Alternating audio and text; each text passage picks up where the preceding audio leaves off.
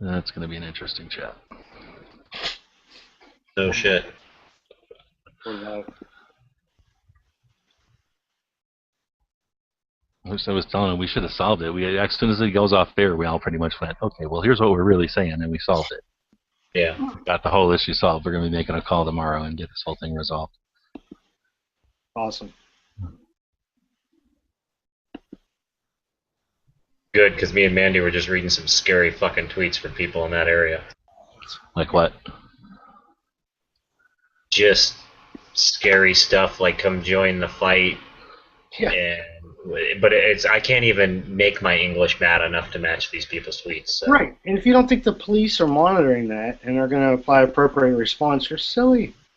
Well, they would be liable if they didn't.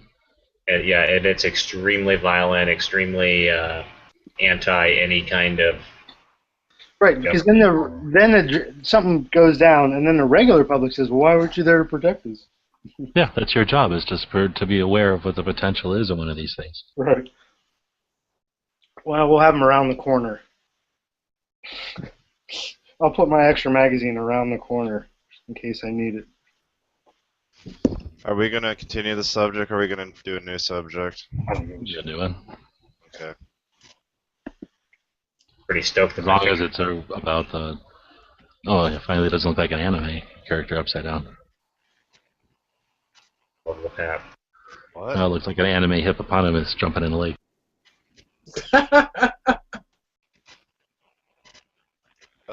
Kisan's here. No, it's Daniel. Oh. He's on 2.0. Yes. I was talking about Much the guy better version of Kisan. Hey, that guy's not in here, is he?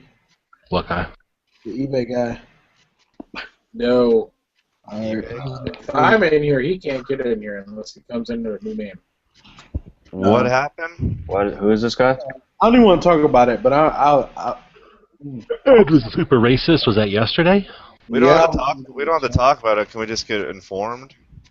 well, shit. Ed was just super racist. Turns out black people are on If you eBay. go to the lobby chat from last night, go to 1:59 and about 17 seconds. He says, somebody asked him to go to eBay, Oh. like that. eBay What's is that? only for niggas or something like that. You see, it's okay for you to use that word. Motherfucker, I shop on eBay. Shit. But at the same time, Not really. It's pretty offensive no matter who uses it. No. Word, but I just You can say it, I used can't. I was explaining what he said. I wasn't, using it any type of way. Even though it still is okay for me to use that word. But yours has Oh, to end wait, with a you- name, you- correct? Wait, you can, but I can't? That's racist. No, you actually can, but it all depends on how you're using it. If me and you are sitting in conversation and you're sitting here telling me something or quoting somebody, you may say, excuse me, but he said da da da da da. Okay, you may not, but it's different. If you stare in my face and you call me that word, that's something totally different. You know what I mean? Or if you're just using it loosely, like you're eBayer, then Well, that's- it's just like you're not allowed to call me Dago Wop because I'm Italian. But I I can didn't say even know. I didn't even know. No. Italians are safe for anyone to make fun of. That's not. There's no lines there. You know what see, I'm going to call the Anti-Defamation League on you. I was talking to Marco earlier, and we were, Anyone ever seen True Romance? we don't call people like cracker or spick or any other racial slurs. You know what I mean? Not unless you're friends with them, at least. At Yeah, least. I mean, but and then that's only in like a joke. You know what I mean? Yeah. Like just because you're my white friend or whatever. I wouldn't be like, "What's up, my cracker?" or nothing like that. I wouldn't call you a hunk. I wouldn't. You know what I mean? Just like I say that to my Asian friends all the time, like the ones that I'm really close with, like, and only when I'm talking to them, because we just call each other that, and it's like whatever. We don't take it like as an offensive thing. But I would never walk up to like a random. a random person, or even like my closest black friends. I would never even say that to them. Right. It's all out of respect, man. And even like I got a guy in my job from Guatemala, and we joke all day. Like I make like Spanish jokes, and he makes black jokes. I just call him a Mexican, just cause. But that word Might be that like word is mine. something, you just got here from Mexico last week, or something like, we're always cracking jokes on each other.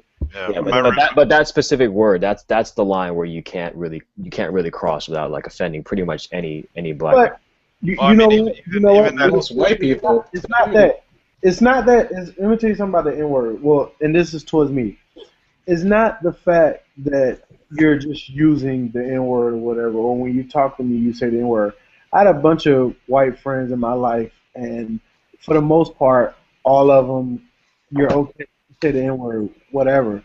As long as you're not like actively trying to offend me or anything like that, that's different. But shit, any other way you're trying to offend me, I'm gonna take it the same way. So it really doesn't matter. Well, yeah, But and the that's Bible always is- been my point with that stuff. I joked about the Dago Wop thing earlier, it's all dependent on context. Exactly. You won't walk to somebody in the street and just call them some racial slur, or maybe you would, or maybe you just like getting punched in the face. I don't know, but you know what I mean. It is. It's all in context. It's how you're using it. I I use walk up to white people on the street, call them honky all the time. I just walk up to them and you walk away. But you probably deserve it. But I was watching a video earlier about KRS-One, and he was on the news, and he was talking about all this type of stuff with him and his comments on like 9/11 and all that type of crap. And he, it was like the same way. He was saying how like it's a difference from how it's used with the ER and how we say it with like an A at the end. To us, we turn something negative into something positive. Well, I wouldn't not necessarily even positive, but something not negative. We took something that was used against us and turned it around. You know what I mean? Your own. To take some of the heat off of it. You know what I mean? Well, Yeah, maybe there you're are right. court documents where I'm in court testifying on the history of the statute for a judge because I'm a court expert on that stuff for gun control laws here in Florida, and because of the court case that I was talking about and the precedent of where gun control actually came from in Florida back in the 1890s, where we started getting things like licensing of carrying guns. I'm in court records as saying Negro 3 times in open court because, well, that's what had to be. That's what the precedent was, and that's what the law said. Right. Yeah, Of course, I would never walk around just saying, well, these Negroes and those Negroes, but that's what the law was. So I had to, so that's the context that had to be put in. So it's, like I say, it's all about context. That's why, like, I was just walking through there to go into the bathroom again, and thanks a lot. I go to the bathroom a minute ago, and everybody leaves the cat. Tried to get away from you. But I was walking through the living room just now, and I stopped for a second to watch. They're interviewing there's like 3 older black men, and not older. I'd say they're in their 50s. They're maybe 60, but they're interviewing them about these riots and stuff. And they're like, the one thing that angered them more than anything is when they were told that they had to be home by sundown. They were like, we lived here when this was a sundown town, when black people weren't allowed on the sidewalks after dark. And that pissed them off really bad because they have that racial context of that order. Right. And I'm not saying, for people to be like overly sensitive about shit like that, because, stop being a pussy, but, some things are like, okay, you got to understand, what you're about to say and if it got consequences or not. Yeah, Because if that guy would have been in front of me and he'd have said some shit like that, he'd be in ICU and I'd be in jail right now. It's like I can excuse, like I can watch Song of the South and I can excuse it because I'm like, this was the mentality of the time, this was written at the time, it was made at the time. I can use that as an excuse to say why it's still a valid entertainment media because it's of its time. But if my grandfather went to the mall and called people the N-word, I don't care if he was raised in a time that was okay. It's not okay now, and there's ramifications for doing it now. And I've heard the story about your grandfather multiple times. And I totally agree with you on the point. My grandmother, to this day, she's only 67, and I've had like white girls, and I can't bring them in her house. You know what I mean? They know how to bring that white girl to my house. You know what I Let me mean? ask you a question. Would she Like be that. more Which mad? is, huh? Would she be more mad if you dated a white girl or a black girl that was too black? She wouldn't be mad. She just like she'd probably be more mad at the white girl, but she really wouldn't be mad. Just can't bring her in the house. It was like my grandmother and Catholics. She hated Catholics. So what? It's like an outside dog. To her, I guess. But, Can't but fit you on know, the I mean, furniture either, huh? and you know what I mean. That's not right. You know what I mean. But she grew up in that time. You know, and she. Anyone that thinks that racism is unilateral to any one race is completely Right. an idiot. No, not at all. It's all across the board. Go to Japan and tell them you're married to a Korean woman. See how they look at you. Oh boy. Wow. Or go to Korea and be anybody but Korean. Exactly. Yeah. You go to Mexico and be a native Mexican. I am deadly Better serious. yet. And this is the The native tribal people of Mexico are just below dirt on your shoes. Well, it's like Australian Aborigines. But here's another one that I've seen that is I never suspected. And when I first went over there, I noticed this, and it was overt and blatant. And I thought it would be different now when we went over recently, but it's still just as overt and blatant now as it was 20 years ago when I first went over. Go to Hawaii and be Asian. The natives, hate you with a passion. We were on a tour bus once, last time we were there, about a year ago, and the tour driver said to us, "Look around you. What do you not see? You don't see any Asian people, because I this don't tour think I bus can doesn't." go to Hawaii and be Asian. They do not like the Asians at all. I'm not sure where I timed out there a second ago, but yeah, the native people of Mexico. I mean, they're just below dirt there. It's terrible. All right. Yeah, man. I mean, you know, it's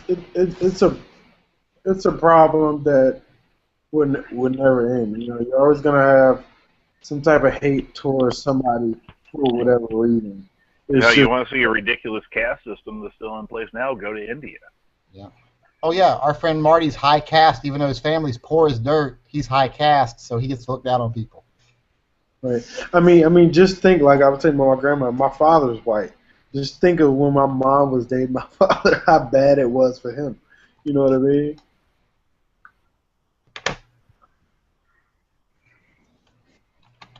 Takes a strong man back then. Shit. I ain't met this dude from ever. Well, maybe not that strong then. He rode out when I was a baby. Maybe not that strong then. All right. You can blame your grandmother for that. No, I don't blame my grandmother for that. I've talked to him, and he's a punk ass motherfucker. Like, he don't give a fuck. Of course. Wait. How old are you? I'm 24. Okay, not that strong. That's not that long ago. Yeah, I'm a half white guy. Man. I'm white above the waist.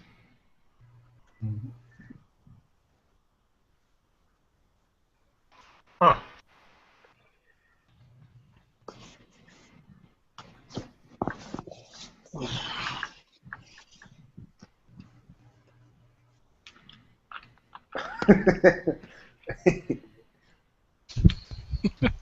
I like eBay and easily listen music. I should on eBay while I you're just got a listening to package from Kenny G. eBay today. I only spend half my time on eBay. I only sell stuff. I don't buy anything. I was gonna say he buys stuff on eBay, but he doesn't pay for it. That's Yeah, well, that's what I took offense to. I just got an eBay package today. I mean, I felt disparaged. Bro, you want something funny? I just sold a A2 pistol grip on eBay, right, for like $5, and I was drilling during the time it sold. So the guys like keep messaging me, when are you gonna ship it? Have you shipped it yet? You gonna ship it? And I'm like, and I'm telling him like, dude, I'm at work right now. You know, I work on the weekends. I'm not trying to tell him what I'm actually doing. You know what I mean? But, Just tell him, yes, I just attached that to a pigeon's leg just now. right? So I'm like, I ship Monday, and he just sending me messages. And then Monday rolls around, you know, I'm running late. I forget to grab the damn thing and mail it off. And he's texting me. He's like, your reviews were great. And but I don't know. They must have been lying because, you know, you give me bad service. So I'm like, I always tell him, it's on the water, sir.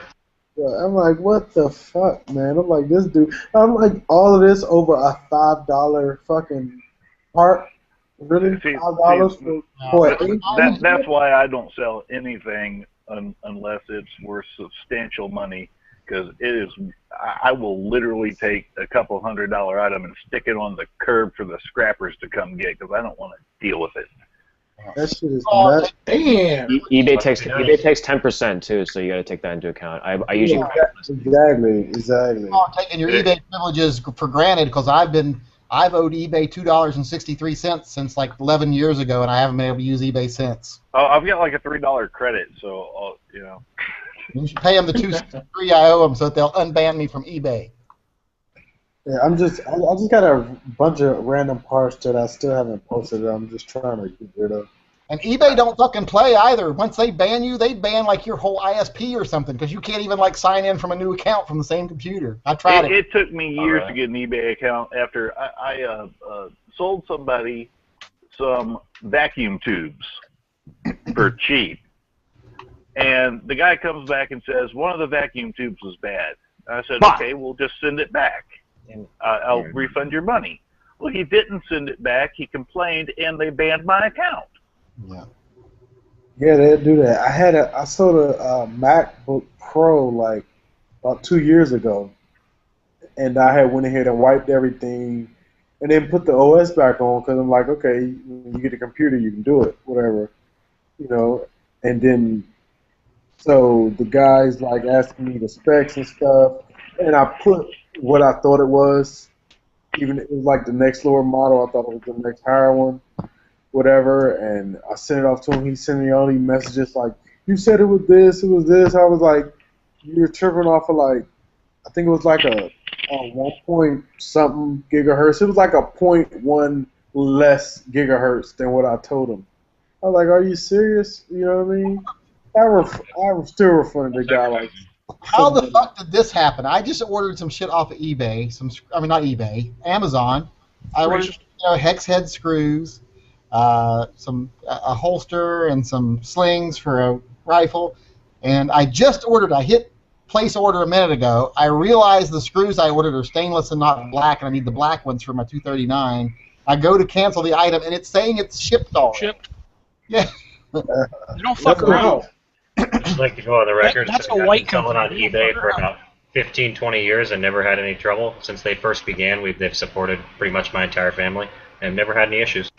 That's what's All right, up. so if you're buying off of Amazon, though, you got to go to fl2ashop.com. Insert So I seamless can, plug here. so I get my commission and can spend it Point- on suing people. 0.05%. I don't support you dirty gun people. I'm anti-gun.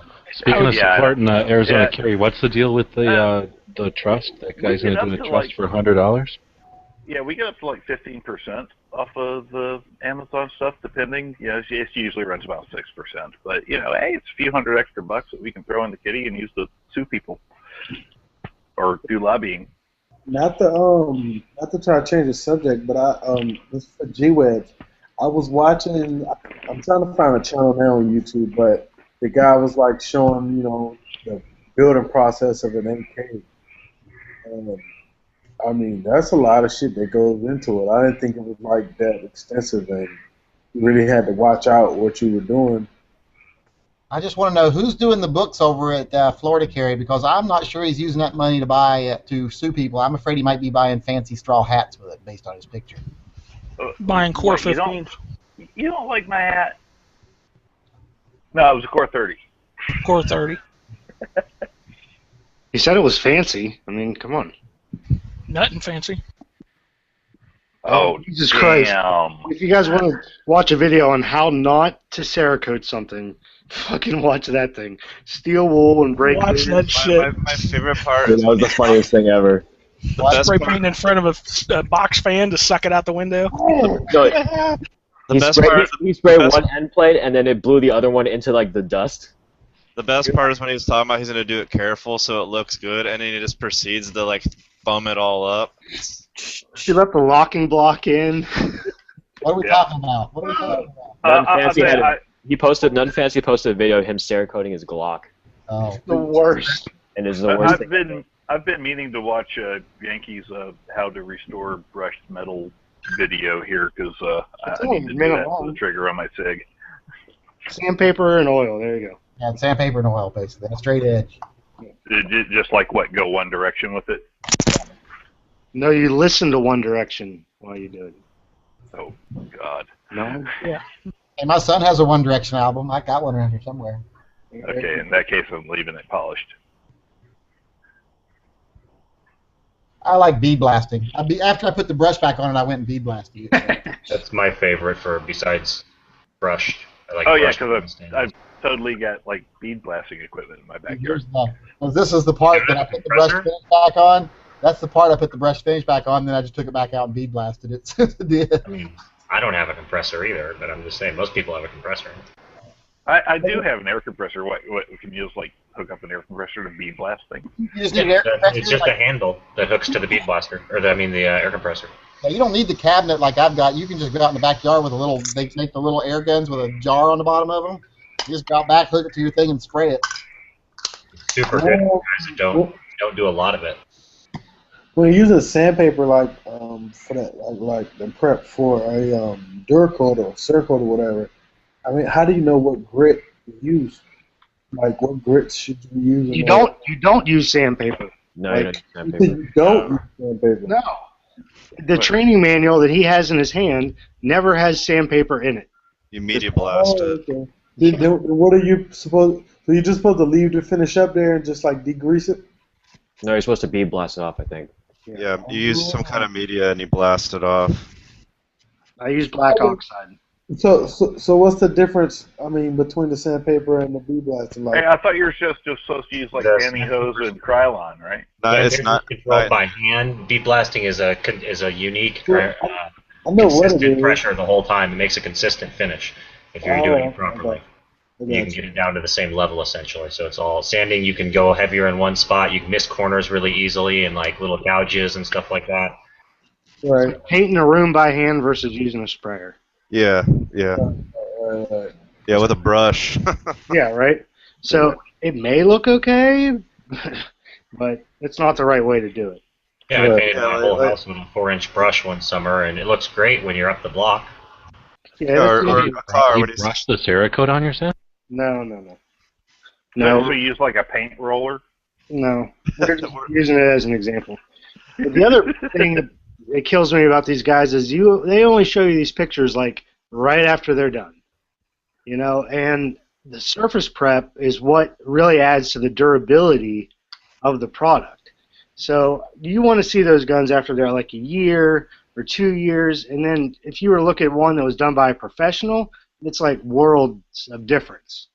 Because someone who did it right, like they may look the same right out of the oven, but down the road, one's going to flake off and, you know what I mean, not be as durable than the Yeah. guy who did it right. For Cerakote, the air cured is much. Who keeps more their durable. guns for over a year anymore? Yeah, right. Not Yankee. Not DB. He's like, So- oh, they say to soak it, but I'll just spray it. Like, yeah, there's a reason they say to soak it. not only that, if you're just rubbing steel wool over your plastic, you're not getting in all the nooks and crannies and the cracks, so it's just not gonna adhere. And you know, with the media blast, you can get into all the corners and get like everything prepped, so it'll stick everywhere. Well, how would you do that if you don't have one of those big ass like tank things and shit? Take it to somebody. Fuck Yeah, it. there's local plate. Well, here's the interesting part. They can't. Oh, I don't know if they could. If you stayed there while you did it, they could do your frame. I would think. I don't know if that takes it over the line or not, but I would try to find one where you could just kind of hang out. But yeah, there's a lot of even small towns You can find us someplace that does sandblasting. Walk it in there. They'll probably charge you $5. Take it home. Or you just take it to a place that does Cerakoting, and they'll do it all. Because I still want to do the CZ that I got. Yeah, the guys that had Cerakote my stuff, they do like an acid bath. Which CZ do you have, Dirk? 82. Sweet. I like that one. I got it right now. One of my friends uses it for legal activity.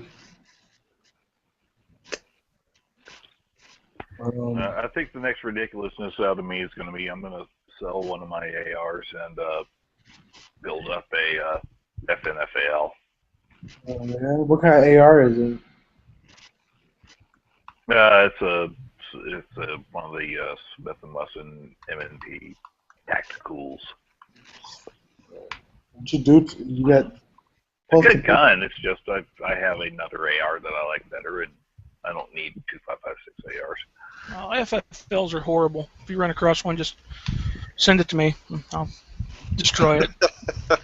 I'll put it out to pasture with the rest of the guns. I like the one that they had on Corey and Erica did like a review. Oh, let's not even talk about them. I think it might have been a Galil. I don't know. Yeah, the FNFAL is my answer to the AK-47. A 308 rifle that weighs like 14 pounds? Yeah. You can lift, bro? Like, but I am strong like bull. It inspires me.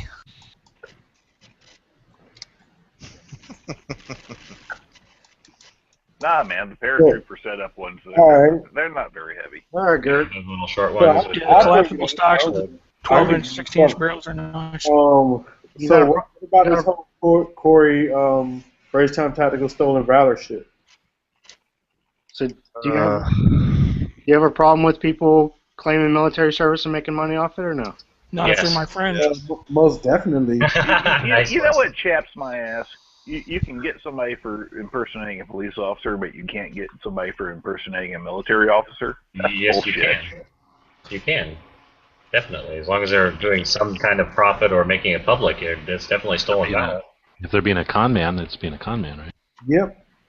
So they just have to try and act.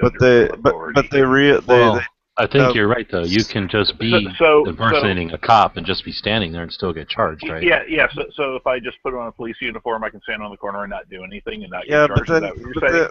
The only problem is they're making a video about it. But or about like Halloween and stuff. Some kid gets a military surplus, BDU top, because he thinks it's cool from a surplus store. Is walking around wearing it, and some asshole's like, "Well, he's impersonating. Where do you draw the line? It's not like you can." Why can't I get friends wearing uniforms or wives wearing why can't I uniforms, get my kids wearing police uniforms? SWAT team uniform and wear it? They wear BDUs anyway. You can. Police SWAT teams. We're heading in that direction. You just can't. Try to perform an action that a police officer would do, like pull someone over. Yeah, so the act of soldiers, it's more about speaking on TV or speaking at public events. But that's not what I'm talking about. What if you were to put on a full-on police uniform and just walk down the street? You'd get charged with it. Yeah, they're making a movie about that. Haven't you seen that? I don't think you would. No, it'd be pretty easy for you to tell jury or your peers that just walk around. Yeah. Yeah. All right, so there's a National Guard member here in Florida who was charged with impersonating a police officer because he wore gloves that said police across the knuckles. Was he convicted or charged? No, he's still in court now. Okay.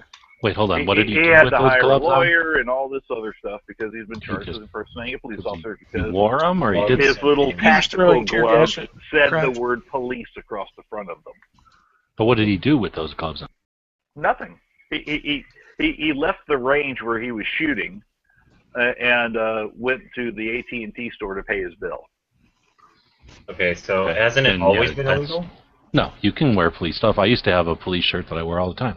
Yeah, he got arrested, spent 2 days in jail, and has spent something like $6,000 so far on his attorney, And he has no chance of recovering that money because you don't get your money back for your attorney's fees when you're charged with a crime like that.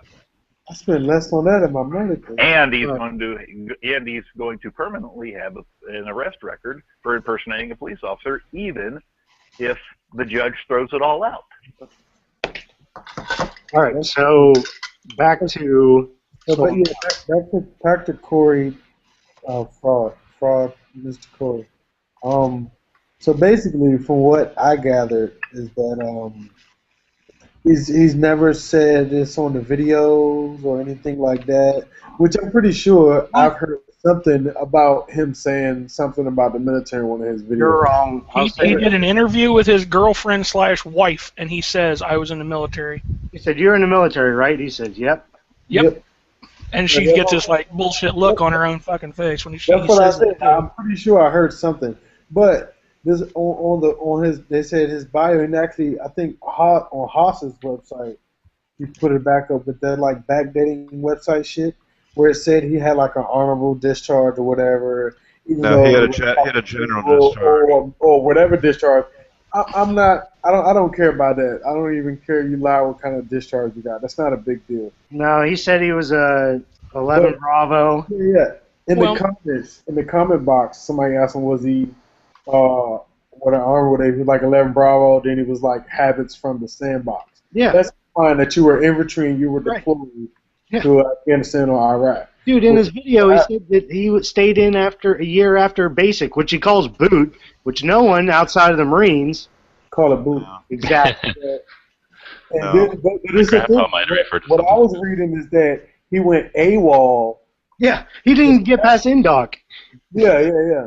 He didn't even go to basic. He went AWOL the day of reception and got. He had a warrant. They put out a fucking warrant for him too. Like it's all there for the record. Crazy. A lot of big names back then too. Yeah, that I know what Huck's talking about. I thought that video was kind of bullshit today. Bravo concealment back in the day. Yeah. Well, he sells. You said it's big names. Stories though. He likes stories. It's this AWOL shit, and then he got medically discharged or whatever because he lied about his pre-existing heart condition shit. No, so he like, didn't. But either way, lying in the comment section and shit like that is, you know what I mean? What are you lying for? It's not a profit. Nobody cares, honestly, if you have any type of experience or in the military or not. And then the infantry doesn't make you. Is then going to make you good at fucking shooting a good firearms instructor. Make you good at infantry shit, most likely, but that is not going to make you a good firearms. Hey, just because you can shoot and be in infantry doesn't always necessarily mean you can shoot. But just because you can shoot doesn't mean that you can instruct. Right. I'll tell you what chaps my ass is. All right, how many Special Forces guys have you guys ever met? Somebody said, "Oh yeah, I was Special Forces." How many cooks you ever met? Because I guarantee there's more cooks in the military than there are Special Forces guys. But I bet you never met a cook. One of my Navy friends. There's 16,000 Green Berets, and there's no cooks anymore hardly because they commercialized that shit. I saw back in the 90s. That's why I have more of a problem with it than anybody. People that feel the need to lie about their actual service, and it's like, dude, you did more than most people will ever do for this country in serving, even if you were a cook. Right. And you feel like you need to lie about even that. It's like, dude, just be proud of it. Be like, dude, yeah, I was in the military. I was a cook. I fed the troops, and I did my job, and I did more for my country than you did. But he wasn't He wasn't even a cook. He went AWOL for reception. He didn't even go. He didn't even get to his basic training unit before he went AWOL. Yeah. That's. Honestly, I could give a flying fuck about that kid. Like, sucks to be him. He's probably gonna reap the benefits of his lies. I could care less. What really bugs me is that they've neutered the stolen valor laws. So people that are legitimately either like. You're not supposed to have a Medal of Honor that's not yours unless you're a museum and it's donated to your museum. You can't buy or sell them, and you're not supposed to claim that you have a Congressional Medal of Honor. Yet they've neutered that law so much that now like people can claim that shit and they can reap the benefits of that. And a lot of them have gotten called out for it. But nowadays, hold on. I'm down with you, but I'm not gonna put it on the government. I don't care. I don't want to live in some Nazi fascist state where you're not allowed to have a medal. But on the other hand, I'm all about that guy who calls out bullshit SEALs and stuff, because there's nothing wrong with the units policing themselves, for one. I don't know of any unit. You guys are out. Units have websites and Facebook pages and shit, now, so guys can stay together and remember, the old days or whatever. But they can also really quickly help that. Like, is that guy's name Shipley or something? Who roots out the SEALs? They can help people like that really quick find out. Because if a guy's trying to be a general, like whatever, liar, that's one thing. But if he's trying to be a liar against about a specific unit, that's not. We no longer live in the days where that can be can't be fact checked. So anyway, I don't want to task the government. I want to task the units to do it for themselves, because we can't. The stolen valor thing was really only for that one medal. It didn't have to do with anything else, but just honoring that one medal and the insane sacrifice. The Medal of Honor. Yeah, I hear you. I just still don't want to live in Nazi Germany where medals are somehow more important than people. But I agree that they should have ultimate reverence given to them. When I started college, right off active duty, I see this guy walking around. He's got his little book bag, and he's got a Medal of Honor pinned to this thing. And I call him out. I'm like, "What the fuck are you doing with that?"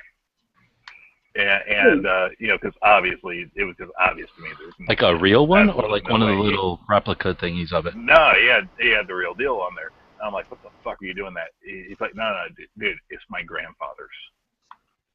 And it was totally legit. It's like, my grandfather gave me this. Right. It's like, okay, that's totally legit, and you were fucking approved to carry that on your backpack. Just don't put it. Yeah. I'd still be like, dude, put that in your wallet or something, or back. Display it at home. Yeah. I'm like, I did say, it's like wearing it. You don't need to have this on your bag. You need to frame this. The two That's awesome. points. Your grandfather did that, and I'd like to shake your hand, the grandson of a Medal of Honor winner. Well, you know what? There was a story that came out recently. I don't know if you guys heard of this guy, a Navy SEAL by the name of Chris Heaton. He recently had got shot, whatever. There was this big story about it a few months ago. But his brother was actually a stolen valor guy, and he didn't even know himself.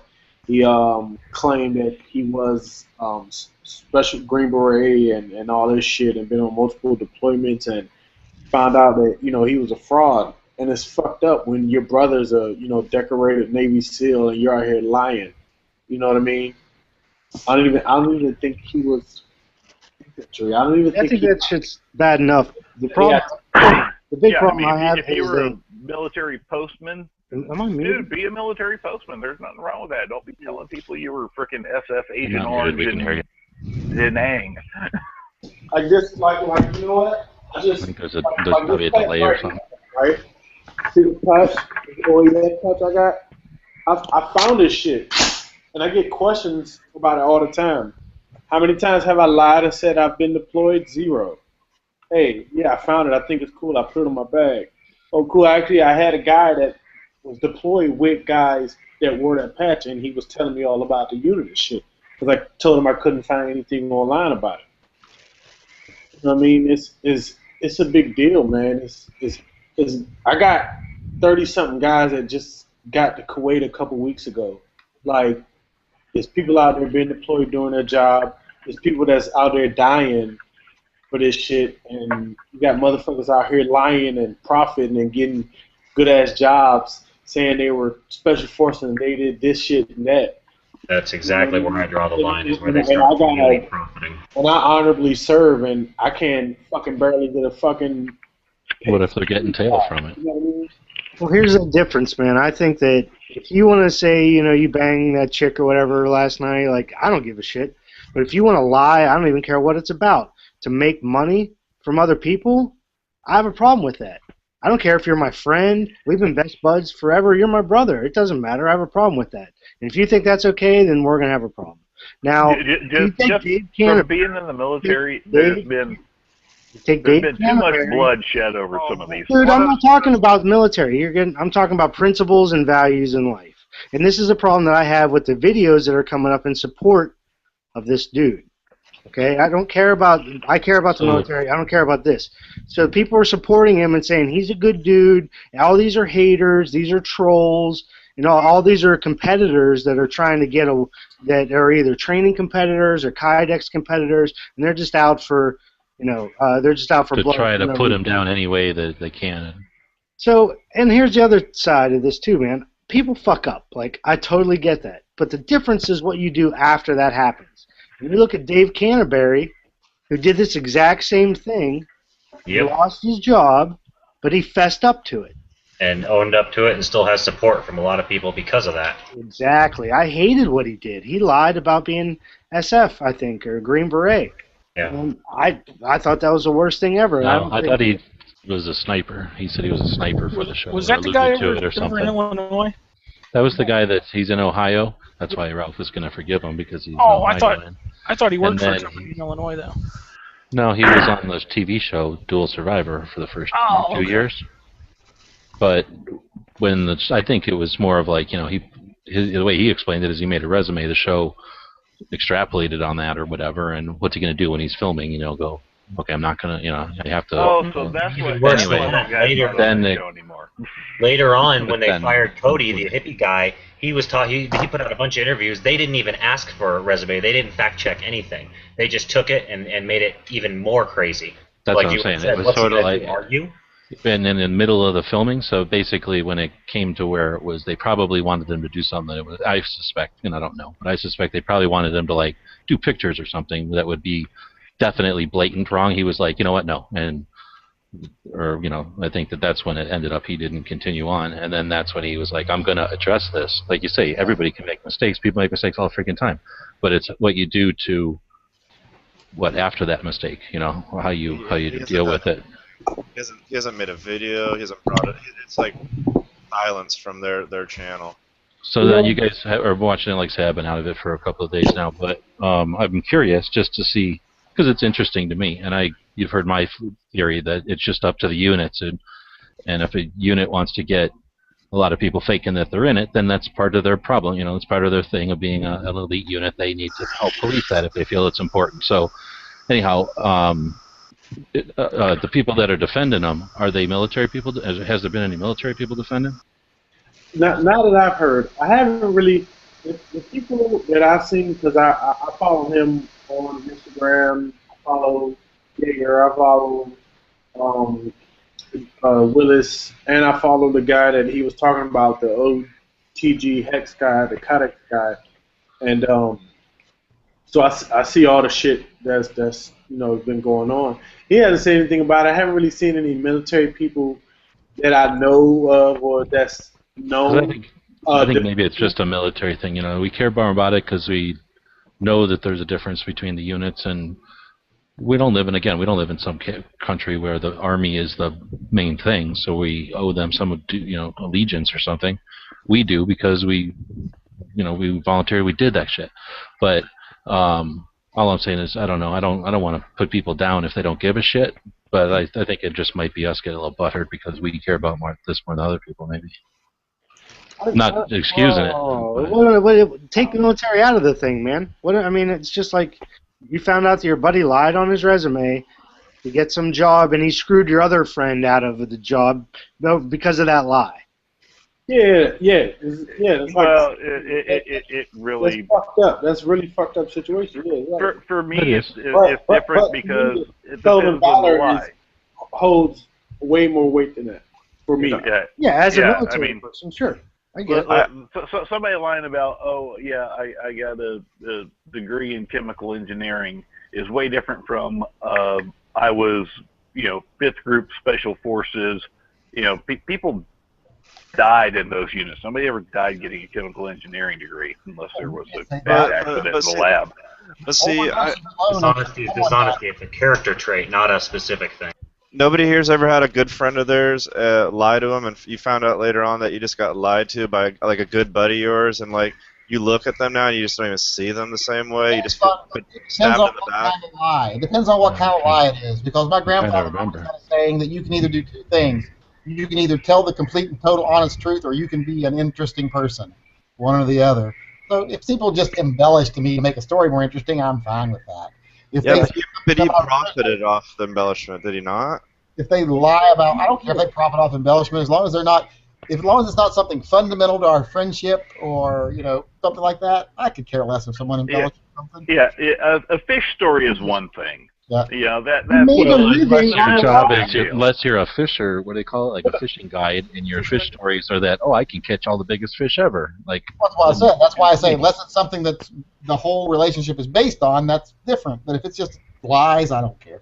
Like if I hire someone, like say if I had a business, when I owned a restaurant or when I owned a house flipping company or when I owned anything, if someone just used the bar, for example, if someone came in and said, I've been tending bar for 10 years, I'm awesome at it, okay, and I say, okay, you're hired, and then I hire them and they are awesome at it, they are a great bartender, and then I find out a year later this is the first bartending job they've ever had. I don't give a fuck. Well, yeah, that's... not the same I can agree with that. I can agree with that too. He's not... Well, to be honest with you, but in my defense, I have no clue what we're talking about. Okay, so imagine... I left to get that watermelon because I realized the watermelon I ate was my last watermelon, and I started thinking, what if I wake up in the middle of the night and I want some watermelon? So, Yankee, imagine your kid wants to go to college, and there's only one spot, and another kid lies on his college application, and he gets into that school, and your kid doesn't. Is that cool? Is that an embellishment, an interesting story? That kid cut off his fucking toes. Yeah. What? Well, I didn't hear what he said. this guy made a living. I get down and cut off his fucking toes if he lies and costs my kid getting into college. Right, and this dude made a living on a lie, essentially. Was it the only, was it the sole thing? No, but it certainly contributed to how he made his career and what he did. So, I have no clue what we're talking about. Corey and Erica. I'm here to defend Corey and Erica. No, I'm just kidding. Every situation... You're here to defend Erica's... Never mind. I'll defend Erica. Are you saying... I just want to say, I was subbed to that... I just want to say I was subbed to that channel from so early on, right? Me too. And I never heard him say he was military until today because of that video that him and Erica did. God knows how long ago that was, and he was telling that story about... Okay. Well, I never heard him say in his videos that he was ever military. Once again, I see in the comment section, he said... What we're talking about. All right, someone break it down. Right, okay, hold on. All right. Well, I just want to get this out, but I'll break it down for him, too. I just want to say, whatever G-Webs and Guru said, they're wrong, regardless of what we're talking about. I got a guy in my unit. He's like a E5, but he's been a sergeant. He's in the National Guard. And then he was 11 Bravo, right? But he always talking about, I used to carry the M60 when I was in the infantry and da-da-da-da. You know what I mean? He makes it sound like he was deployed somewhere fighting the fight. He exaggerates the shit out of it. And I hate it, like, with a passion. Like, dude, you was in the National Guard. You've never been deployed. You never did shit. Well, that's not just storytelling. That's power theft. You know what I mean? I'm like, are you serious? It was like, I used to love to carry the M60. Tell him the story. Tell him the story. I did this and I did that. You know what I mean? Bullshit. The story is that it's coming out now that Corey from Range Time Tactical is,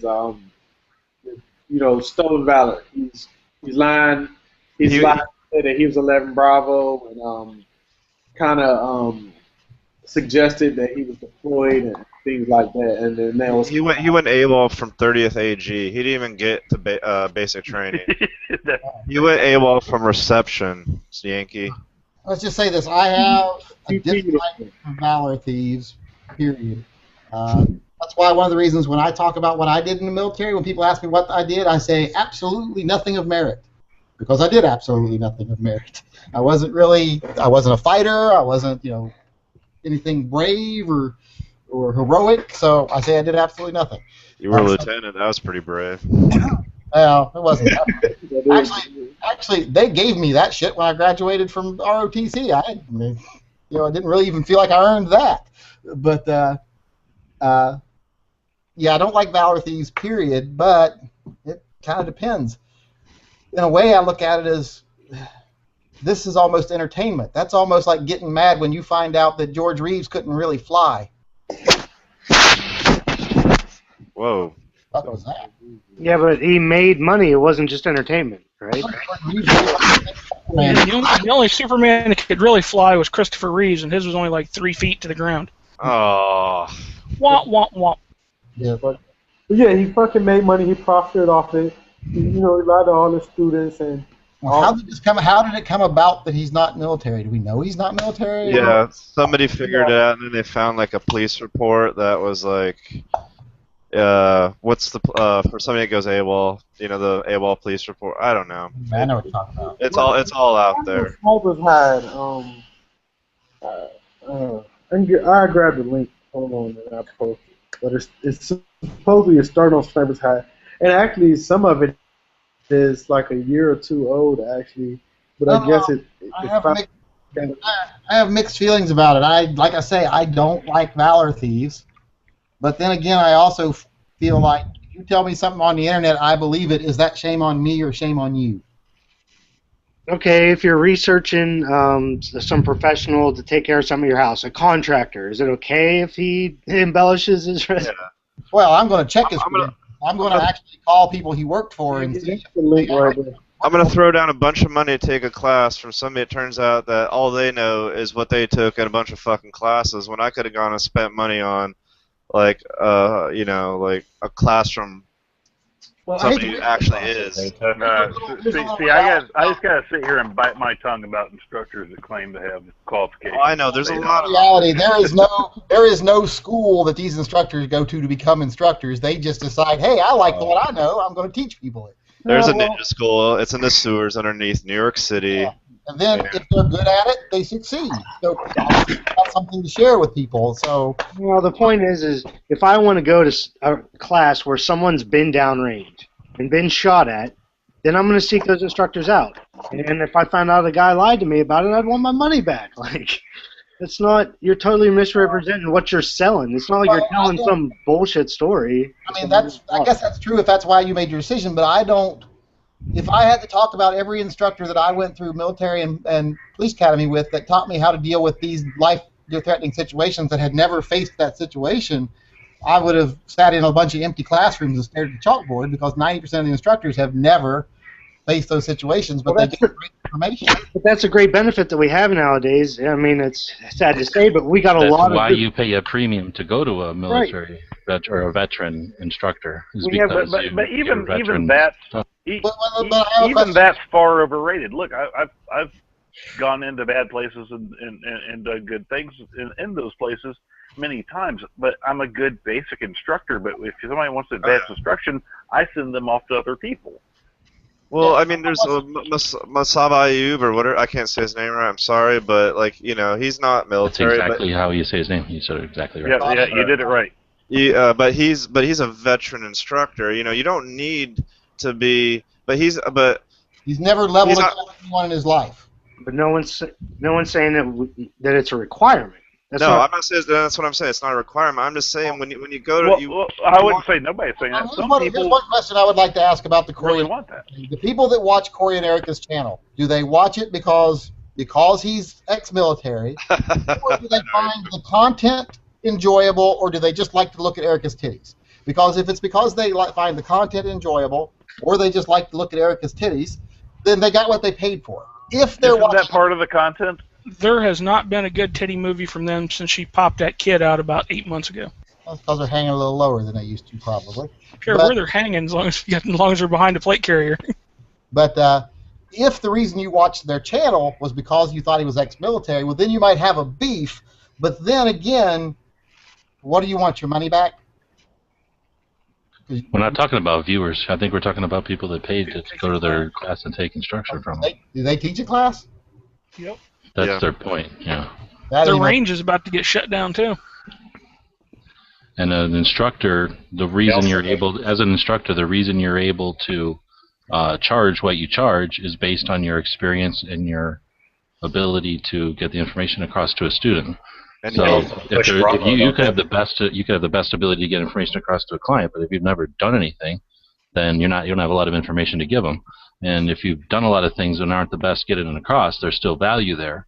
Like Ralph is saying, if someone paid for that class with that in mind, I can understand why they'd be.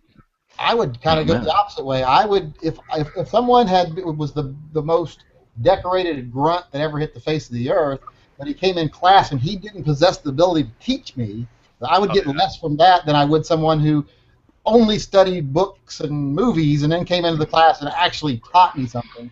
I'll give you that. And that's what you're going to class for. But again, you're not paying for a veteran instructor in order to get the best movie theater, right? You're going to a veteran instructor to hear from a veteran. Yeah, it's not about. And if the guy turns out to not be a veteran, then what's the point? I mean, that's the whole reason that you chose that instructor. I guess it comes down to do you feel like you got your, like I said, like the bartender analogy. Even if he turned out he'd never been a bartender, but he was a great bartender, did I still get my money's worth and did I still make a good decision by hiring him, or is it somehow now a bad decision simply because he'd never done it before? Well, you're not taking advice that you expect to be based on experience. Yes, exactly. So what if you learned how to give drinks? If your whole thing is to learn how to be a bartender and get the jargon and the vernacular of being a bartender, and you find out you just learned a bunch of bullshit. Oh, I hired him entirely on the fact that he had experience as a bartender. He was a great bartender. People loved him, and he had a following at the bar he was at. Well, we're talking about going to a bartending school, I think. Yeah, right. What if you weren't hiring him as a teacher or to learn from him? I didn't require bartending degrees. That stuff's garbage. What if he said he had bartended in Beirut during the bombing? I just thought one of the major criticisms of Corey was that he was not in the military, was never overseas, and that he copied everything from like the Magpul videos, and he took some Jaeger classes and then stole Jaeger's like whole style of school, and then started charging people to take class from him. That was the big criticism. I never heard like he was some badass military guy ever. That's the other thing. At a cheaper rate, he was doing day classes and he was taking money from legitimate instructors, man. I mean, how is it? My question in the end would be: did he teach them anything of merit, or did they walk away going that was worthless? Who gives a dude? He's still. I do. I gotta agree with Yankee on that. I mean, look, I've taken instruction from a lot of people from a lot of different backgrounds, and if I walked out of the class learning something new, I felt like I got value out of it, even if I only learned one thing. And I've never taken a class where I didn't learn. You think you're getting advice based on experience, and you're not getting that. I've told this story in this room before, so you know I'm not making this up for the situation because I've told it before. But my third grade teacher, Mrs. Knapp, was one of the best teachers I've ever had. They hired her because she was an experienced teacher with a degree. Turns out after she retired, she'd never even gone to college.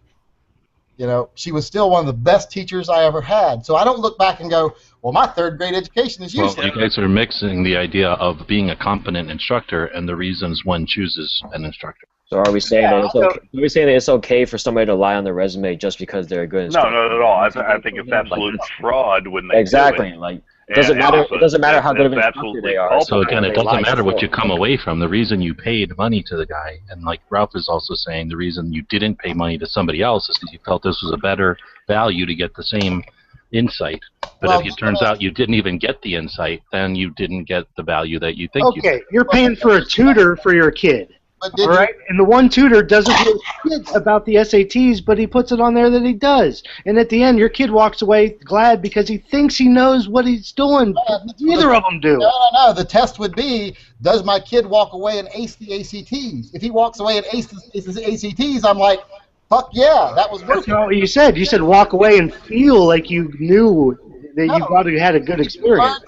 The way you would judge whether my son actually learned what he needed to learn was whether he passed the ACTs. You as an adult can evaluate, is what I just learned valuable? Not if you don't know shit. You guys are using bad examples, I think. So let's take it to a better example, I think, would be something like a painter. And if someone suggested that they were an experienced painter in a type of art, yet and you're depending on that insight that they've gained from that experience, you learn from them and you learn how to paint. Sure, you can walk away saying that you learn how to paint differently than you did. But then when you talk to an actual expert, he's like, oh no, that's not that style of art. Whoever taught you this was wrong. So now you learned something, yes, but it's not what you went to that particular instructor for. And you don't go to a veteran instructor because you think you're going to get better training. You go there to hear the stories of there's a sandbox. You go there to hear the. See, I don't. I wouldn't go to. That's fine, but some people do, and that's what people we're saying are going to be particularly upset when they find out that it was all smoke and mirrors. But what I would ask these people is, like, when you take a course, do you go to other people that have taken the course first?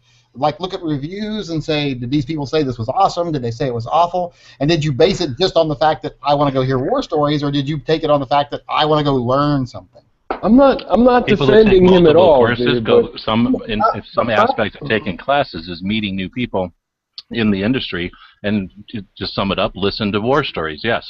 So when someone's taking multiple classes, they're not going there because they didn't make that decision because it was economical. Or they thought they were going to learn a new way to pull the trigger. It's because they want to experience that guy's thing, his little shtick, his little 2-day, show. You think somebody took a Corey class to hear his stories from the sandbox? I mean, the only time he's ever said that was in a comment, one comment they found in God knows how many comments he's talked back to viewers. Like, that's my point.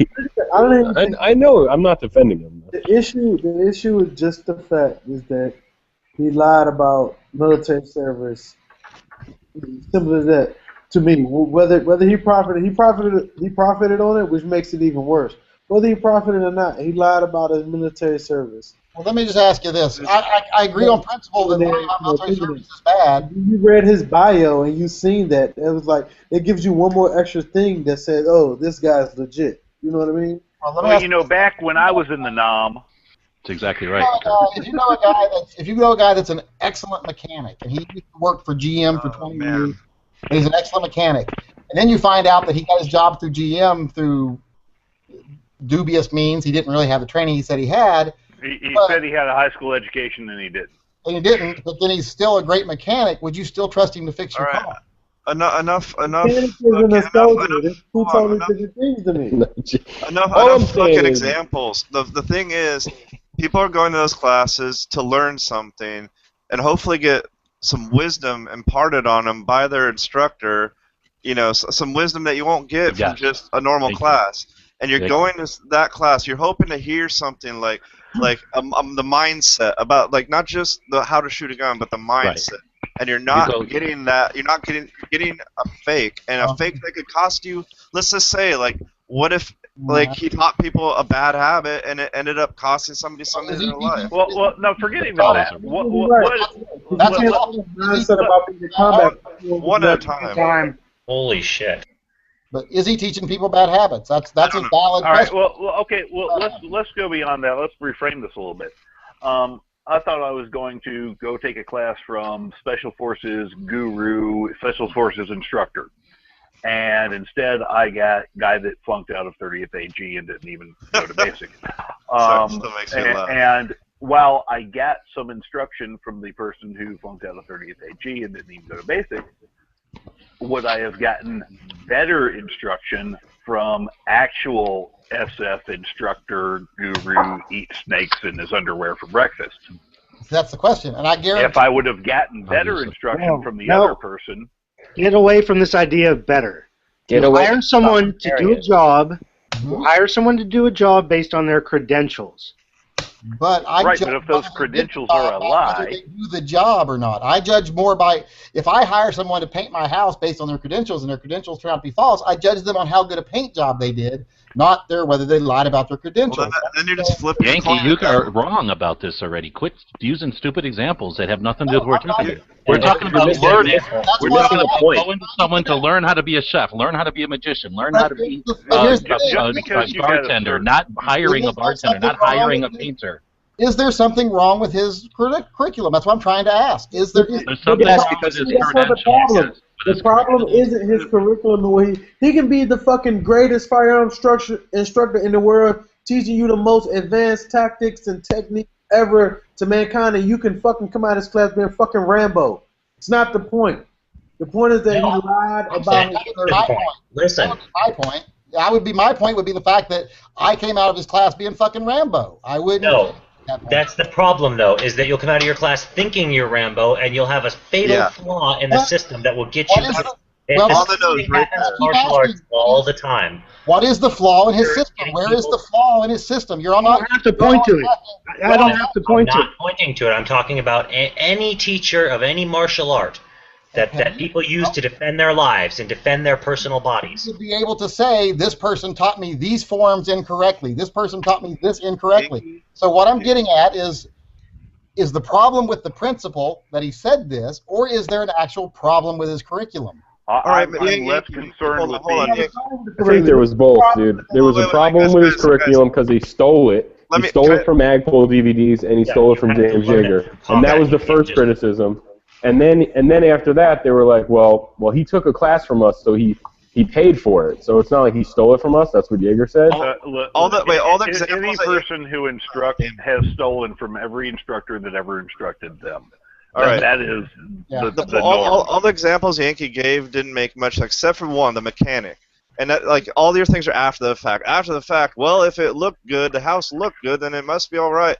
Okay, or the bartender was a good part, except for the mechanic. So you find out the mechanic was fucking wrong and not skilled and lying to you when your brakes fail going down freaking Mount Hood, and you fucking slide into a fucking ravine with your feet in the back. Well, no, his point is the brakes didn't fail. The point is you're training people for something that's probably never going to be needed to use.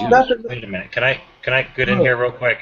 I know you're not supposed to wait for a break. You're supposed to just I know on top of everybody. Quite a few martial arts teachers, quite a few. And it's this. The only thing you can compare it to is another martial art, something that people use to defend their lives or their body. You can't compare it to cooking. You can't compare it to mechanics. You can't compare it to anything else because it's very, very, very specific. Okay. The reason that a teacher is because they have used it in real life. No, wait. Yes, it is. Yes, it is. He's 100% right. I have seen masters get their asses kicked because they've never Except you got to add cooks back to that because you can't become a French chef. High-level master get his ass handed to him by a low-level Brazilian Jiu-Jitsu practitioner because he'd never been in a real fight and didn't know what was going to happen. That's right, and you're saying he didn't know how to fight. What I'm saying is, are the people that are coming out of his class, you all have not. No. They have a bad habit. You would know they have a bad habit. No, and this has nothing to do with after the fact. This has false pretenses. So if I want to say I want to go train with the best culinary masters in the world, and I look up and I see, Le Cordon Bleu, and then I go through all his training, and then I go to put that on my resume, trained with Le Cordon Bleu. He taught me very well. And I go and I don't know what the fuck I'm doing. It doesn't matter. That's the point. You don't know what the fuck you're doing. But what if you do know what the fuck you're doing? Get away from that. When you find out a rat made the ratatouille, dude. You all goodness. Wait a second. You're keeping building your premise on the fact that his teaching is faulty. I want to know. Never once did I say that. We've said it repeatedly that that's not the point, in fact. Yeah, what is the point? It just shows me that you're not listening. We keep saying you the point. I'm going to say that cooking is a good thing because you can't be a good French chef, or whatever, master French chef, without being gone to France and experiencing French food. There are certain things you can emulate it really good. You can emulate it really good. Yeah, can I talk? You can emulate it really good, but you're never going to be a French chef. The same way champagne, you can have bubbling wine from wherever, right? It has to be from Champagne. So if someone's going to put themselves out there saying, I'm Champagne, I'm a French cook, I've been there and I've done that, and you're learning from somebody who's been there and done that, that's not the same thing as watching a bunch of videos and learning some techniques that aren't faulty. I will say one thing. The finesse. You're paying for the parts that are hard to define that make a master at an art. And if that's the reason that someone pays for the class, then that's fraud. That's the question I'm asking. What parts of his training is he lacking in? Because the fact that he does not actually have the experience. Never tested it. That is test it before you can sell it to you people. Have to at least have it. Yeah, you have to have it first. And then if you're going to portray that you have it, then that's false. Yankee I know that you respect Massad Ayoob. I know you respect him. I know you believe in a lot of the things he says. You believe in a lot of the teachings. Sure. Never practiced any of them.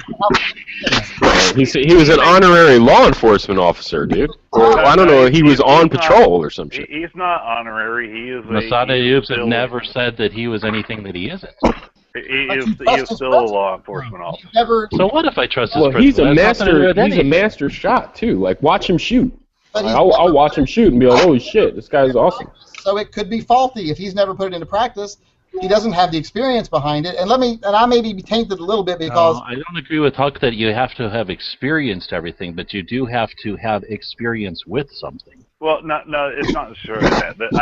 I think the whole premise of this whole thing is you can't experience a nuclear war, but you wait, can I talk? Now it. You're talking over me. Yeah, I will. Go ahead. Hey, see, it goes both ways. Grew up in an Italian family. I'm actually used to it, but. The point is, when you have somebody like that, he makes no bones about the fact that, okay, look, I learned from these people, and this is what I've carried forward, and I've developed my own techniques, and that's what I teach. And good on him, because he teaches an excellent course, and he is absolutely an expert in his field. And he's done that through a lot of his own hard work. But he does not purport to be Agent Orange secret agent guy who was, 50th Special Forces Group Navy Buds undersea rescue. Right. When someone purports to be something that they are not, it is reprehensible.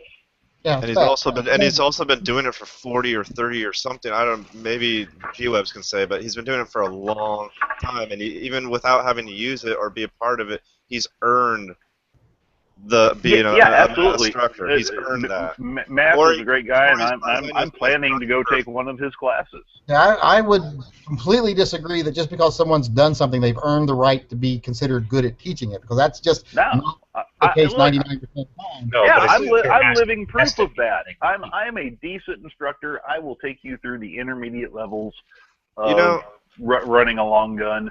I will take you through the basic levels of running a pistol. If you want more advanced instruction than that, I will send you to people that don't even have the real-world experience that I have, because they're better teachers than I am.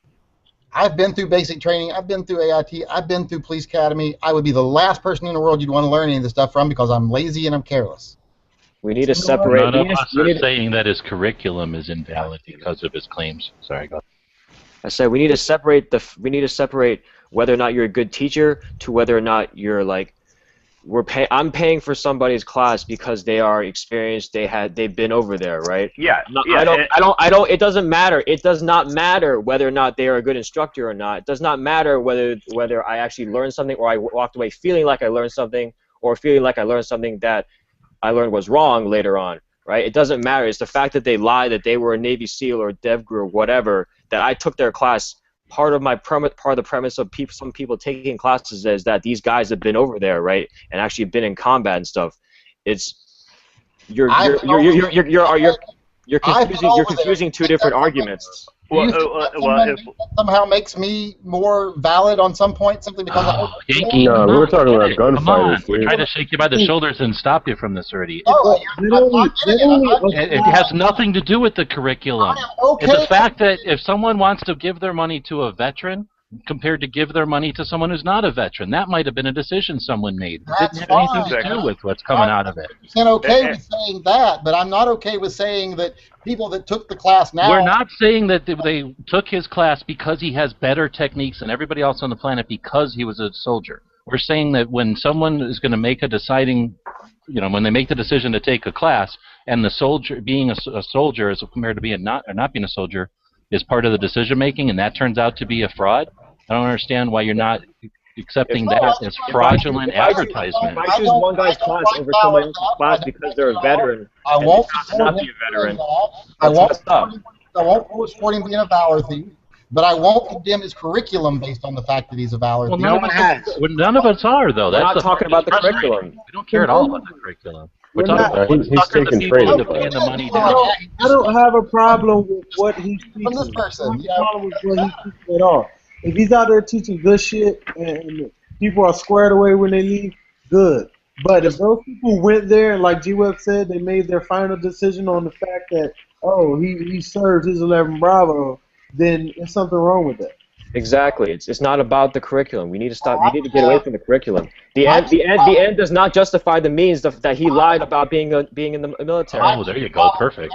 My biggest problem. You're saying the ends justify the means. That it doesn't matter where he came from, what he lied. The fact that you learned something and he was a good teacher and a good curriculum, that's what justifies it. You would say, did you take a class on self-defense to hear your hero tell you a story, or did you take a class on self-defense to learn to defend yourself? I take those classes to hear a hero tell the story. Yeah, some people really do. Especially people that take multiple classes. Then you got took. If you were taking a class to hear a hero tell you a story, then you got took, and you got every right to be mad.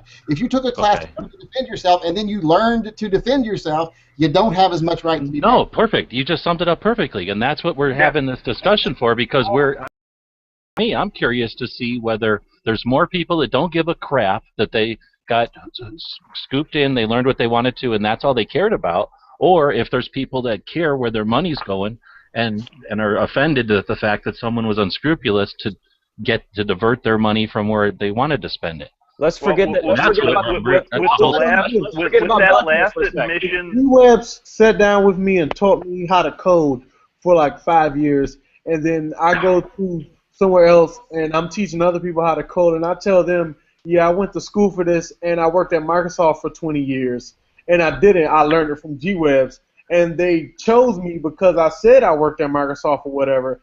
That's what a problem is. Exactly. It's not about like the curriculum. If I chose a class because some guy defended his life in a real gunfight, and I chose him over some other instructor, it doesn't have to be military, right? Let me tell you something obvious that none of you have ever hired anybody. Because let me tell you a little secret when you hire. I've hired tons of prostitutes, dude. I think you're citing facts. You people I think you're citing some facts, not an evidence here, Rolf. You're people that are saying that because of where he said he trained is the most important factor. No. If you've ever hired anybody, and if you tell me this isn't true, and I'll tell you to your face you're a liar if you say you've hired someone and you don't agree with this. What matters 99% is whether they do the job after you hire them.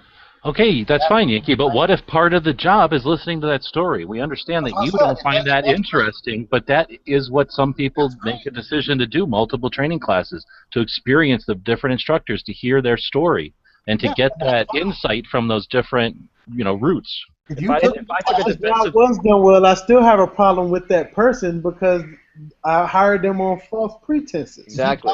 I mean, he will never get hired ever again by me. If and I will make sure don't hire him. If I took a defensive pistol class from some guy who purported to have defended himself in a gunfight and he taught me life-saving techniques, right? It doesn't matter if his techniques actually worked or not. I took his class because he lied on, he ended up lying on his resume. I took his class because he said he defended himself, and that's money that I could have used for some other trade. I have an analogy too. Look, you're ready to have your mind blown? Let me say something. Are you ready to have your mind blown? Wait, I wanted to talk about something too, real quick. Hold on, I want to hear G-Web's blow our minds. Mind blow. Boobly balls. We'll just go real quick. What if someone does get adequate training from him, but now questions their adequate training because of his not telling the truth, and now they're questioning valid training? Yeah, I'd call that. I don't know. All right. Check this out. I have this question. So seriously, I think it's time for me to tell a story. So, no, I'm just saying, if I hire a prostitute, right, and she gives me the best blankety blank. No, I'm just saying, she gives me the best blankety blank I've ever had in my life. But then she's given a blankety blank before. What's the difference? You know what I mean? Like, I don't care if she's been given blankety blanks her whole life or it's the first blankety blank I've ever gotten, dude. Yeah, what the fuck's a blankety blank? Oh, come on. It's mind-blowing, dude. Mind-blowing. It's like they have used self-defense. Well, let me throw this out real quick. If you go to an instructor just because they've used self-defense, are you really going to say that you'd rather have George Zimmerman teaching you than Mossad Ayub? No, absolutely not. But no, I'm serious. I paid money for classes before. I don't care. The point is this. For blankety blanks before, so I thought. No, I was just going to say that I've done that too. But no, I'm serious. Look, check this out. I took a class from Tactical Response. When I got there, James Yeager wasn't teaching my class, and I wasn't butthurt about it. I wasn't there to hear anything. I know I did enough research that I was there for the curriculum. I was there for the school. I was there for the class. I wasn't there to hear stories from anybody, really. So it didn't really matter. Dude, if you just signed up for the class and it said James Yeager will be in attendance and he wasn't there, then you'd have a valid reason. That's different. Okay. That's different. If I signed up for a class for a guy that said he was 11 Bravo and he wasn't 11 Bravo, it's the same goddamn thing. Yeah. Oh yeah, but I doubt anyone signed up for Corey's class because he was 11 Bravo. Subbing for James Yeager tonight will be his aunt. Okay, then I would have been upset. You realize saying you're 11 Bravo is basically the equivalent in the military of saying I was just this shy of being too dumb to join the Army. Oh, not if you listen to them. Just that much smarter than a Marine. Exactly. If you're that much smarter than a Marine, if you're 11 Bravo, you are a bullet catcher if you're 11. Wow. Yeah, my head just went there inside the jar. Way to speak like a true lieutenant there, fucking Yankee. Those 11 Bravos are some of the smartest motherfuckers in the Army. this much smarter than a Marine. It's definitely another thing. Back to blankety blank. All the shit they have to do and remember the key. I don't care, man. But I do have a question. Listen, I want to say. I have a question I want to ask New Keeson. New Keeson. All right, New Keeson. If you went to a class on self-defense, the guy had told you that he had defended himself before. You take a class, and after you take that class, you say, "This was the best class I've ever had. I feel more confident in my abilities than I've ever felt. The things he taught me were awesome." And then you find out later that he hadn't defended himself before. Would you still recommend that class based on the fact that it was the most awesome class you ever took, or would you now not recommend it because he... What if you took the class expecting to find out how do I deal with the aftermath of shooting? Yeah, that's crazy. It's exactly like this. If you signed up for a class, right, for a superhero class, and you thought that Superman was going to be teaching the class, and you get there and it's the greatest American hero, wouldn't you be fucking pissed off? How about if you took a class and it turned out the guy that did it was a liar? That's a bad personality. What if you spent, quite a bit of money though taking a class, and you spent all the ammo and time off work, and used vacation time to take the class, and then when you went to look at your resume, you have to decide whether or not it's time to scribble that one out of there because it's not, a shining star on your resume anymore. Or you only take classes with vets because you Okay, I got one. Okay. That means that you're stealing money from veterans. To go back to him, you go take like a twerking class. Taught me to fly, and all Superman did was sit around drinking bourbon and talking about hookers all class long. Which one did I get a better class from? How about you go Again, to you thought they taught you how to twerk, but when you went to the club, everybody laughed at you. It doesn't matter. It doesn't matter if the instruction is good or not. You're allowing the ends to justify false means. No, because I bought instruction. I didn't buy a story. I bought instruction. No, and there will be people that don't care. There's going to be people that call, my CCW instructor's a felon, can't even own a gun. Okay, well, it qualifies for my 8 hours. I'm done. Well, what kind of holster does he got? Exactly. Okay, say you're building an addition to your house. Bravo concealment. Dude, sometimes it's more than just instruction. It's like mindset. There's like so much philosophy behind fighting. There's so much more to it than this point it down range and pull the trigger and hold it this way and turn, straighten your back and fucking do this and fucking do that. Sometimes it's about there's like wisdom that can be imparted on you, like. Very much so. Like, here's a little bit of reality, though. Here's a little bit of the reality. Oh fuck! Don't tell me about the reality. My issue is none of that. Last training you had, was he didn't have his class. I hope he's successful. I just don't have respect for him anymore. I'm not saying you have to respect him, but I'm just saying this. Keep in mind when you're buying stories from these Green Berets, the vast majority of people that I've heard tell stories, I did out processing interviews, and I can tell you the vast majority of people that come back from the sandbox and anywhere similar, their greatest achievement was doing their job while not shitting their pants or doing their job with shit in their pants. And yet when they come back over here, it becomes these grandiose stories. Okay, Yankee, exactly. So why would we want to honor someone who doesn't even have the tiny story to make grandiose when there are people that are the stellar examples? Go tell Kyle Lamb that he's not a valid instructor. I mean, we've got people that are Larry Vickers American heroes. Yeah. I don't know about you, but fucking MREs made decisions not to go to those classes. Do you base Kyle Lamb's reputation on his instruction or on his resume? His resume is that of instruction. I understand that you don't follow these guys as much as I do, but when you're talking Green Berets, you can't just shove that off. A Green Beret happens to be someone whose job is to go teach other people how to win wars. Their job most recently is how to teach the Iraqi police. So if you're really saying Green Beret and not meaning special operations, then by them that's a very good person to take a class from. When you're talking some of these guys, you're talking Delta Force guys who are, we're talking guys that literally created curriculum. My point was the vast majority of the people that tell you this shit were never these things.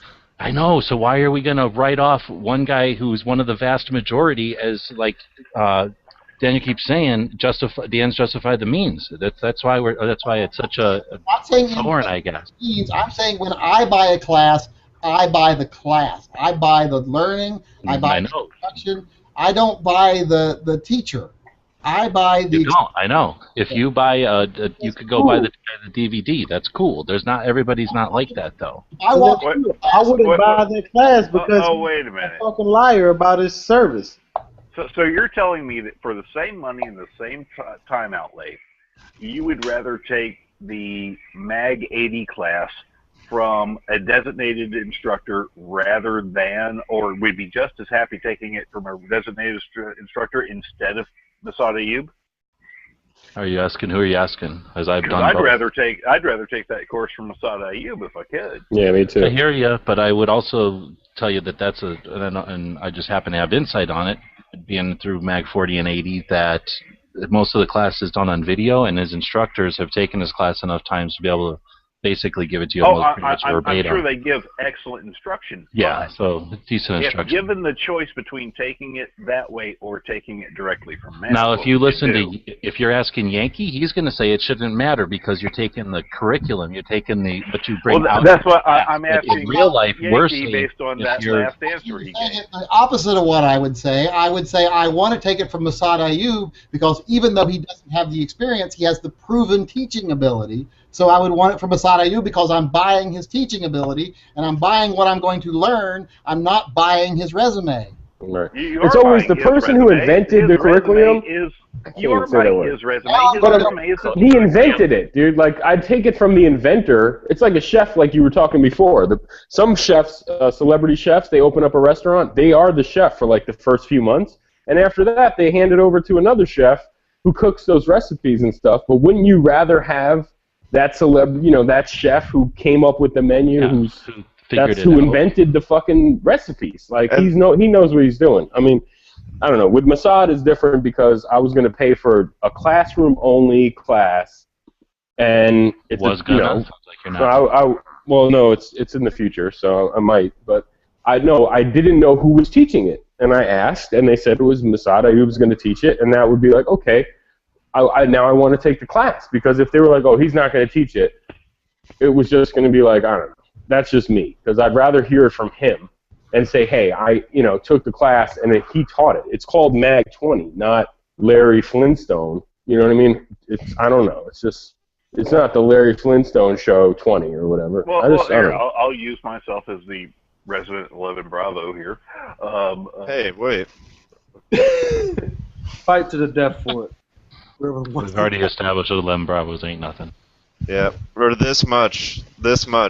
Yeah, just go look at their Facebook page. You'll see how awesome they think they are. Yeah. One step above a rock.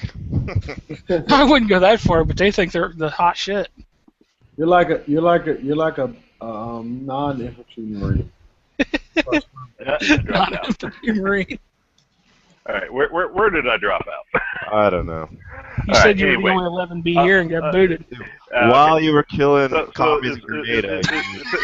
Since we're picking on 11 Bravos, and I'm the only one here. As far as I know, I might be wrong. Probably am. I'll use myself as an example. Like I say, I teach up to like what I call intermediate rifle courses with ARs and such. And I teach some of the things that I developed that worked for me in my years of experience shooting M16s in the military. Now, I could certainly be a person who didn't know anything about it and hadn't actually been 11 Bravo and had watched a bunch of YouTube videos and could teach you a decent rifle course because I had learned things, but I didn't have that depth of knowledge and hadn't developed some of the things that I had developed kind of for myself, and the things that I've learned for myself and try and pass on to people, or might work for you, might not, but this worked for me, and it's a different depth of knowledge than you're going to get from somebody who is faking the funk. Right, but this is the thing. I don't have a problem with his class and what he's teaching. He's just teaching people how to shoot whatever. He's not teaching you how to perform in combat. You know what I mean? He can't. He's telling people that I'm teaching you how to perform in combat. I solely just have the issue that Shit, man. First time somebody shot at me, I was in disbelief. I said, "What? Are they shooting at us?" And somebody tackled me and said, "Shoot back." I said, "Oh, okay." The exact same situation. I had to be told I was being shot at. Yeah, I was in just total. I'm like, "Are they really shooting at us?"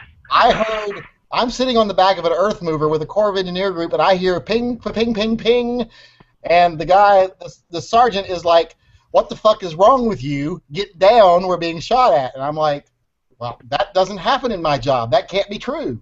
You know? So I was like, I had no clue what was going on. All the times I've shot at Yankee, he never notices.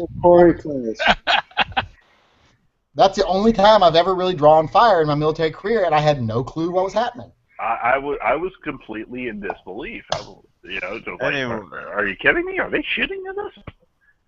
It literally took somebody tackling me and saying, "Shoot back," before I got it that, oh, when this happens, I should start shooting back. Here's a question. As former military, would you take training from a known Valor thief? No. No.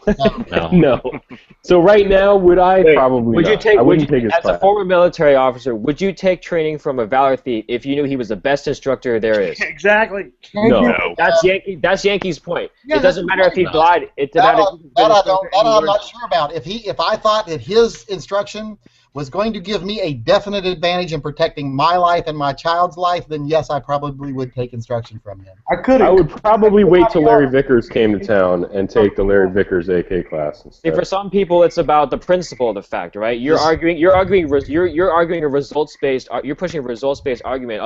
Everybody else is saying like it doesn't matter about the results. It matters about the premise that his training and the reason you take his class is based on. Well, but see, that's the thing. I don't think anyone here is actually being able to argue quality of his class, period. They should only be arguing, I wouldn't take the class from a Valor thief. There should be no question. You're the only one that's brought up the quality of the class. You're the only one that's brought it up. They were talking about, well, would you take a class from this person? What about the quality of the person teaching the fucking class? Right. Yeah, how good can a lying thief do? I mean, honestly. Oh, God, they can be awesome. They could be awesome. Yeah. That wasn't the question I took. They're there to con you to get into the class, but then they're going to stop class. conning you at that point. Yankee, I got some beans here. I want you to buy them and put them in the ground because I guarantee you they're magic. Here's the thing. I would contact the other people that you have sold magic beans to and ask them if they are actually magic. What if What if beans looked like a nice ass? Ed had a class that was like how to end racism and it worked. Would you take his fucking class? What? No, because he's a fucking racist. I didn't get the question. Everybody. Who are you talking about, Farrakhan? No, fucking Ed. They got Ed. Oh, Ed. Oh, shit. I'll take a class from Ed, dude. If Ivan Bundy was doing a class on How to racial get high on diversity, would you Percocet. How to mix drugs. How to take Percocet and what was it, Pop Rocks at the same, mix some Coca-Cola, Pop Rocks, and Percocet. I don't want to really talk bad about Ed because he's not here and we're on the air, but I'm surprised he hasn't come back in. He usually comes back right away. He can't. Everybody has him blocked. I think he's been appropriately banned. Oh, okay. Although those few, I do appreciate the fucking entertainment of Zombie Master Ed, because, man, those first few chats that I heard him a couple weeks ago, I hadn't laughed that hard since, I don't know, man, I was, holy fuck. I was really disappointed because, like, the first chat he was in was, like, my first chat, and then it wasn't my chat when he got kicked out. So how do we know the whole time he wasn't talking to us in a little pointy white hood? Shit. If you pay attention to the chat last night, I was begging you people, 15 minutes before he said the racist comment, to smother him with a pillow or beat him to death with a pipe, and none of you would listen to me. That was one of the best parts after he said that shit. Yeah, he was like, if you'd have listened 20 minutes ago. But what if your pillow smothering or pipe beating instructor was lying to you the whole time? Did I still get off at the end? If I still get off? What if he was only pretending to be a racist? At the end, try during. Okay, hold on. Okay, hold on. I got it. Okay. Would you still bang his girl, or would you still run a train with his girl, knowing that he's a Valor thief? Would you still bang his girl knowing that she's actually a man? I'm a married man. Yeah. I don't know. Look, dude, I feel bad for her. I feel bad for what happened, like that whole thing, because they have employees too, and those employees are going to be fucked probably. And it's just, the whole thing is a sad mess. But I just do want to make a point. I don't think many people, I'm not going to say anybody, but I don't think many people took that class because he was in the military. No, but a lot probably took it going, God, I hope he's not a liar. That's true. Well, no, I agree. But you don't think that added to their decision, though? You don't think that was a factor in anyone's decision? No, I want to. No one's going to be like every 11 Bravo. Okay.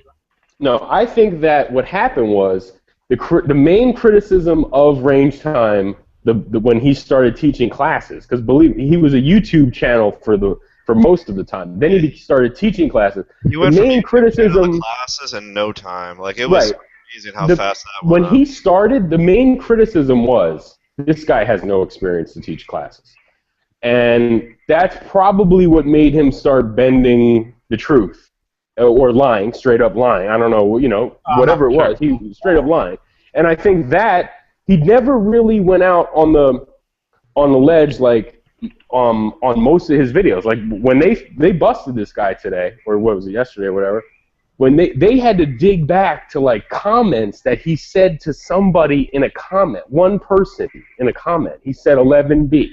Yeah, that's a habit I picked up in the sandbox. That's not stuff that he was talking on his videos. Like, no, he this was is what I totally learned talking when about elementary school.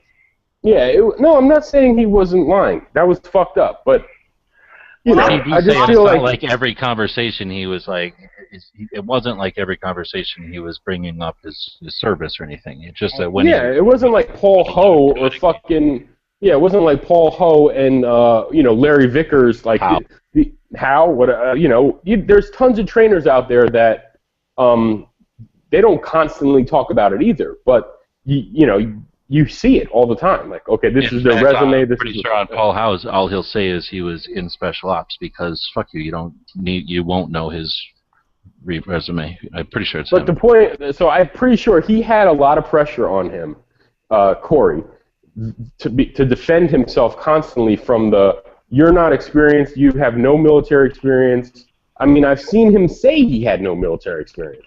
So today when I saw that video of him sitting there with Erica, and he says, I made it through basic, and it was about a year after, and I had a heart murmur and all that stuff. I never saw that video. And I'm sure a lot of people didn't. They took it down? See, I've never... When did they take it? I'm saying, how long ago that was? You look at their YouTube page, there's he never went around saying it, but it was on his website that he said veteran blah, blah, blah, right? And then he took all that down and edited it. If you look at all their videos... to come to light. I'm looking at his channel now, and he's also disabled the comment section of his. Yep. channel. Well, if you go through all the getting wailed on now. Old to new, there's a video on there where she does one. It says ask questions with Erica, and in there she says we just did a video where you guys ask Corey questions, but that video is gone, and I bet it's that video that they found and put up. Mm-hmm. Right, that one's reposted on other channels. Yep. But it's not that he went out saying that all the time, it's just that it was on his resume. Well, I just want to say he got busted. I have always been under the impression that their channel was mediocre at best, and that the only reason they have twice as many subs as me is because Erica's titties are slightly perkier than mine, but otherwise I have never found that much merit with their channel. It's just a show-and-tell channel. Much perkier. Yeah, I'm not saying And I would say that. When I first subbed them, it was him and her in the woods, shooting in a fucking cornfield, and she was giggling and never shot a firearm before, and I think I subbed like that week. Like, oh shit, okay. And then she got better and better. Titties at that point. Yeah, she was cute. And then they started taking classes, and it was like, okay, cool. They had a little show, they're doing reviews. He's a pretty good shot, for anybody. He's just a decent shot, and whatever. Yeah, dude, he was shooting fucking steel at like, I don't know, 100 yards with a Glock 17. He was pinging them. I like watching videos like that. It's not that big a deal, right? No, I'm saying he's probably finished. The school's probably finished, and that's what he gets. That's what he gets for lying. I'm not going to defend him at all for this stuff, but I'm not going to go out there and start saying like that most people took his class because he was in the I doubt they did it. I doubt most. I bet you if you asked 50% of his classmates, his alumni, they wouldn't even think he was in the fucking military. Because I don't think I thought he owned a tattoo shop. That's what I thought that's where I thought he met Erica. Like, he had a tattoo shop, and he was into guns. That's what I thought he was until yesterday. To think of something real quick, hold on. To think of something real quick, he had a video where he was talking about his tattoos, and they was like, did you get your tattoos in the military? He was like, no, after I got out. Now, I bet if you polled a lot... Well, he did get out of the military about 3 days later. Polled their clientele, the people that had taken their class, and people answered honestly, I guarantee you the number of people that said they took the class because they thought Erica might be there would be 10 times higher than the number of people who took the class because of his military. That's a good 90%. Fucking point. That's a good point. That, like, you take if he couldn't make it that day and she was there with the rest of the guys that they have working for them. If you notice, the guys they have working for them, they were former military. I'm sure they're not lying. But like, so the. But why did the guy say him? Is he going to continue to be able to teach classes? Do you think? I doubt it. That he'll be able to continue on now, or will this have ended it? Well, I'm pretty sure this is going to like a zoning thing going on to where the city or the county, like, they can't use that range anymore because they've been getting like. Second thing, Guru was talking about this earlier. We've had people in these chats that we've talked to that took classes from them, and the prices were outrageously low. So they had like a pistol class, a one-day pistol class that was like $70. Yeah, $70 a day. So I don't know how the fuck they were making money with that. Yeah, well, no. How can the legit owner? No, they're making money with that because I heard they. Yeah, they're making 12 people this $700. Yeah, they pack the classes full, and they're taking work away from legit veterans, man. But that's the principle. It's like, yeah, we can say all this stuff, but that's, I think, the overall thing is that it's a. Wow. The same reasons that Don Shipley gets on those SEALs, and the way that you feel about those guys is the way you should feel about this. Yep. Yeah, I mean, it's not just anybody. I mean, yes, for Corey and Erica, people probably took the class because they wanted to see Erica, right? But we're not, like, let's not get into, like, that specific person. Yeah. Right? It's not about that specific trainer, right? It's about trainers in general who embellish and lie about military service. No, it's about principles. That's what we should be talking about, or like. It's about principles, and I'm separating the two things. Him, I'll say, valor thief, scumbag. Don't want anything to do with him. Don't watch his channel. Don't watch his channel. As far as his class is concerned, if his class is better than another class, take it. If it's better. And I don't know where that $70 was. I'm looking at their calendar. Their cheapest class is $300. No, this was like a special one-day class they did. Like their trauma class, it's one day. $300 for a day. $100. That's really expensive. We had people in here, dude, that I forgot. I mean, it was a long time. It was like maybe 6-7 months ago. That was back in the day, but. Yeah, I'm sure. I'll keep looking for a one-day class. They've only been teaching for fucking what, a year? Maybe a year and a half? I don't know. Like. But anyway, I mean, look, so I watched the Jaeger video today where him and the dude from SOE are there. And, you know, they're like, well, I still would trust him with the keys to my house, was what one of them said. And then Jaeger said, look, he never told me he was military. I'm sure they're pretty much just like me. Until today, I never saw Corey say anything about prior military service. So once they see the proof and the pudding and all that stuff, they could still say, hey, look, I'll trust that guy with keys to my house. That's cool, because they know him personally. But would you take a fucking class from him, or would you go down to tactical response? You know what I mean? Or would you go to fucking front sight or gun sight? That's not going to be definitive for everybody, because, look, you know, Jaeger's got his detractors, Pincus has his detractors. You know, and any of the kind of, you know, quote-unquote rock star instructors, they have their detractors that don't like them for any number of reasons that we don't need to rehash here, I think. But, you know, so just an endorsement by, you know, another instructor or somebody saying, oh, okay, well, you know, they never lied to me, you know, that doesn't carry any weight with me. They lied, period.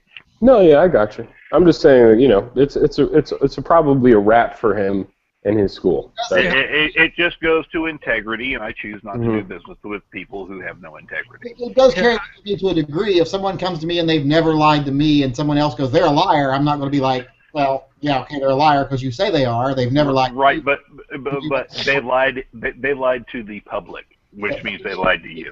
And this is just another question: is this hard, concrete fact that he did this, or could this just be a forgery on the internet? I don't know. No, it looks pretty hardcore, concrete, like legal documents, arrest records. That stuff easily on the internet. I know it could be, but I doubt. I really don't think so. I could make a record right now that said that you were a child molester in 1997. And well, yeah, that's true. And if you did that, this Jesse Ventura would sue you. Yeah. Wait. Yeah, that's the other thing is that if he said to the guy in the comment, he said, "Do you want to see my discharge papers? I'll show you my fucking papers. Until then, shut up." But the guy, whoever this was who exposed them, he went and got he looked like he went and got all of his discharge shit, arrest records, AWOL paperwork. I mean, it was from multiple sources, and then him saying, "Now, I never said I was in the military. I never said I was in 11B.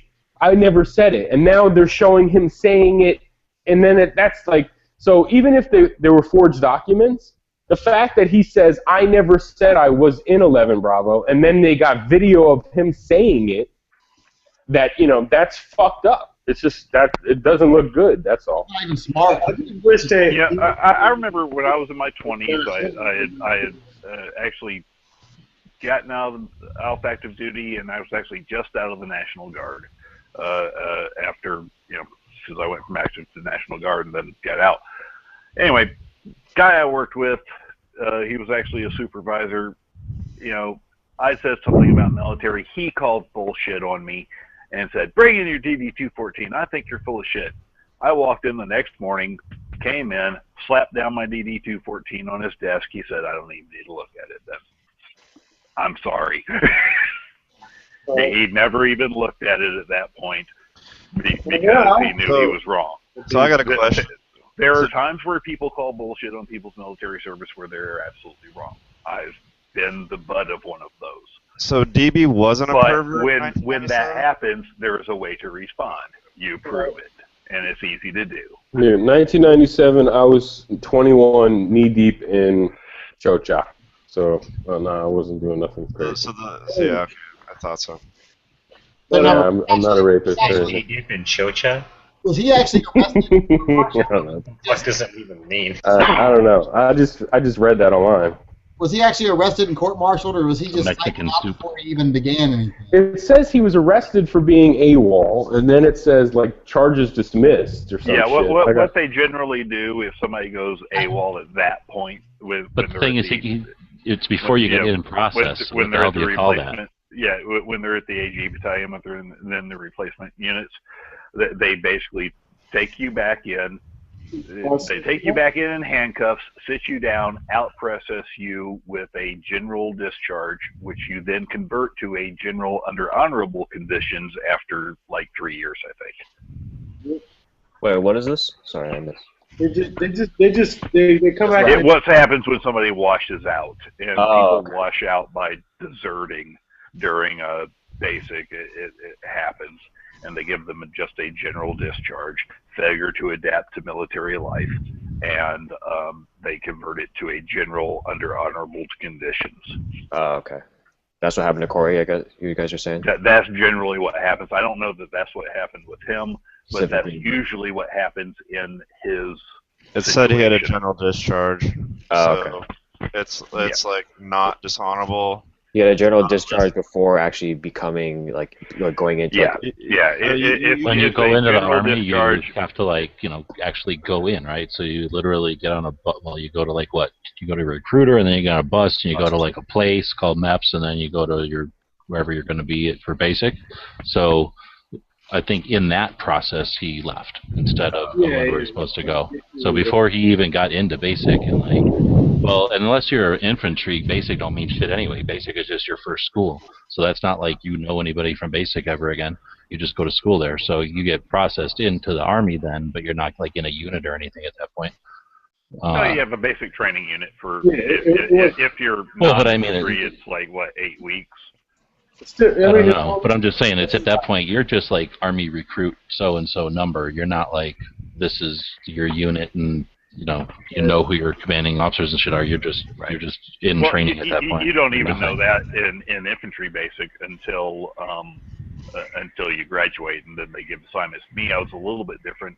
I knew at least what division I was going to, but I had no idea what regiment or company I was going to until I got transferred. And the only reason I knew what division I was going to when I started is because I got duty, first duty assignment guaranteed to me when I joined, because I had a really high, Well, but what I'm getting at is just, for the most part, the resource of people is you train them first, and then you figure out where you need them, so that you don't count on them and then find out they didn't make it through for some reason.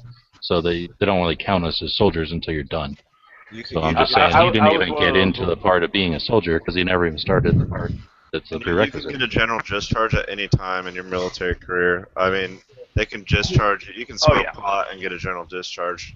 They're not necessarily trying Won't they put you in jail for shit like that? Once you sign that contract at MEP, you're in the military. You know what I mean? I mean, yeah, you can technically go in. Right, but you don't necessarily have a job and everything. You just are a military. You're just an employee of the military, basically, or the army or whatever. Yeah. I was just saying, after that point, after you sign that contract, that starts your time when you can be discharged. Yeah, a lot of people. But I thought it's a criminal thing to do all that. It is, but a lot of people that go AWOL, instead of prosecuting them and then giving them a dishonorable, that they just say, all right, screw you, you're out of here, and give them a general discharge and the military washes their hands of them. And then you guys have to stay in a three hotel or 4 for years max later, they get to turn around and apply for a upgrade of that discharge from general to general under honorable conditions. Did you guys have to stay at a hotel in MEPS at all? Yeah, I did. Until the night before. Yeah, the night, and we were like 2 people in a room or whatever, and the guy in the room was shitting bricks. Like, I don't know what the hell he even signed up for. He was shitting bricks. So yeah, I guess I can understand somebody was leaving. The guy who acted like Billy Badass, all tough and wanted to fight everybody, who every night for the first 3 nights cried in the bathroom until he finally washed out. That is exactly. Dude, my battle buddy in basic went AWOL, and our fire guard shift, like mine, was right after his, or before his. So what do you do? Just like dude, my get on a bus or something, or walk? What do you? I mean, fucking army bases are huge. I don't know what he did, but he went AWOL. Like, I went to bed. I woke him up for his freaking fire watch. Went to sleep. He went AWOL, and dude, my drill sergeants, they had me talking to like. They scared the shit out of me. That was the first time in basic training I was honestly scared as fuck, because they were making it seem like I was part of it. I'm like, fuck, man. Holy shit. I was giving you just slap somebody in basic. We had a guy go AWOL. He during PT one morning, literally a cab pulled up. He got out of formation, stepped into the cab, and left. That's awesome. That's some pimp shit right there. He was going. What class? I was saying, what class does that guy teach? Because I might need to. Tactical evasion 101. Cover your ass. Yeah, he literally called the cab before PT formation. We're sitting there doing push-ups. The cab pulls up. He snaps 2, jumps in the cab, and drives off. What, did I just stand there and look at him like, what the fuck? We were all just sitting there with our jaws on the floor. Yeah, I wonder, that cab driver, the only person I would say is an idiot there is a cab driver, because how the fuck does he think he's going to get paid? Like, it's not like you got fucking pockets in your PT shorts. I don't know. Meet up with his girlfriend on it. Well, man, you do. You got that little tiny pocket on your right kneecap. You gotta pay him with that blankety blank. Built into the built-in panties that they had in at least. Yeah, right. You got the one on the inside that's like. Yeah, there's that little pocket. You can't put shit in there. I know you're talking y'all about. See the new PT uniform? I know you can totally put your ID card in there and a credit card, I guess. I can tell you from personal experience, you can fit a Reese cup single-serving thing in that little. Yeah, that's just what you told everybody. Like, no, I didn't have an accident. I swear, it's a Reese cup. I had to roll around one day at about 100-degree temperature in Fort Dix with chocolate bars in my pocket illegally, like Dr. Man chocolate bars in my pocket. Where they make you put your arms to your side and you roll right, roll left, and you're all right next to each other while you're doing it. Just mashing chocolate bars in my pocket. It sucks.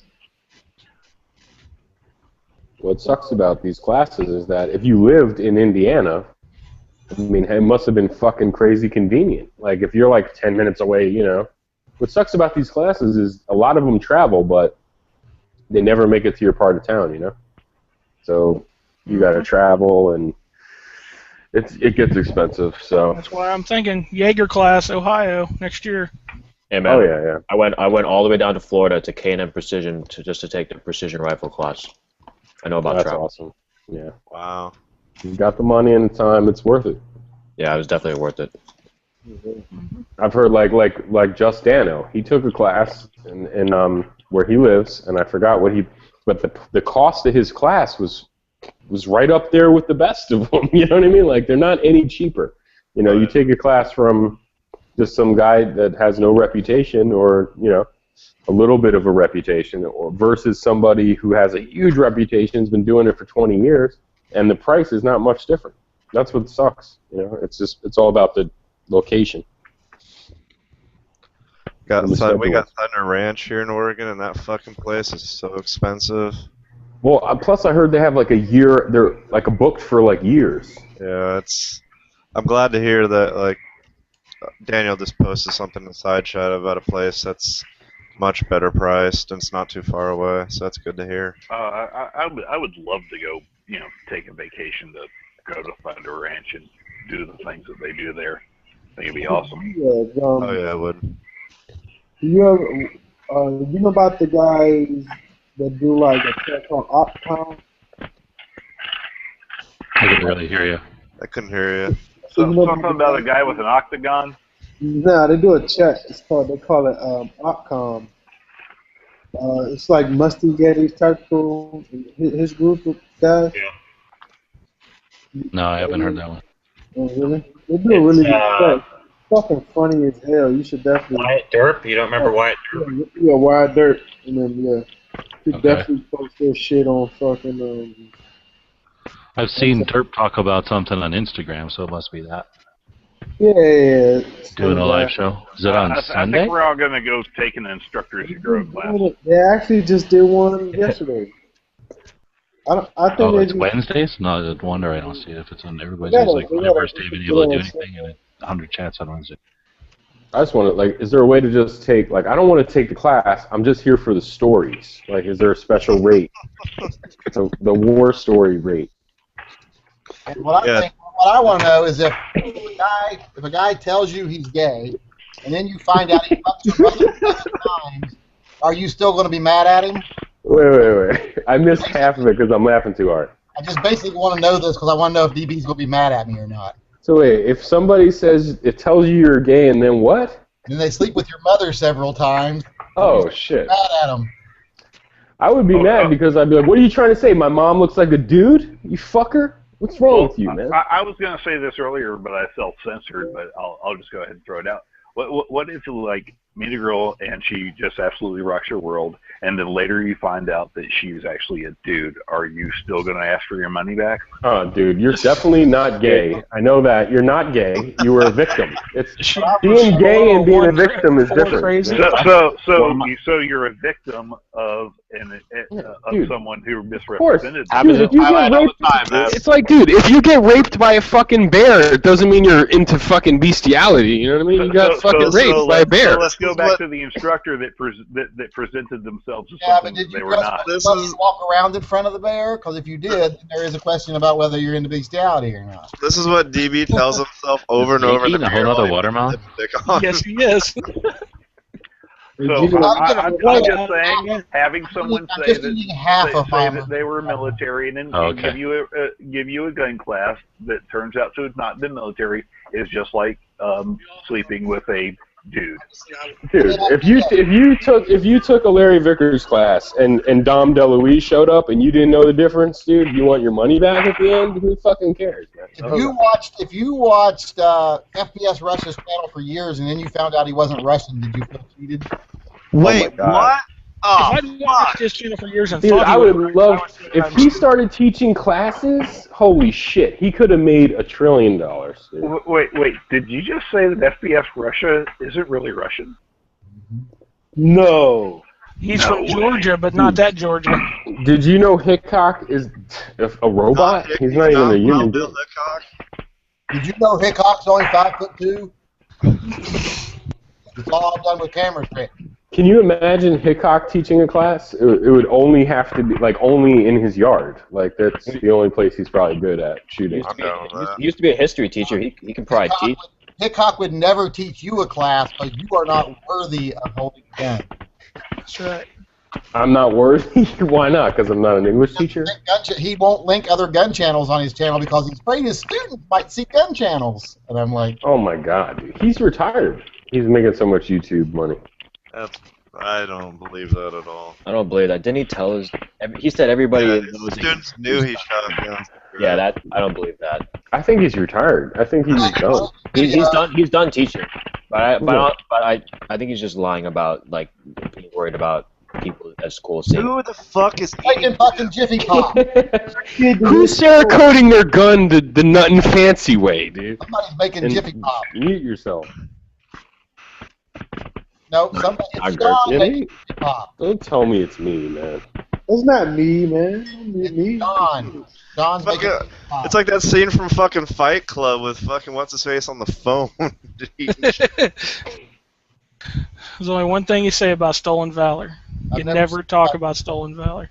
I've never. I don't care, man. I'll tell Erica. I was in Team 6 and I set up that guy who looked like Bin Laden to get shot before jumping out of a fucking window. That baby's gonna be pissed. I thought my daddy was infantry, and now he's just a bitch. Corey's gonna be pissed. Son of a bitch! Corey's gonna be pissed when that. Corey's gonna be pissed when that kid looked like fucking Travis Haley, dude. The 11B baby. Oh my god. No, it's Chris Costa's baby. What the fuck are you talking about? Yo, I asked that question before. Like, what the fuck? Chris Costa's so fucking badass. And what was he in? Like the Coast Guard? And then I think G-Web was like, well, he was in the. I don't know. Like he did something else. It's all Costa doesn't have to talk about his shit because he's confident in what he's done. No, I understand, but like I don't care. Like that's my point. Is I'll take a Costa class because I've seen enough, at whatever you want to call it, like advertisement for his class. I know he knows what the fuck he's talking about. Not advertisement, endorsement. There's a difference. Well, it's like I can see him shooting and teaching people who he's giving knowledge, and I've watched like enough video where it's like okay. It's cool on YouTube. I mean, I know I'm going to learn something. Yeah, but an advertisement is he pays somebody to say he's great. An endorsement is people take his class and they say, "Hey, he's great." I see endorsements, and I watch him like they're like sneak previews of a class. When I see a 5-minute sneak preview, or like an hour preview of a class, and it looks like mind blowing to me, like okay, that's my choice to take the class. I'm not taking the class because Chris Costa. Got into like 30 gunfights and won every single one of them. Like, I don't care about that shit. Really. No, but if he was a liar, it'd be a different story. If he was saying, that's where I think most. No, but I'm just saying, in that instance, I was wondering about his credentials because I thought he worked for him or something. Him and Travis Haley were together at Magpul, and Travis Haley's got this reputation of like ultimate badass or whatever. I don't know. And then and he would be like, well, I was in the Coast Guard, and that was his credentials. Like, he was in the Coast Guard and he did his thing. See, I only have ultimate badass after Bad Burritos. No, he was like he worked for the State Department or something, some shit like that. I think our Department of Homeland Security or somebody. He worked for somebody else. I don't remember who. Are you talking about Costa? Yeah, didn't he work? He worked in as like some branch. branch. That would be the Coast Guard. No, okay, I don't know. Yeah, he was Coast Guard. I don't know about the Coast Guard, but them divers that work for the Coast Guard are fucking nuts. So the props to them guys. Coast Guard people are badass. Yep. Them divers that go out there in Alaska, them people are fucking crazy. All right, so quick question. Are any of you guys going to GRPC? What's that? The SAF Gun Rights Policy Conference. Where's that? I'd like to. Annual thing. It's on the front page of Gun Channel. It's in Chicago this year. Fuck no! I can't carry a gun there. What, are you afraid to go into Chicago? You're scared of Second Chicago? Amendment conference in Chicago? That's like hilarious. That's the idea. That's exactly the idea. You know, bring a little Second Amendment to the bad places.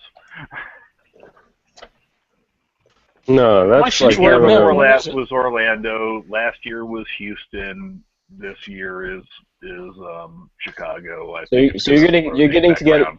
You're gathering together a bunch of Second Amendment supporters who can't carry firearms into a place where the cops are always out there and nobody can carry firearms. That's like a perfect target. But believe me, if there's anywhere where people are going to be actually having the rare as hen's teeth Illinois concealed carry licenses, it'll be there. Is this the Second Amendment Foundation? Yeah. Or no? No. Okay. No. Yeah. Well, they are included, but it's not just them. They're the ones that put it on. Is Second Amendment Foundation. Most of us state groups, Florida Carry, Cal Gun Federation, the Massachusetts guys that are fighting so hard right now, the New Jersey guys. I mean everybody. We're all there. It's a really good conference. Plus, then there's all the work that we do after the conference. When all of our groups all get together, a lot of the gun bloggers go there and get together. A lot of the vloggers, I guess you would say, go there. If you can take a weekend off, a flight to Chicago doesn't cost that much. I think it's $112 a night for a room, though. But it's worth the weekend. Shit, yeah, I could drive over there. Hell yeah. I'm not flying to Chicago. You seriously should, because it doesn't get enough attention. It's been going on for a long time, and it's free. It's not all bells and whistles. It's not, Yeah, the conference itself. It's not a free. bunch of fireworks, but it's important. It is people that are really on the forefront of doing Second Amendment work, actually talking about the Second Amendment work that they're doing, and coordinating with one another. Are you on the first page of Gun Channels? No, it's here. I'll just put a link in there. Go to the right, and you'll see it. Front page of Gun Channels at the top right. There's the events, and I've had it posted there since. It's put on by Second Amendment Foundation, and I put the link in here. You just link to it. So Second Amendment Foundation has basically two organizations. They have the 501c3, which is Second Amendment Foundation, the charitable organization, and then they have their lobbying arm, which is the Citizens Committee for the Right to Keep and Bear Arms, CCRKBA. Those two technical organizations combine to put on the Gun Rights Policy Conference every year. I'll put it to you this way. I don't go to SHOT. I don't go to the NRA convention. I go to CCRKBA every year. How many days is it? It's over the weekend. I arrive Friday. Conferences are Saturday and Sunday. I'm usually out of there by noon or 2 o'clock on Sunday. Well, shit, that's not bad. Is there a way to get to the bigger like registration page, or is it on your like Facebook page? A link to it? No, I need to put it on Facebook. Just go on to go to ccrkba.org. Okay. Is there or like an interest here? Either one's going to have a link to the Gun Rights Policy Conference. Like I say, it's free. You just got to get your butt there. They even give you lunch. I heard they're doing deep fried watermelon there. Just for Yankee, trying to get Yankee to go. Yankee, they're going to have deep fried watermelon there. Yeah. Yeah. Look, Mass is there every year. I'm there every year. I mean, just me being there is enough reason for y'all to all come. I'll come listen to your stuff. Yeah, But I'm so far away. I'll be giving a talk on state legislation. Eric Friday, my attorney who was here the other day, he's going to be giving a talk on the legislative front. Alan Gurr is there. He'll be talking about the lawsuits that SAF is doing as well. Of course, Gottlieb, and then you get into just a whole bunch of people that are doing a whole bunch of big stuff on gun rights throughout the country. Does the joint got an open bar? No, it's a cash bar. Oh, I don't care if it's cash bar, just a bar, period. You might know, Sean. We did go ahead and spring for, it really, it only cost us an extra $200 for the whole stay. We got a suite instead of the standard room, so we're going to kind of have the hospitality tent set up. You might know, they had a big Second Amendment Foundation. I just joined a few months ago because of the G-Web's video. But they had something to do with the D.C. suit, right? Like that really fucked D.C. over, right? The latest D.C. suit was them. They also did the McDonald case. Their lawyer was at the time working for the Cato Institute, and he's the one that did Heller. I'm glad to give him my money. I wish I could give him more, but I still haven't got my membership card, so I'm kind of pissed. But yeah, we're slow about membership cards today. God, we spent out. Oh, Georgia Carey, I got a call. Like Georgia Carey never sent me one after like 2 years. They sent me one. I'm happy. Yeah, we all suck at that. We sent out like 400 of them today that we were 4 months behind on, or something ridiculous. Yeah, I just like having it in my wallet. Just in case, if someone accuses me of being an anti-gunner, they can't, I'm just like, well, come on, dude. Like, Georgia Carey, NRA, Second Amendment Foundation, but I don't have a Second Amendment Foundation card. But I'm sure I'll have it soon. Well, you need a Georgia Carey card. Sounds to me like that's exactly what an anti-gunner would have in their wallet if they wanted to make people think they weren't one. That's true. I'm undercover. One of the biggest anti-gunners here in Florida loves to take out his 1987 concealed carry license and show it to people. He shows it to people like, it was so easy for me to get this. I'm like, are you trying to show yourself as someone who shouldn't have a concealed carry license? Because I will agree that you're crazy. You gonna be on eBay all night tonight, DV? I'm on eBay every night. Every night I'm on there. You might hear the app goes ka-ching. I'm a little bit behind. I just now saw that. Make you a Weebayer? Do we have to put a W in front of that if you're a Weebayer, since you're a white guy? I don't know what Weebay is. Oh, damn. I had no idea what the fuck was going on that night, dude. I listened to it this morning, and I swear I was like, what the fuck is this? Wouldn't that be is he using this word like as a new slang term or some shit? Like, because I really couldn't call it. Like, what the fuck is wrong with this guy, dude?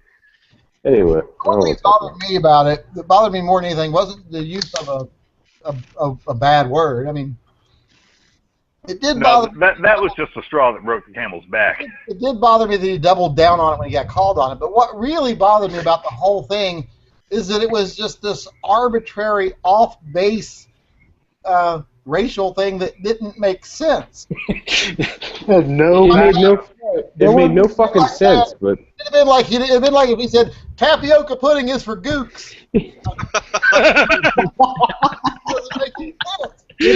Rice pudding, tapioca. No, seriously, I was thinking today. Maybe that's his slang word for like losers or something. Like, eBay's is for losers, and that's what he uses. Like, I don't know, but like, it's just so weird, dude. People that annoy you. He thought eBay about is for losers. Himself first, and then he stopped stuff like halfway through. What are we talking about? The whole thing. Zombie. He thought about it and then repeated it. Hey, yeah, Huck's a racist, and he doesn't want to go over this again. He feels singled out. That's not singling out. That's not singling. I'm kidding. Like that chat I had when Biker Bob said that shit, I flipped the fuck out. Like, wait, Biker Bob said eBay's for losers? No, it was something different. What did Biker Bob say? He said we was talking about the subject. He was like something. Oh, eBayers, and I was like, what the fuck you just say? Like we had just went off air, and I was like, hold on. Do you mean eBayers as No. eBay, or are you using eBayer in The E word. replacement of another word? It's the E word, dude. He used a disparaging content toward the Nigerian people. Yeah, there's a few chatters that like to throw that around. Let's remember, the best thing Biker Bob ever said is the problem with your country is that you all have all those brown people. The best thing Biker Bob ever said was kick him in the knee. I just watched that clip, and the first thing you hear after he says it, he's like, Nathan's like, whoa, whoa, whoa, whoa, whoa, whoa. Watch Nathan's face. About shits himself, and then Dano, the White Knight, comes in. Yeah, dude. Who's running this chat? Are you? Well, he asked that one guy that was like, I'd never seen him before. He's like, are you running this chat? Who's supervising Who us? is this? Like we're a bunch of children. Like Who's your supervisor and what is your store number? I'm watching. I'm like, just ask him to leave. Just tell him. Like, I don't. I'm going to bed. Yeah, that doesn't have to be some big thing. Anyway, I'm on eBay all the fucking time, for real, though. Right, well, off of that, I got another question about this conference. Why does it say that I can make a room reservation for the 25th, that the event starts the 25th? Does it go on like all day on Friday, or does it just start on Saturday? Everybody just shows up on Friday. There's like a cocktail reception Friday night. It's just people start filtering in on Friday. Well, that's what I was wondering, because here it says the event starts on the Thursday. Because it's like 25th, 26th, 27th. Yeah, nobody's there on Thursday. I show up. Okay. You know, we show up on Friday. Meet up with whoever's around. Have lunch, whatever. Then around dinner time, go meet with some people, have dinner with important people, and talk about important things. Go have cocktail hour, which you get to watch me bounce into walls. Always fun. And then Saturday and Sunday are conferences, which turns into, after the conferences, cocktail hour afterward, and a bunch of us sitting around powwowing and figuring out what's going to be happening with Second Amendment legislation and litigation for the coming year.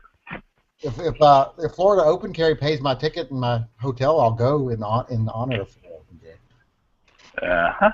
Yeah. Right. Take some of that Core 30 money and buy Yankee a ticket. Is Georgia Carey going to be there? I don't know. The Georgia guys are sometimes there. The Virginia guys are always there. JPFO is always there. There's usually a few NRA board members. There's the Arizona guys are always there. We're always there. Like I said, the Massachusetts guys, the Illinois guys, which obviously isn't in Illinois, so they're really going to be there this time. It's a lot of people doing a lot of good stuff. And then you've got various and sundry bloggers and podcasters. Hell, I don't do shit on YouTube, and I still might show up. Pick on that watermelon. Hey, it ain't bring about a camera. YouTube. It's been going on a lot longer than I know. Dude, totally. Bring a camera, set it up in the back of the room, and just podcast the whole thing. I got this. That's an idea. Sorry.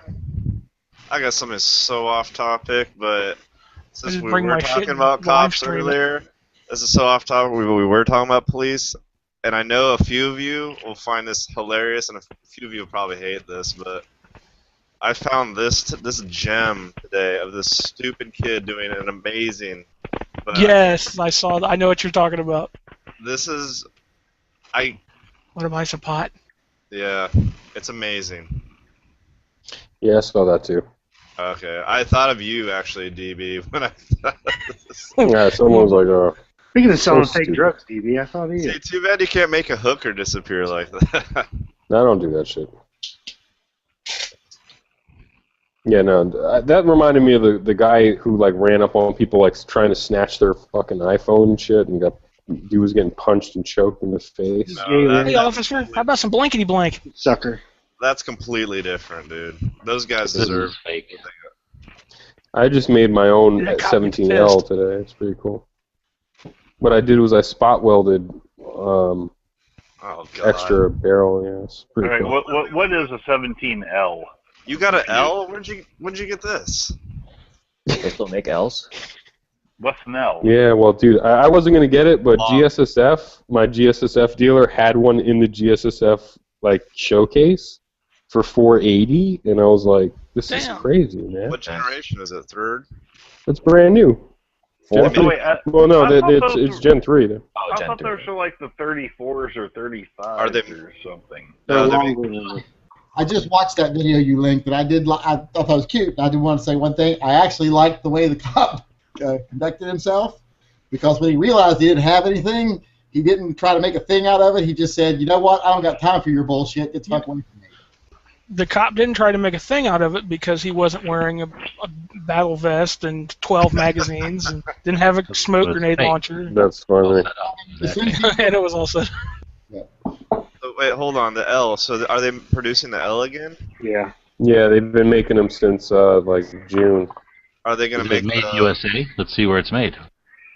No, it's Austria. Are they gonna do the what was the long slide 40? No, yeah, that's the thing is that the shop that I was at, they have a 20. What is it? The 24? I thought you said it was a Gen 4. 34, right? No, they don't. That's what the guy told me. They haven't made Gen 4 17Ls ever. Well, that's so, what I thought you were saying. No. But they had in the GSSF. This thing was cheaper than a Gen 4 35. Like this was $480 GSSF price, and the like GSSF price for like the Glock 34 was like $509. So it was weird. And then they had a fucking 24, brand new, like, but it wasn't GSSF eligible, and they wanted $650 for it. Oh wow. Son of a bitch. So yeah, and then I looked on gun webs. What? I thought you had a 24. I didn't pay $589 for it though. Son of a bitch. Yeah, no, it was a $650 or something like that. All right, No, well, no, call you me paid an ignoramus, $489, but what the you hell paid is $489. GSSF? No, I paid $480 for mine plus tax plus the GSSF fee, which is like $20 or whatever. When you join the Glock Shooting Sports Foundation, Oh, that thing. then Okay, you're yeah. eligible to shoot in their matches, but you also get a discount. Right, okay, yeah. That's my last coupon. That discount to buy 17Ls. I should be getting my coupon in like a few weeks or so. And Forward it over, everybody. How Oh, often then do you get should coupon? once a year. Yeah. I've That's never it. gotten a coupon. I've always thought that everyone that said, "Oh, Glock triggers are great," was a complete idiot. Until Well, I dude. modified my Glock trigger and put in one of those I shot, 3.5-pound connectors, and I was like, "Oh, okay, this is what they're talking about. Okay, Well, this this- trigger's not bad. Well, I had a I Glock. still won't call it great, but it's not bad." Yeah, I had a Glock 19 when they first came out, right, with the recoil swing problems, and the trigger kind of sucked, right. But then I shot one of my friends' Gen 4 Glock 19, brand new, just bought it like a couple weeks ago, and the trigger's actually pretty smooth. It's like almost as smooth as mine, and mine has shot like at least 5,000 rounds through it. So I mean, they're getting a little better. I shot I 100 remember rounds Glocks today. from like the 80s when they first came out, when they were really the blocks, and the trigger was just, it felt like letting off a sponge. They were terrible. I don't like Glock triggers. I've got Gen 4 Glocks. The triggers are still garbage.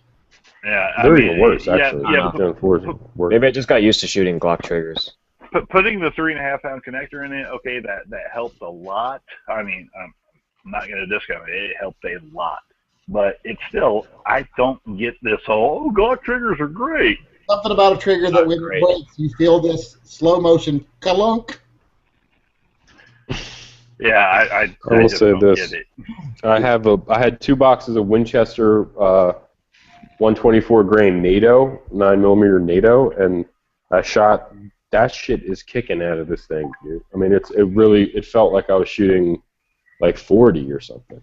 But they were saying if you shoot 9mm plus P out of the 17L, you're getting like 1,350 feet per second stuff because of it's a 6-inch barrel. So well, they had a Glock gun at the dealer today, and I almost had myself convinced to buy it just for the sake of buying it because I was looking at the M1A, and I decided, nah, I don't want the M1A.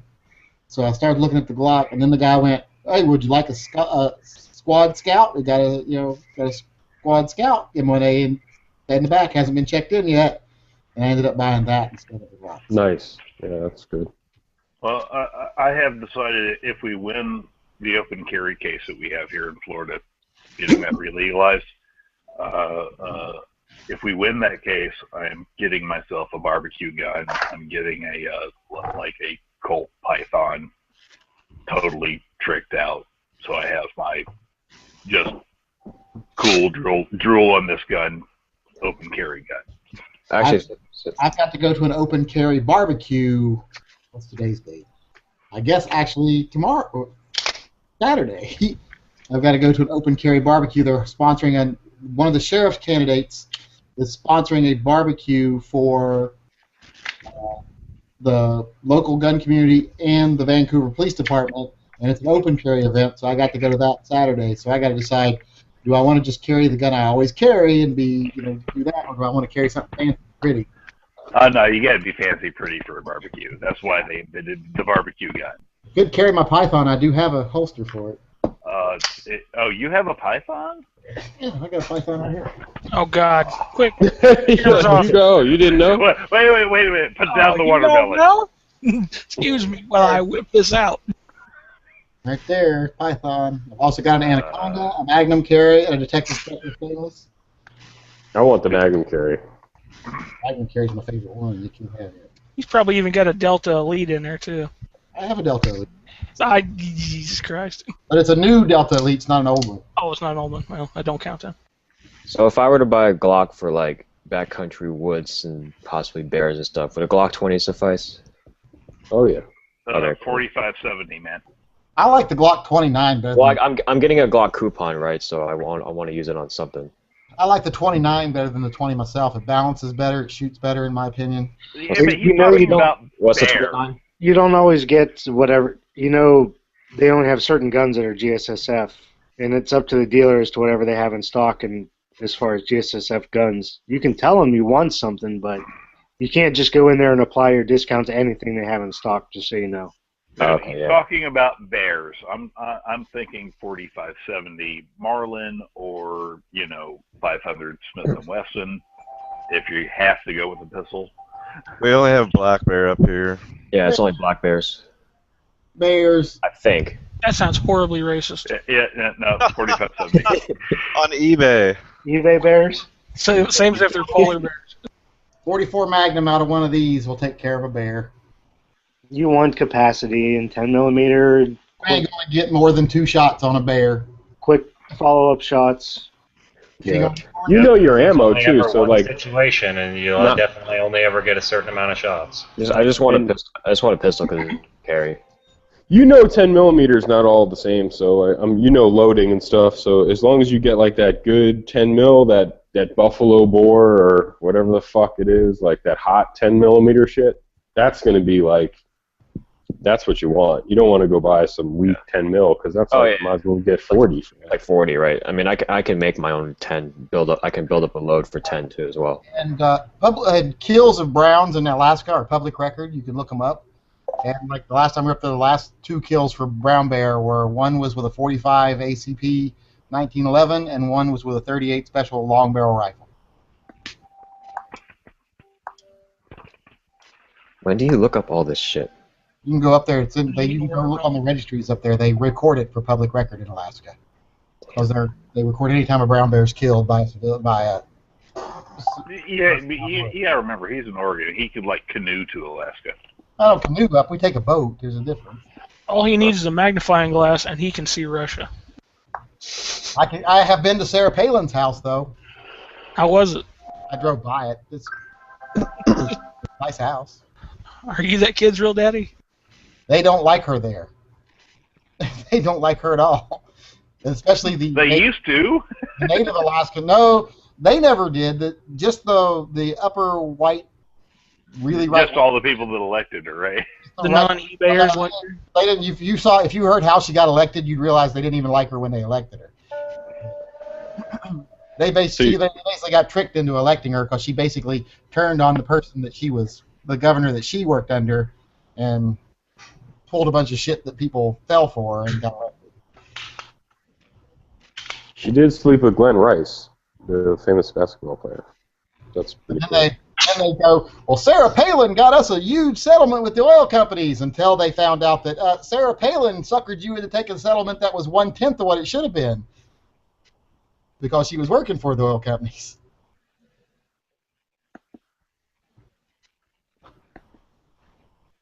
So She was a weather girl, though. Dropped sharply up there, and the natives never liked her. Except for her husband. Did Bob vote for her? Like her. It's the wrong country. He probably voted for her twice. Same shit, yeah.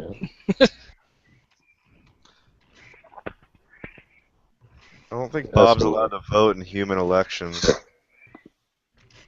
Human elections? Yeah, Eskimos. Right. He's not human, he's Canadian. Yeah, no, that's where I was going with If he that. comes down in November, does he get a vote here? Well, he's coming down to Chris's house for That's like gonna be 6 awesome. months, I think. That's going to be crazy. Yeah, I want to see Chris and him live together. And what I think we should do is we should get together and we should like sponsor a reality show where him and Big Guy have to live in that camper together.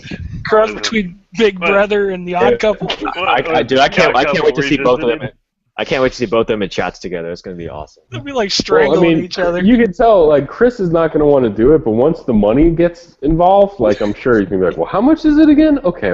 How long? How many months? I can buy so much, like, epoxy with this. I can buy so many high points with aim points on top with this. Dude, that high point was fucking crazy. You saw it today? That video, I was like, oh my god. It is crazy, dude. They milled the slide out. I like, love the extra high LaRue mount on. That thing is the gun looks like it's working, though. Like, it's not fucking CGI. It looks like it's... You really think that trigger is like 0.8 pounds or something? I think they were kidding, dude, but I'm not sure. But yeah, they said like 0.8 millimeters of travel. That might be possible because it's that trigger's horrible. I'd be scared to think of this like fucking runaway. You'd have a runaway gun, it'd just go full out. I was dying when I saw that, dude. I'm gonna watch that again. That thing is hilarious.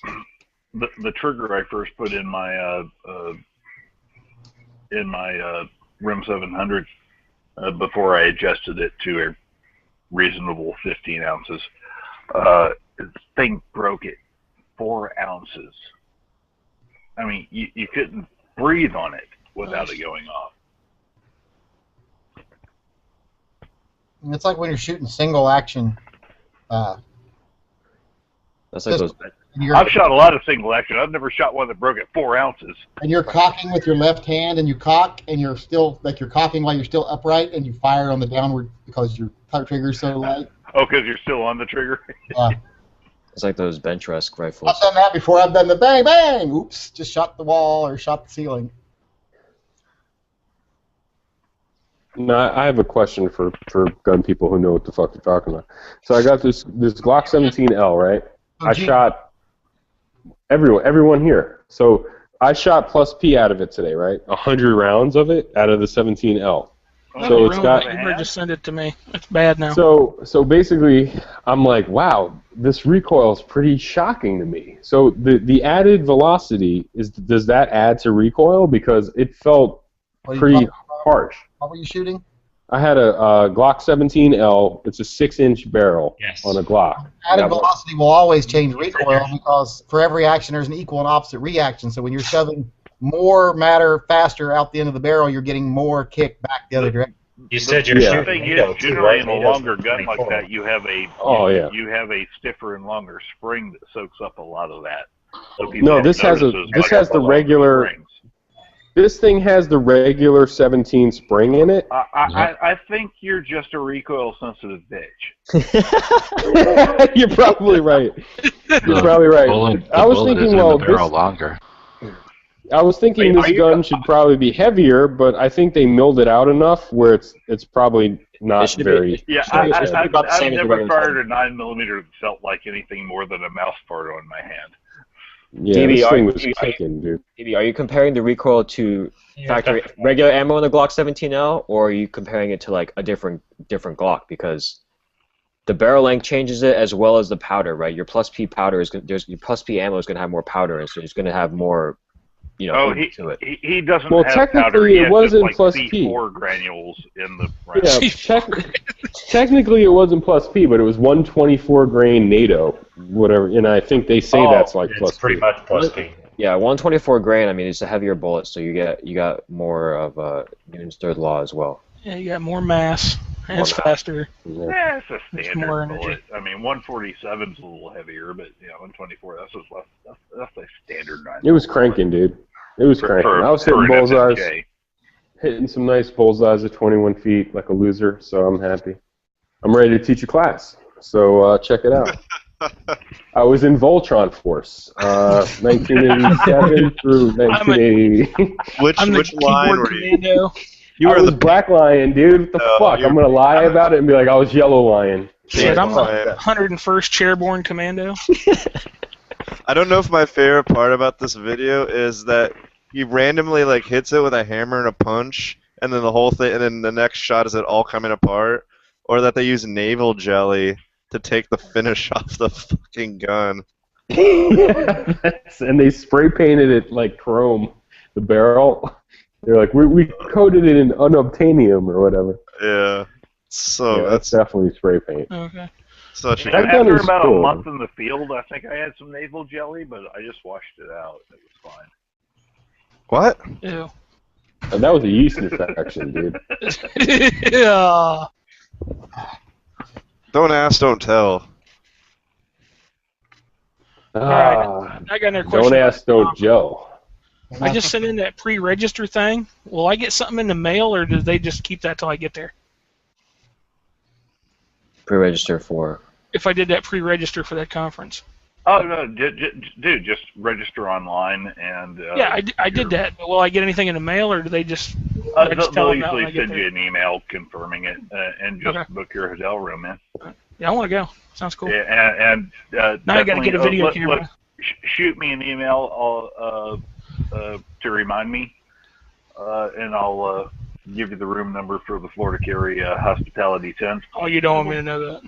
It'll be like a case of Jaeger. Dude, it will definitely be stocked with booze and interesting people talking about gun. I want to know if DB's going. All I'm gonna say, Wesley, is don't set your drink down where you don't have your eyes on it. I'll get roofied and wake up with a Glock in my butt. Hand. I hear those Florida Carry guys are weird. We're a little weird. They like that manatee. More likely a 1911 than a Glock. Hey, as long as it's a real 1911 and not a fucking Kimber or something. Yeah, so from Florida Carry, Well, we're going to fake have me, Rich Nascak, Eric Friday, our lawyer, and Allie Lanez. She was our, she was until recently. She just moved to Texas, but she was our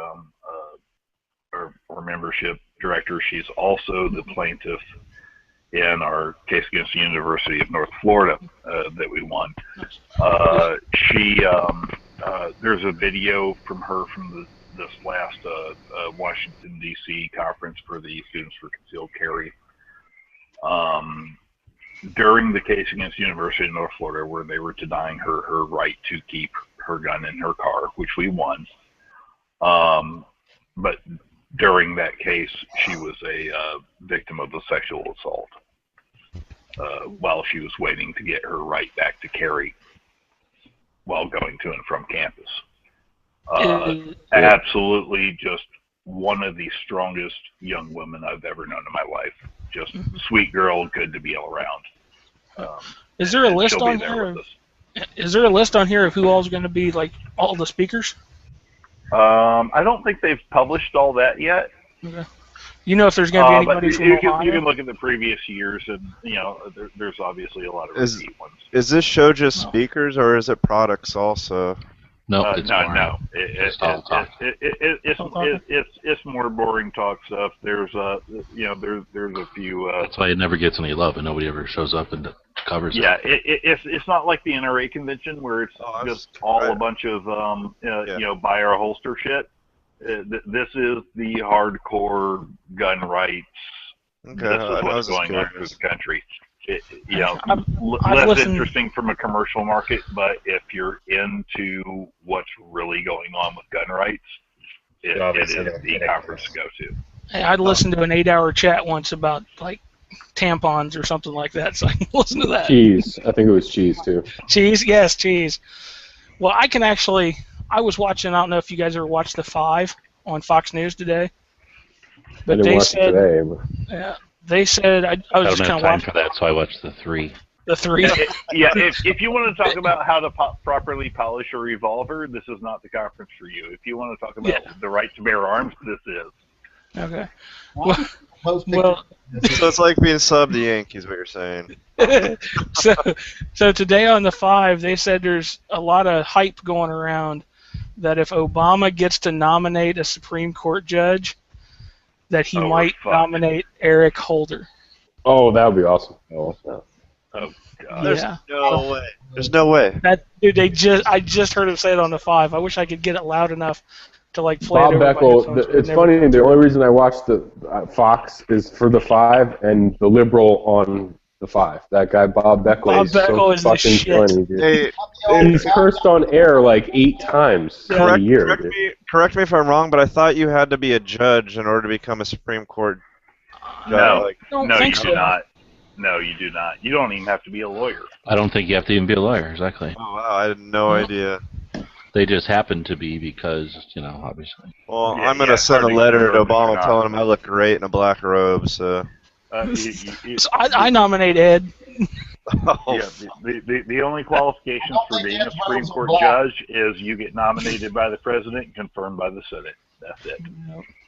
I couldn't believe that The when I Senate heard would that today. confirm Eric Holder, though. I don't think they would. No, they'd never confirm Eric Holder. The Senate? Yeah, they would. They would now. If it was today, I think he'd get through. I don't think they would. I don't think he's very popular.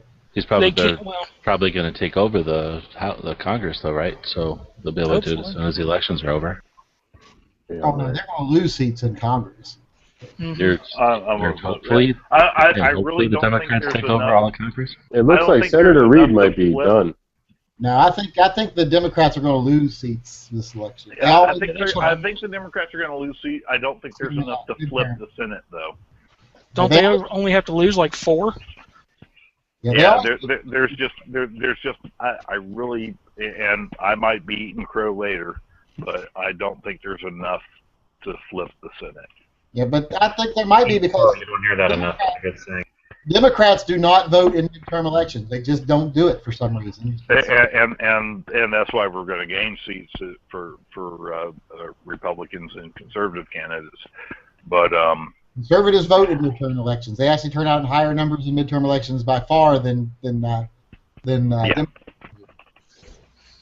Well, this time they don't have Mitt Romney to not vote for. Yeah. This tombstone made me sad. Why do people post stuff like this on their YouTube page or on their Facebook page? There's one up in Who is that, the. Chris reaching for something on the high shelf at Walmart? At this point, I swear, I call Facebook sad book because everything on fucking Facebook is some sad, horrible shit. Like, I'm done. You got some sad ass friends then. Dude, it's like, check this out. Check this video out. It's like, what? it used to be cute kittens. Now it's like cute kittens being eaten by orcas. It'll be like animal abuse. Like, why the fuck do I need to see that? Like, just tell me where to all send kinds $5. of dogs getting punched and stuff. Oh my god! Did you see that fucking thing? Why do I need to see that? No, I'm pretty good at just. I ignore it. Oh my god! I wanted to find that guy that instant and put something through that guy, but like. The woman throwing the puppies into the river? No, he picked up his puppy, he started punching the fucking dog in the face, and he was talking to the camera. He was like, "This is what I'm gonna do." where people punch dogs. They just pick up their dogs. Oh my God, I can't take it. Police officer dragging his canine unit out of the back of his car by the neck and then like punching it in the face. I was so hoping that dog would like bite that dude's dick. I don't watch it. It's always somebody who's like, "You got to see this," and it's like, "No, I don't." And then they. I mean, I punch my dog in the face in my own privacy. Yeah, sure you What do. I do in the privacy of my own home. What's not quite as bad, but you see it all the fucking time on there, is the ones that are like, what's this weird growth on this person's neck? And it's that one where they superimpose the flower over a person's neck or over their nipple, and it's just like, it's a flower. It's a that's nothing compared to the ones. Those are actually viruses. Popping. They were like cutting into and Oh, popping it's actually big a poppy abscesses. plant. It's a poppy plant imposed over their skin. No. I mean, the links that people post to that one specifically is usually a malware site. A virus for your computer, yeah. Whatever happened to just getting rickrolled? Yeah, let's bring it back to that, dude. I'd rather get rickrolled than. I get so sick of the Jesus. It will man. go Every away. time I sign on, it's 1,000. Jesus saved me today when he woke me up in time to get out of my trailer when it was on fire. And then Well, these are your Meth lab friends. was about ready to blow up. and then I always have to put on there, why the fuck did Jesus set your trailer on fire, you bastard? You know? Yeah, I hate the animal ones. I mean, I I don't even hit my dog enough because he gets away with fucking murder. It's not my shit. I always just ask, like, what is the point of watching that video? Because at the end, if it was like, please PayPal this organization, we're going to stop exactly. this. It's just like, doesn't this suck? Like, of course it sucks. Yeah, exactly. Like, there's no answer. It's like, what the fuck was that? So you're saying that I need to put up a bunch of videos of people punching puppies?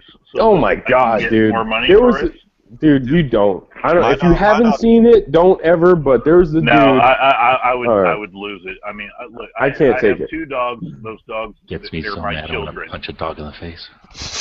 I couldn't take it. It was like some fucker like broke up with his girlfriend, and he had his girlfriend's dog, I guess, and he just started beating up the dog, and the dog was looking at him like, it was just fucking the most fucked up thing I've ever seen. I've seen Faces of Death like 1 through 8, and this was the worst thing I've seen. Like, Just stop talking about it because I'm getting pissed already. yeah, it was horrible, dude. It was horrible, and my dog this shit is all over Facebook. It's on everyone's page, like they were talking about I it. am much more likely to beat a person than a dog because Oh, hell dogs yeah. are I will go on record creatures saying right usually. now, saying that if I saw you punch your dog, I would far more likely shoot you than if I saw you punch your wife.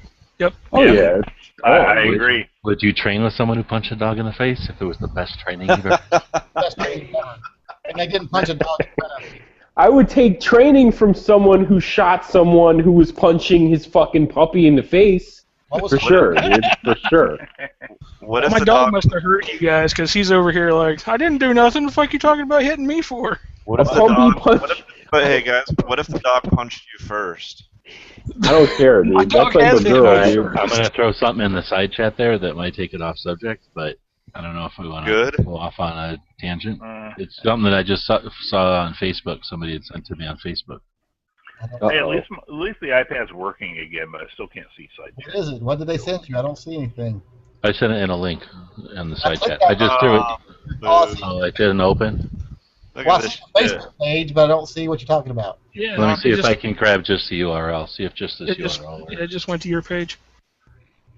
Maybe you have to be signed in or something. Dude, I Private wish message. somebody would. I wish I was a dog and somebody would punch me in my face after seeing this shit. Oh, look at that L. Did it work or no? Did that second one work? Anyway, it's a picture. yeah. At least for me, it shows up as a picture of that one of the SWAT cops on top of that Yeah, it came through. MRAT or whatever in Missouri, and it's the Coalition to Stop Gun Violence is upset about that. So I guess my question would be, do we think that it's? I mean, that's at least them being legitimate, right? That if they're upset about both police and, I mean, at least they're being consistent. Is that the word to say? I guess, but I almost see it as just them pandering and trying to validate their own opinions. Yeah, and those guys. Remember earlier I talked about the complete idiot gun control nut here. He's their director of the Florida Coalition to Stop Gun Violence. Because I am okay with the police harassing anti-gunners at gunpoint, because then I can say, well, I guess you should have had a gun. I want to take some training from this guy. Are you talking about the guy on the rooftop? He's like at the protester. He's like got the AR. He's got the scope on it and all that shit. Nearly as nice up close as it does from a distance. Up close, it just looks like he's stuck on his camera tripod with some duct tape. No, that's a nice scope, but he must be looking through the red dot because he's got that gun canted so far. That scope ain't going to be worth a shit. I'm saying the tripod he's sitting on, that shooting scope. Oh yeah, like the camera tripod with a mount on it. What do we got? The police using like a 3-gun rig? It looks like it because it's got a red dot like at a 45-degree mount. Oh God! And then it's got a I'm not seeing the red Leupold scope and then a red dot like a Burris fast fire on a 45-degree Picatinny mount. This guy. All right. If that's what our police are now using, okay, I retract my previous statement. I'm teaching advanced classes, not intermediate. Yeah, damn it. He's got to be looking through that red dot because he's got it on like a 45-degree angle. Yeah, he might have to do He might have to do a 360 no scope off the top of that MRAT. You never know. You know, his shoulder. It looks pretty straight to me. I don't know. Are we looking at the same angle picture? Of the photo. His fingers sticking up? I'm trying to figure out what he's talking about. Maybe it's just the angle of the photo that makes it look like he's holding it crooked. Yeah. All right. So you can totally come take my tactical AR class from a guy who actually met a guy who was an SF once. His mom was the force. My mom, yes. I've got Jesse Ventura's autograph, so I have a Navy SEAL's autograph. Does that qualify? yeah. You're teaching uber advanced courses. Now, if you sold out on eBay and made money from that, are you liable?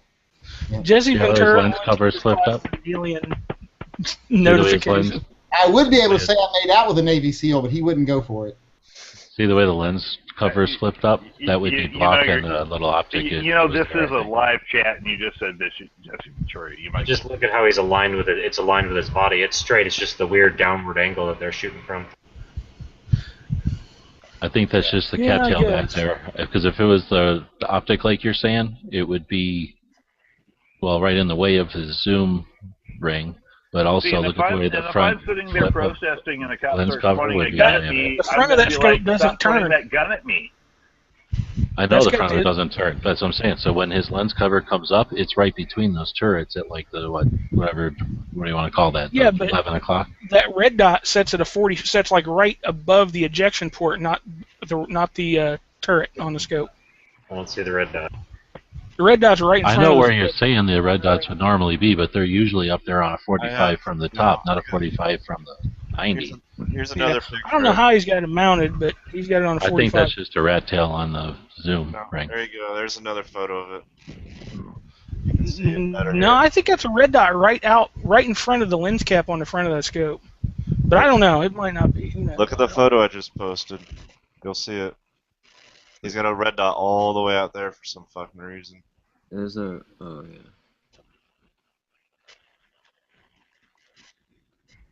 Oh, you're talking about on the rail. I'm talking about piggybacking on the scope. So let me look at this one. No, on the rail. Yeah, it's not on the scope. Oh, that's like a cheap ass one too. Yeah, it looks like a fast fire.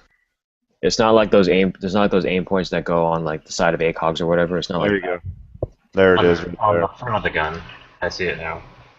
There you go. That could be a camera, dude. Look at the Yeah, I second. don't think it's big enough to be a camera. Look at the That second could be a link. camera. Look at the second That's a link. red dot. Yeah.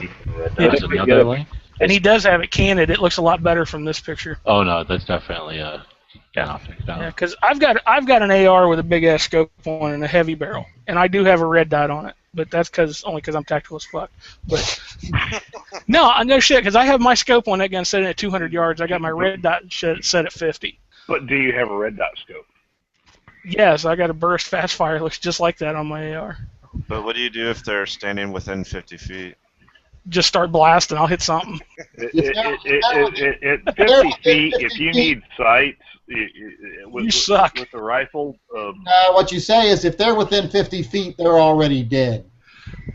I have I just yell at them. I have a gun. I will defend myself. with all necessary force. If you I'm don't glad run I it brought all this extra ammo and all these hand grenades. Good thing I nobody's can't gonna make fuss out with any me. of the patches in any of these pictures. Can you guys? The only reason it's probably one of them 4 guys guns chair commando squad patches. No, man, you just screamed, "I will not be raped again." Did you have that second that no. picture link you posted has a police tag on his front chest. It's kind of subdued. The first picture. Police, but they're those Sure, little but I'm saying the shoulder patches say what shoulder unit. patches are just the emblems of their local police department. Oh, You okay. can see in a lot of the videos, it just says like something county or something municipality, the police department stuff on them. They just had them made on the internet and put them on their uniforms. Yeah, like any team would, right? Yeah, how else are they going to do it? They went to wannaplayarmy.com and ordered some patches. It's got it from the federal government grant. And they do get grants for this crap. The Homeland Security pays a fortune for this shit for them to have. Watching tear gas mortars. Because, of course, we don't just bring the product over, have soldiers park it on a lot until someone requisitions it. What they do is they bring the shit over, and then they turn it over to an intermediate agency that then parks it on a lot, and then they get paid when they transfer to the police department. The government pays the people that didn't own the equipment to transfer the equipment to somebody else. Well, I'll lay dollars to donuts that's either Pula or DynCorp. Yep. This gun right here, at this time, I don't have a picture of it, but about 2/3 of the way down this rail, there's a burst fast fire on the opposite side of this gun. Whatever. Well, that's nice. That's like saying, oh, you can't see it from here, but Yeah, on the well, other side... it wasn't on there when I took this picture. It's an old picture. What is that? A freaking drink coaster on the side of that thing? No, it's a target that I just adhesive target I just stuck to the side of the action. That was a 200-yard target I just shot and stuck on the side there. That's See, pretty good. I have never liked those grips with the little bevel thing on the bottom. They just The palm shelf? don't work for me. Yeah, I feel like my palm wouldn't be like big enough to use it effectively. I don't really like it either, but I bought it, so I put it on there. And you can take it off. Yeah, wait a It makes minute. it look like a PSG-1. Yeah, that's like some of the top sniper rifles and the top like Olympic shooters in the world use those. They're the reason I those. know plenty of great people that like them. I've tried them. I mean, I used to shoot competitive small bore, and I never really liked them. Is that one you can attach it and tighten with a screw and adjust up and down? Yeah. Oh, okay, then that's kind of cool. Yeah, you can just take the screw out, and the whole piece will slide right off the bottom of the grip. Yeah, I would get that for my Remington, but I bought an AICS chassis for it, so you can't really like put that kind of thing on there. I don't think. Mm-hmm. Yeah. Well, if you got the Accuracy International, you don't need that. Yeah, but I mean, it doesn't. You don't have the palm shelf, but you have. It's a pretty thick grip too, right? It's the whole thing is pretty bulky, but it's. All right, what's that whole thing weigh? That AR? No. His AICS. Oh. AICS? Chassis, action, right? Scope. What's the whole kit and caboodle weigh? Actually, well, I'd probably say like 11, probably like around 11, 12 pounds with the scope and everything. Probably that much. But you haven't weighed it. I think I might have weighed it a while ago, but I don't remember. Cause God, mine's like 15 freaking pounds. Let me see. Why not?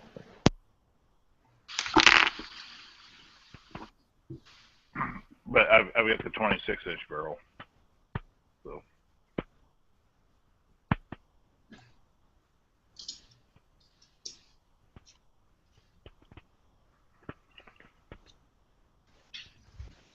I know this Top Gun here is just a Remington SPS in one of those chassis, and it weighs about 15 pounds.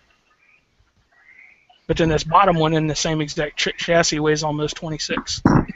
Good God, 26 pounds? Yeah. What, you got lead weights in the chassis? No, it's just heavy. This has just got the one at the top's got a real thin taper barrel, and this has got a lot bigger barrel on it. Oh, you got a bull barrel on there. It's 1.5 inch non-taper. Oh, good God.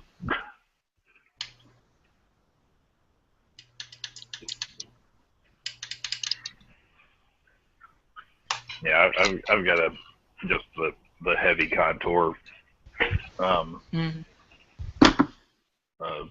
police barrel on this thing, but. All right, so the bipod is 3/4 of a pound.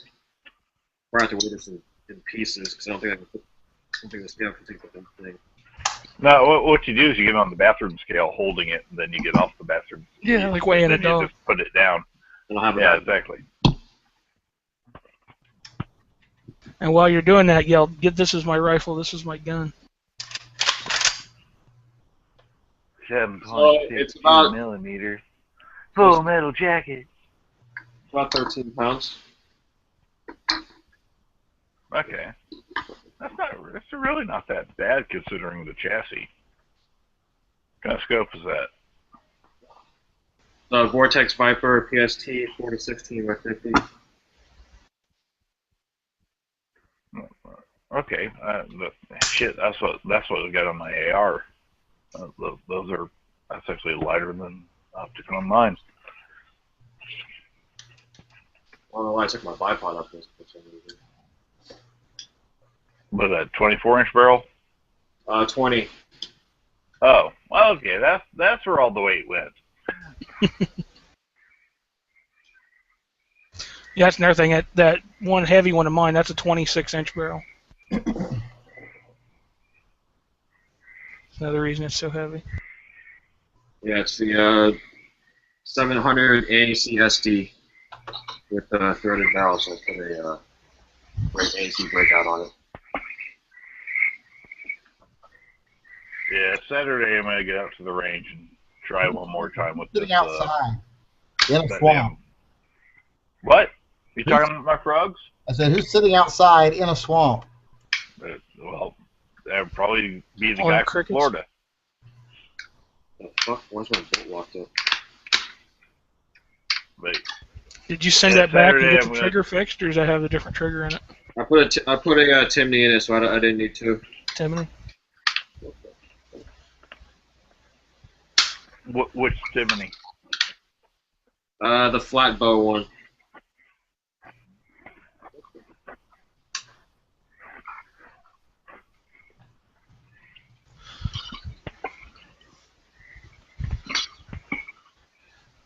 Yeah, I got lucky. My trigger, the gunsmith that I go to, took it all apart, polished everything, and it was one of the adjustable Remington triggers, so it didn't come under the warranty. And he turned it all the way down and Loctited it, and said that it had good lockup and was set at 12 ounces. Like, cool. Pretty damn light. For a factory trigger, yeah. He said he went out and was like slamming a whole box, just slamming the bolt as hard as he could, and never got it to break or like fire out of or fire. So I was like, that's all I need to hear. Yeah, I've got one of those Timony Calvin Elite triggers. Anything past about 6 or 7 ounces, and they're rock solid. You're not going to be able to beat them into going off. I settled on like 15 ounces for the pole because I still feel like if I just breathe on it, it's going. It's enough that I can put my finger on it, and then the second I think, shoot, it's gone. Mm-hmm.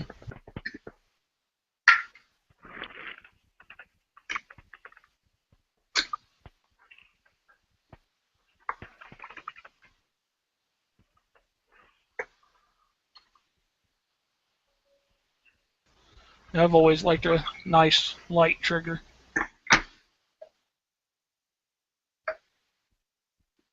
I think yesterday was Annie Oakley's birthday. Oh, yeah. That watermelon's having consequences. Which one? The first one or the second one?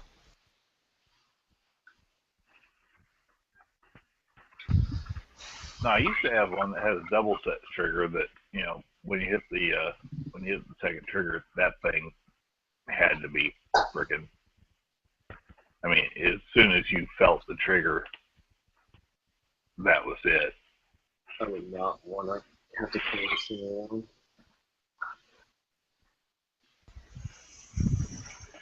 Fish, born August 13th.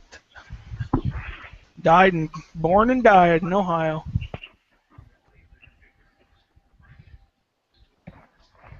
It was 2 days ago. Well, not technically, because we've been in this chat since the 14th, so it was kind of yesterday. What's up? Hold on. My microphone and my thing is off. Just give me a second here. I'm sorry about your thing.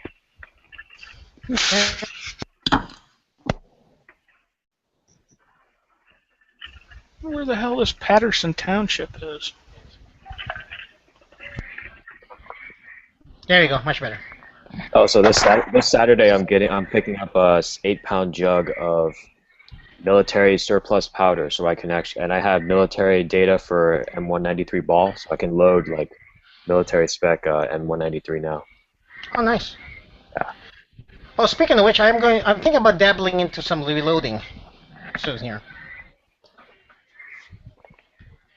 I'm gonna start with a Lee loader, make it easier to stay cheap.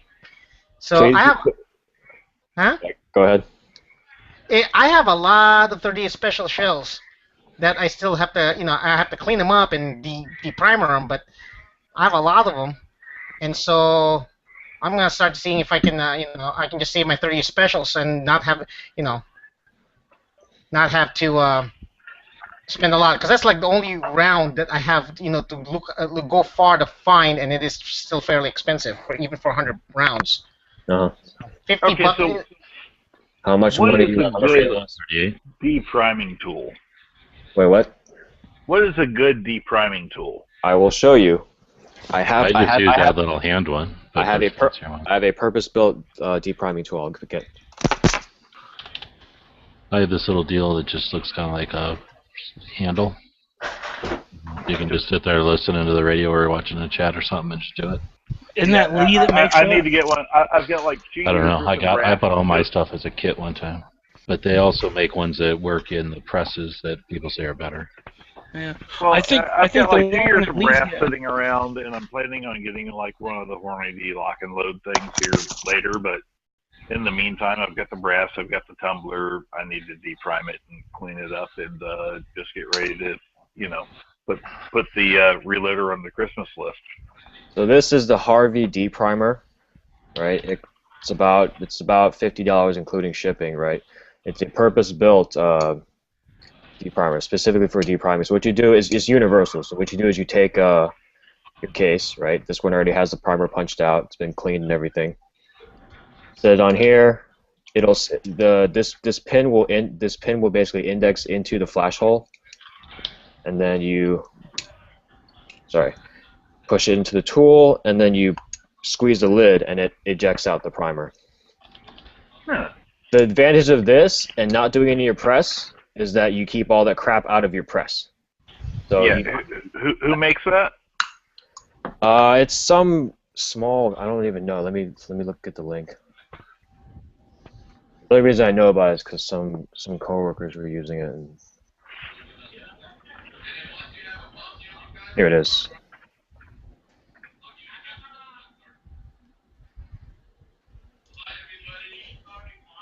Yeah, it's universal. You don't need special shell holders or anything. You can de-prime pretty much any brass. Maybe not 50 cal, but everything else. Would you do me a favor? I'm on my iPad, so I can't see the side chat. I will shoot me an email with it. I will actually. Let me put it on my screen share. So just a second here. You see it now? No, I see a blank screen. Oh, wait, there it is. The Harvey de-primer. Okay. Yeah, so I mean, you can pretty much basically deprime in front of your TV, as that kind of thing. So, I mean, I have this depriming tool, and I also have a hand priming tool because I do this while watching TV and stuff. Yeah, I might get one of them. Deprime and prime while I'm watching these chats. Yeah, so basically what I do is I have a box of brass, of dirty brass, and then I think my video's lagging, but I have a box of dirty brass, and then I have like a box full of primers, right? The box of primers is kind of big because when I put the case in here and I squeeze it, I actually point the case into the box so that all that gunk and stuff stays in the box. If you guys look at my link, that's what kind of what I want to do is with that. On the link I posted, that's what I saw. There's also depriming in there, but granted, it's still a bit more manual. Oh God. So you basically deprime the old-fashioned way. You use the same die, and then you just use I need a plastic hammer to deprime it. But yeah, I mean you can deprime with the sizing die includes a depriming pin, so. Yep. That's usually how you deprime. This is like an extra thing if you wanted to do it like not in your press. Oh, I know. Yeah. Yeah, but I mean if you're gonna like, so this is the loader that you use with a hammer. Yeah. Dude, this thing is gonna be a pain in the ass for you. You're not gonna enjoy reloading. Well, I want to start somewhere. Yeah. Start with something that's actually going to be something that doesn't make you want to throw it all in the ditch.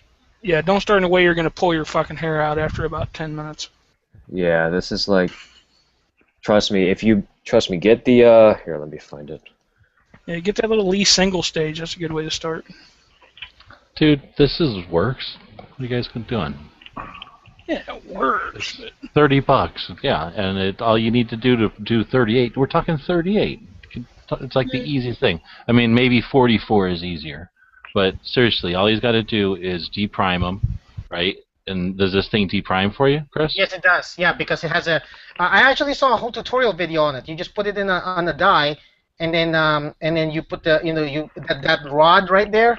You put it into the casing. You use a plastic hammer, tap it, and that deprimes it. Yeah. Okay. So it's going to be a pain in the ass, like they're saying, but basically that'll do everything you want, and you'll either figure out this is worth it or not. And then I think that's cool for $30. That's like throw it in a survival kit and you've got it, and it'll introduce them to reloading. I mean, it's not. I mean, you're not going out and shooting 100 rounds, right? You're going out and shooting like 25, 50 rounds. Yeah, I'll make rounds as I go. When I have spare time. When I'm in these chats. So. But just keep in mind that this will be slow as shit compared to if you got the loader thing. But dude, $30, you're like that's barely tipping your toe into it. Exactly. Yeah. If your solution includes a plastic hammer, rethink it. No, dude, I'm down with it. In fact, I might even buy one now that you've seen this. It's only $30. I've seen the one where it's like. Have you guys seen the one where it's maybe a foot long? And it looks like a giant lobster claw. Yeah, nutcracker looking. I have that. Yeah, weird. Okay, so that thing is what I thought Chris was going to talk about, but this is like kind of neat. In fact, you know what this would be awesome for? Is if you wanted to load up rubber bullets with like almost no powder, or maybe just primer, probably is better, just primer, and just shoot rubber bullets, because that's super fun too. Only at protesters, so. No, at cans on the other side of the room or something. But anyway, this thing, I would say... At cans? I see how you are, you racist. Shooting cans. What? He's an anti-medalist. Here, What, you never heard of shooting cans?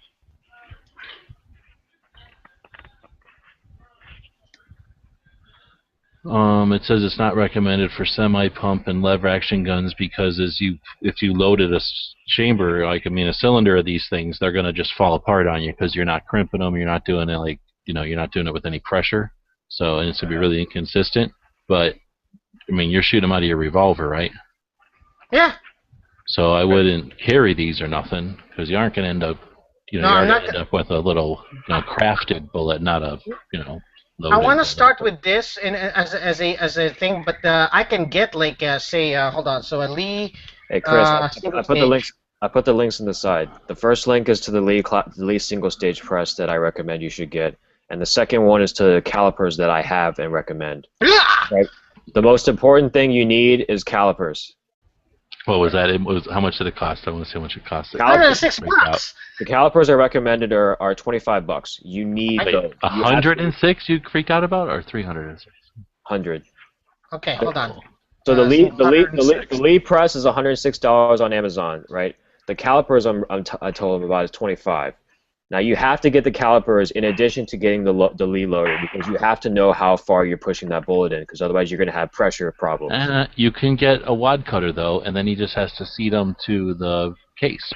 Let the case do all the work for you. Yep. Yeah, I think I guess that the RCBS digital calipers off of Amazon, they were cheap. Yeah. But even with cases, and they're really accurate. When you fire normal person, I would say it's ridiculous to reload without a set of calipers. I agree, but we're talking to Chris, who's trying to do everything on it ultra cheap. Yeah. Here's a press from Lee that I like. I like the green press. What's my green press? RCBS. RCBS. I have that kind. Is Lee better? Chris, don't get that. Chris, don't get that one. Why?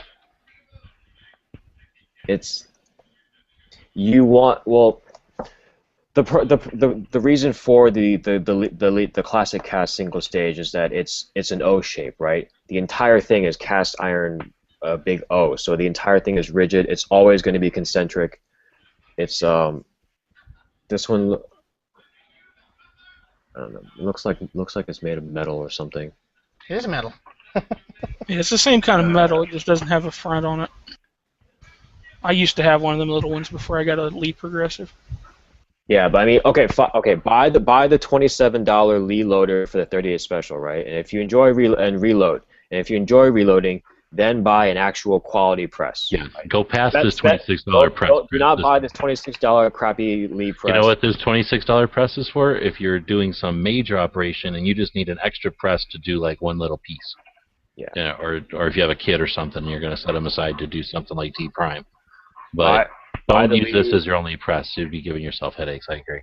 Yeah, reloading is manual labor, right? It's a bunch of repetitive, boring work that passes the time. But you don't want to be spending that same amount of time to do like less bullets, right? I mean, it's a balancing act, right? It's cost versus efficiency, right? My Dillon 650 loads 600 to 800 plus rounds an hour, but it costs like $1,000 with that configuration, right? But I can load the same ammo on the $106 Lee single stage press, but it takes me like 5 times as long or whatever, right? So it's a cost act, but you don't want to go so low in the cost that reloading is a miserable thing for you. That I spent my entire night doing all this stuff to get 1 box of ammo, right? It says right in the questions of it, can this be everything you need? It says it does not prime, so it doesn't even do everything. That little one is, like I say, I'm pretty sure that's just set up to do a station, like a job. Like I would use that as a actually, I might consider getting that as like a specific depriming thing, because I do have a decapping die. That's what I would say. I've seen people who set things up and then they have these things set up as like little tasks so that they don't have to take apart a machine to do something. But it's all about how that little gizmo goes up. It's like you're shoving a thing up into a thing. You're shoving a cylinder up on a rod, or a rod down into a cylinder. You're always doing this precise stuff. And when the thing is a C shape instead of an O shape, it's just not as strong. There's a possibility for it to bend under any little bit of pressure, and now you're shaving a bullet, and it's like, dang it, now I just shaved like a piece off of this bullet, and I got to take it all apart, and then that means you have to take it either with a camera or something and like take it apart, like stop what you're doing, and either take it apart or put it in a bucket, and then later waste a bunch of time taking these bullets apart that are wrong. Yeah. I've seen a lot just frustrating little things when it's not a nice rigid thing. That's why they made these rigid ones. Otherwise, they wouldn't even bother making them. But when you're pushing a bullet in, you want that to be 100% concentric. Yeah. Lined up perfectly. Yeah, Chris, that $106 press is the minimum cost press that I would recommend that anyone ever buy. Don't Well, buy I'm gonna say go buy it used. I bought my whole setup for $250, and that was like everything I needed completely, including every little bell and whistle, everything. Well, looks like looks like that's gonna push my plans for about a year. Okay. And well, dude, buy your $26 one. We're just saying don't go from the $23 one to the 26 because that is literally going to be a headache. Because you're going to be anyway. So then we're saying then start looking at a used set if you're really into get it. this one and then look on Craigslist or look on eBay. You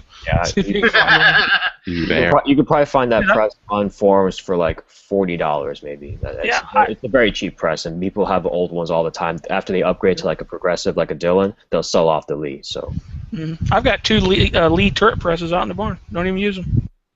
Yeah. Definitely, and that's what happens. You either get into this stuff, and you keep moving, or you get into this stuff and you quit.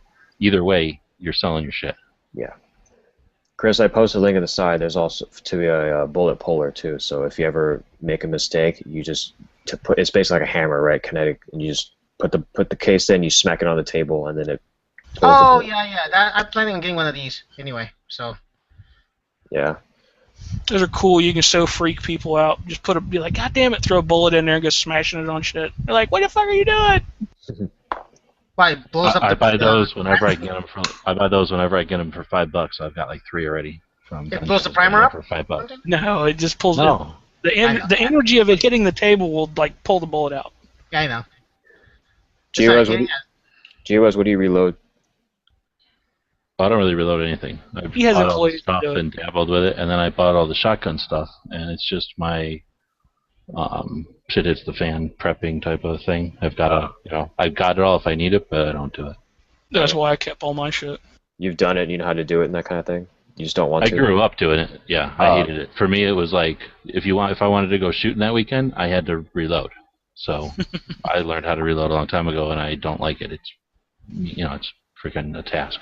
So I thought when I got back into it, I'm going to reload because it's fun or whatever, and it brought back all the horrible memories of having to reload in the basement. Actually, I might have my kids do that then. That's a pretty good idea. Like you want to go shoot this weekend, you got to make your ammo, you got to work for it, that kind of thing. Well, yeah. Then otherwise, I didn't appreciate it, and that's basically where it came from. I'm sure it's because I would be out there just shooting. I didn't think about it, but once I made it, I've cared a lot more about accuracy and all that, and it's neat. And when you're going to the range, that's all you got to worry about is accuracy, so it's fun. And then the same thing with cleaning up. I always say, I never cared about playing with guns really because I knew I had to clean them afterwards. So, I was free to go, mess with the guns. I guess it's just that I knew I had to clean them right away. So I didn't feel like ever cleaning a gun. If a friend would be like, "Oh, I want to see a gun," like, "You're right. Now you gotta fucking clean it just so you can look at it."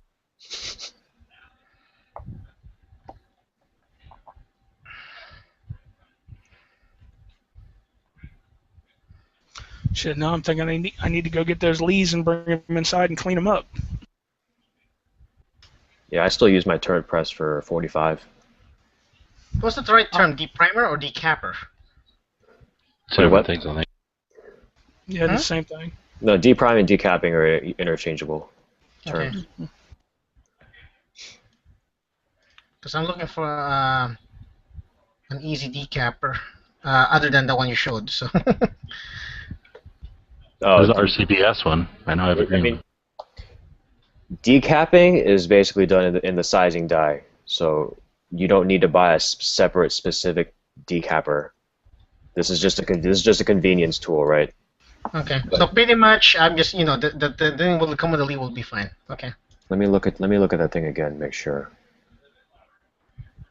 It says everything you need. I just want to make sure. Well, no matter what, all you need is a anvil with a hole in it, or some sort of piece of metal with a hole in it. A piece of wood with a hole in it, I suppose, would work, and then a punch and a hammer, or a rock, or another piece of wood. Yeah. And you can deprime. I mean, you're really literally just pushing that little brass cup out of the hole. So, super easy. It's just that how easy do you want it to be?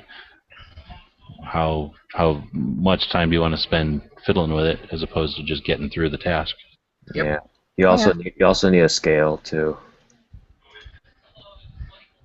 Scale for what? To measure your powder. It comes to the measuring cup. Yeah, but those are specific. they give you one measuring cup, right? And you gotta make sure you gotta find the powder that works for it, and they have a conversion for cubic centimeters to actual grains depending on the powder. So you need to look up that chart too. Yeah, I'm gonna keep it like standard with what that Lee primer would recommend. So Plus, I'm you gotta make. I'm not gonna go low or high. You got to make sure your powder's measuring right out of that cup too. I've seen those cups that can throw a little bit off. Yeah. Let's see. I'm not gonna like fill it to the brim. Oh no. I mean, there are powders that are designed so that you fill it to the brim and then put your bullet on top. So it's supposed to be pretty safe. It's a powder called Trail Boss. I've never used it, but so you got this $28 loader kit. You need your rubber mallet, which is like $2 or whatever. Then you need a box of primers, box of standard pistol primers, which would be about anywhere from $30 to $40. You need a bottle of powder, usually 20 to 25-ish. So you're probably end up spending about $100, not including the bullet puller, not including calipers or anything like that. And you need bullets too, 100 pack of 38 special bullets. I know where to find those. Yeah, I mean, you go to Cabela's, you'll find everything. They have all. Yeah. I go to Cabela's. I know where I can find those. I can buy them at Midway too. And maybe next summer, I'll venture into molding my own 38 specials. Yeah. If you got any questions, let me know. I mean, I can show you how to do. Yeah, I mean, I can show you how to do stuff here or whatever. Well, was that? I'm sorry. I heard somebody. Wes, did you say something? Like don't forget the Duracoat. Duracoat? Duracoat your bullets. Duracoat your bullets. Why? Who was talking about that? Was it VFR? No. Somebody was in here talking about Duracoating their bullets one day. When they cast their lead bullets, they Duracoat them and bake them. The fuck to make for? a coating. That way, apparently, if you take your lead bullet and coat it, you can shoot it through a Glock. Oh, because what's that deal with the rifling and lead bullets, anyways? With their rifling, you're not supposed to do it. I don't know. With their polygonal rifling, it has the ability to build up. I guess, and then if that happens, then too much pressure, the bullet would stick, and it's a litigious thing, I think, more than anything. Too much pressure in a Glock. That's funny. I wish I could remember who was talking about doing that. Probably Ballistic. He's the only other one that talks about reloading all the time. Ballistic. Because he had pictures and everything. He was like, I like powder coat my bullets, and he had a picture of all of them sitting on a fucking cookie sheet in an oven. Yeah, he does casting. I don't do casting. I could probably cast it and learn how to freaking coat it or something like that. melt copper and lead, and then just dip the in copper, and then there you go. Be like a pain in the ass. Cast a 32 bullet and then put copper on it so it fits in a 38. Exactly. Have you seen where they use 22? I think they use 22 brass to coat lead bullets, or to copper jacket lead bullets. I think I've seen that. I think it's called swaging or swaging. I don't know how to say it. But you can basically use the copper, the 22 copper and copper, or what should I say, jacket of lead bullet. I've seen that. I've seen them do it with 45 too. I think it's 45. Looks like a lot of work to make a bullet. Yeah, I wouldn't make bullets. It's a pain in the ass.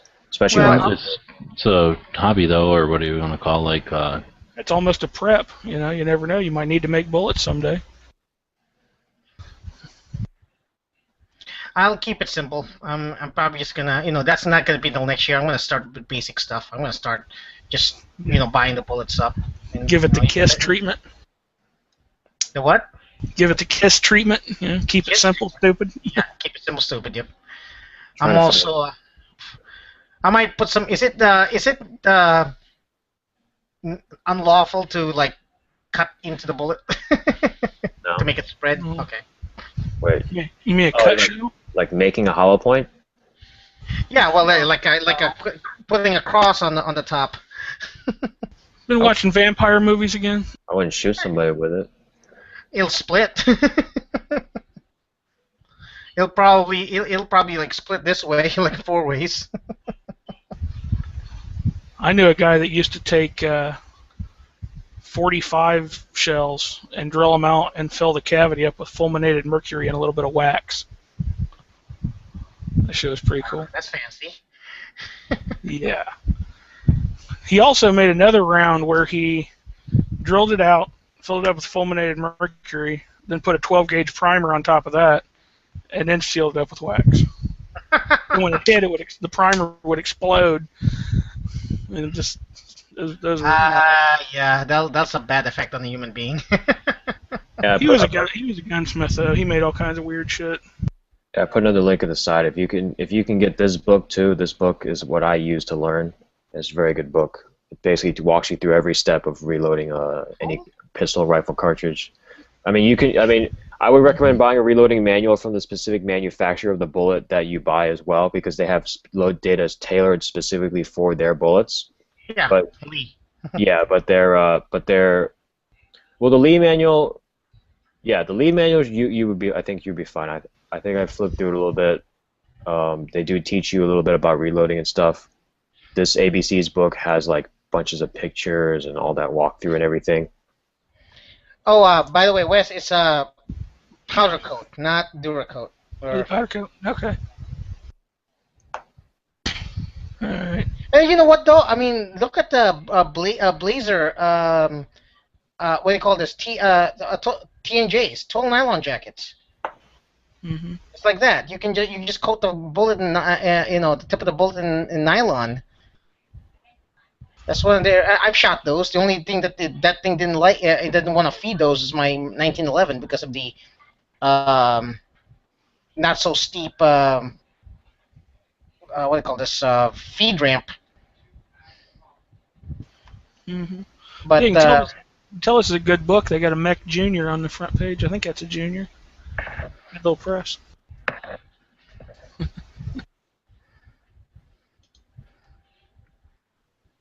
So I'll dabble in that. I'll start with the Lee. You can give it some time. Maybe a couple of months here. I think that's all of what reloading is. Give it some time. Yep. I wanna get more brass. Do you just to clean the brass other than the tumbler? You just just brush them, right? Just you have like a tube brush or something like that. You do not want to clean brass by hand. That sucks. Okie dokie. Yeah, it's. How do you clean them? You need a tumbler for that. Okay. All right, then it's February.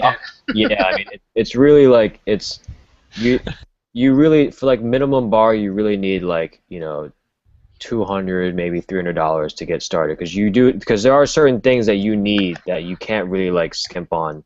Okay. Then it's August of next year then. Thank you. Okay. Instead of getting a tumbler, take one of the large Ziploc bags. Get you some corn cob media. Fill it about half full. Fill it about half full again with your brass. Duct tape that sumbitch up real good and then just throw it in with a load of towels in your dryer. They'll do damn near the same thing probably. I don't know. I'm just saying that, but I bet it would work. I bet it would work. I mean, that's all it does is rub that media around on the brass. So. Well, thank you. I do it at a laundromat in case it opens. Then you can just be like, "Oh shit! Look at the time." Thank you, Daniel. You're gonna pretty much bring me to reality on this one. So. Yeah, I mean, like it's not something that you can get into without spending a couple $100, right? You need a couple. You need half of a Glock, right? Right. Huh? Like you need half the price of a Glock to get into this kind of thing. I wouldn't know because I don't give a shit about Glocks. So. Or like any Okay. You need a Smith & Wesson shield to get into this thing. I know. That's $400. Okay. You need about 2/3 of an AK pistol. So it's $250. Somewhere around there, yeah. You could sell one gun and then you would have enough money to get into this. And that, I mean, you can find those presses, like G-Web said. You can find them used. Well, the presses are fine. The tumbler's just extra weight. It's like the straw that broke the camel's back, basically. You can find a you can probably find a tumbler on forums. People sell their entire setups all the time. Just look on forums tonight, and local and that kind of thing. Look on eBay too. People sell stuff there. I mean, you can find a tumbler pretty cheap. Oh, I have an idea. Just get little tiny pebbles. Get a mason jar, and put the shells in it. And just yeah.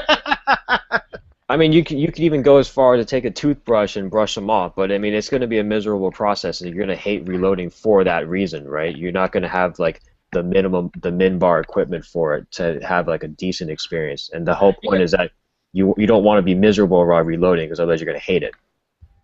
You know what? Here's the thing with me, though. The thing with me is mundane stuff like that I do. I mean, don't get me wrong. The only reason why I hate cleaning my guns is everything that's involved in it, like that. Like the nooks and crannies that I get to. But I clean my guns. I will clean my guns. If it's something like that, something I can sit in front, or something I can do right now, right on top of a small wooden TV tray table, here, and something I can do, I can make probably 50 to 100 rounds in one setting of this chat. Because I'm just going to have to mute myself every time I have to hammer out a freaking primer. I mean, if you really, I think you technically do not need to tumble. You just need to wipe the crap off the outside of the case, right? Okay. So tumbling is just for purdy. Okay, so you don't have to. It's for purtiness and for not dirtying up your dies. You don't have to clean your dies as much. Like, I've never cleaned my pistol dies because I tumble, right? Oh, that's fine. That's fine then. I mean, I was wondering if you have to like scrub the inside or something like that. No, you don't need to scrub the insides. And good. So, all right. I don't think you need to scrub the inside. I mean, there are like little chunks. If nothing else, just take a wire like bore brush that'll fit in the case. Take a wire bore brush, stick that in an electric drill, and just take the case and like run it up and down while that bore brush is spinning. That'd probably clean them out just fine. That'll work. Okay, I found some tumblers for $40. So here we go. Yeah, I mean the tumblers are freaking cheap. And you just go to like, don't buy the media from the tumbling companies. Go to like a what was it?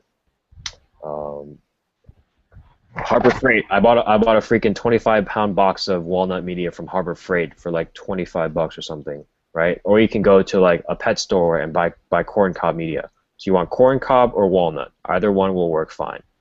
But you can get corn cob media, I think, at pet stores because like use it for like birds and hamster cages and stuff. Okay. Yeah. I can find one for, according to this, I can find one for like $20 for 12 pounds. Yeah, so it's okay. I'm gonna need like a media separator though, but My God invented colanders. That's later. Yeah, that's later. Probably just Hooch Scooper from Pet Story. Dollar store colander, or sometimes for like when I tumble rifle rounds, I don't even run them through a media separator. I just take the brass out and shake it. Okay. The rest of these are probably going to be next year. I'm going to start out with just the lead loader, maybe the press, and that's it. And of course the powder and the bullets, but yeah. So, and I want to start out with either plain lead round nose or just copper jacket, like Full Metal jackets to start with. I would stick with Full Metal jackets because they're probably going to be easier to push to seat into the case. Because the copper will be smoother on the brass than I think lead. Yeah, well, yeah, Full Metal jacket, I'll stick with that, so, yep. Yeah.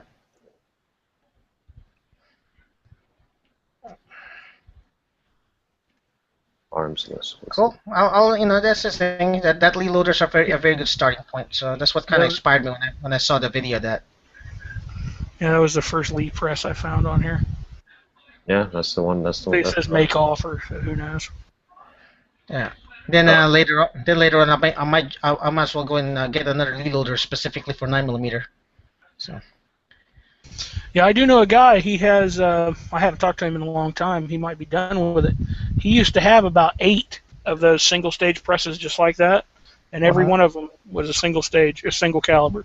He would deprime, reprime, all by hand while he was watching TV, whatever.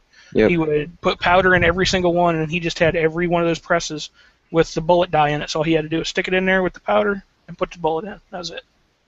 Yeah, it's great because you don't have to adjust anything, right? That's why you buy like tool heads for the Dillon, so you have all your dies in one thing and just take that unit out and switch calibers. You never have to adjust your dies again.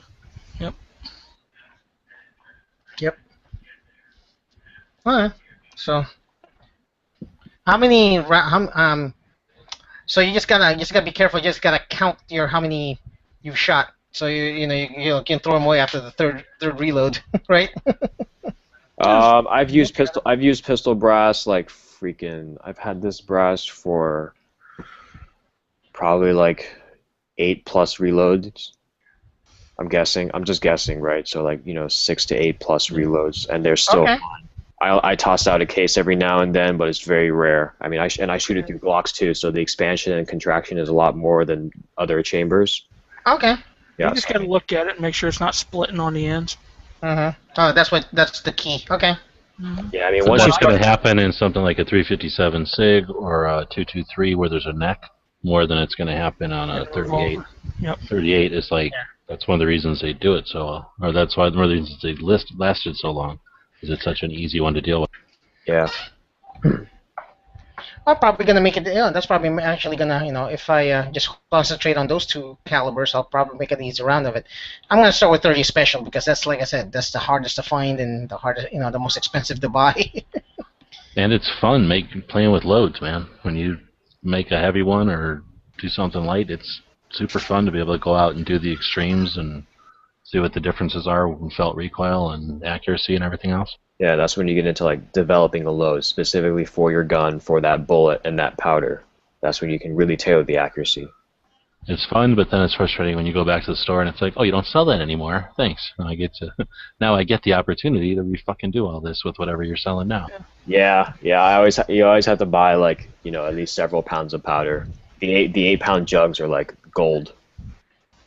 There you go, Chris. Check out that very bottom link I put in there. That'd probably be a good starter setup. It's $120. The whole thing? The whole thing. Oh, yeah. Arms list. It's got a scale, powder measure. He's got the primer I use. He's got the powder measure I used to use. Well, that's a kit that somebody bought and never used, it says. Yes. Mm-hmm. It might not be pristine, so you can just compare that to the actual kit that's for sale somewhere. Yeah. I mean, it gives you a scale, it gives you calipers, it gives you, it looks like calipers, but it gives you pretty much everything you need, like that you would really need, right? Not the minimum. Yeah. It doesn't say what caliber it is either, I don't think. No. Yeah. Well, that would depend on the dies. That's just the kit. Yeah, you need the dies. 38 special dies. They're usually around like $40. Yeah. That includes the depriming, the powder charge, bullet seating, and crimping. And you want this is sort of being lame though, because all those things in the back are just like the boxes or the manuals. Yeah, they're all just making it look like a bunch of stuff, but it's just there's only like 5. It's really just like a few things in there. There's the press, and there's a powder funnel. Well, I don't know. Does he need all this shit? I mean, you need the press. We all agree on that, and then you need the powder funnel. You need I could use the press. It'd be nice to have the press. Yes. You need the press. If you're going to do any amount and you want it to be consistent, the press is a must. Because it's so versatile, dude. It's like having a good table to work on. Because you can deprime with it, you can put bullets in with it, you can take bullets apart with it that you can't pull apart with a hammer. You can do all that swagging stuff I was talking about. You can do stuff that I haven't even gotten into. You can crimp. You can do all kinds of stuff with a press because they've been around for so long and they made all kinds of different heads, tools, and shit to screw into it. Yeah, you will. That kit will be better for you. The only thing that's extraneous is the hand priming tool, but that might only be that might only be there if the press doesn't do priming, right? If the press does priming, then the hand priming tool is extraneous, and I don't think it does because I don't see that little tip in. Where does it list what's in the kit? Well, I found a link to it. I'm trying to see if it says here. Okay. It says Google the kit. O-frame press, blah, blah, blah, blah, blah. Built-in primer catcher, so That's just powder handling system. Just a tube that sticks in the bottom. Precise, perfect powder measure. Case prep tools include a cutter, lock stud, inside-outside case mouth chamber tool, primer pocket cleaner, tube of lube. Wait, are you gonna get a tumbler? Not yet. You were talking about medium and stuff. What were you gonna do with the medium? Well, they were trying to get me into getting a tumbler. I was recommending tumbler. You asked Okay, here. How about this? You take the brass cartridges that you've got, you deprime them, put the media in there, the tumbler medium, put that all in a gallon baggie. Yes. Go on the way to work. Put that in your hubcap, and then drive to work. Hubcap? That is so close to what I said. Oh, what did you say? I said put it in a Ziploc bag and duct tape it up real good and just take it to a laundromat and throw it in a dryer. Oh, there you go. Okay. That way, if you're at the laundromat, though, if it breaks open, you just be like, oh, Yeah, shit, I gotta go. With a bunch of I want my quarterback. There's a bunch of weird shit in here. So the press, so the press does priming because I'm looking at this kit on the Lee website and they have the little priming arms. So it does prime. So the hand priming tool is like an extra thing.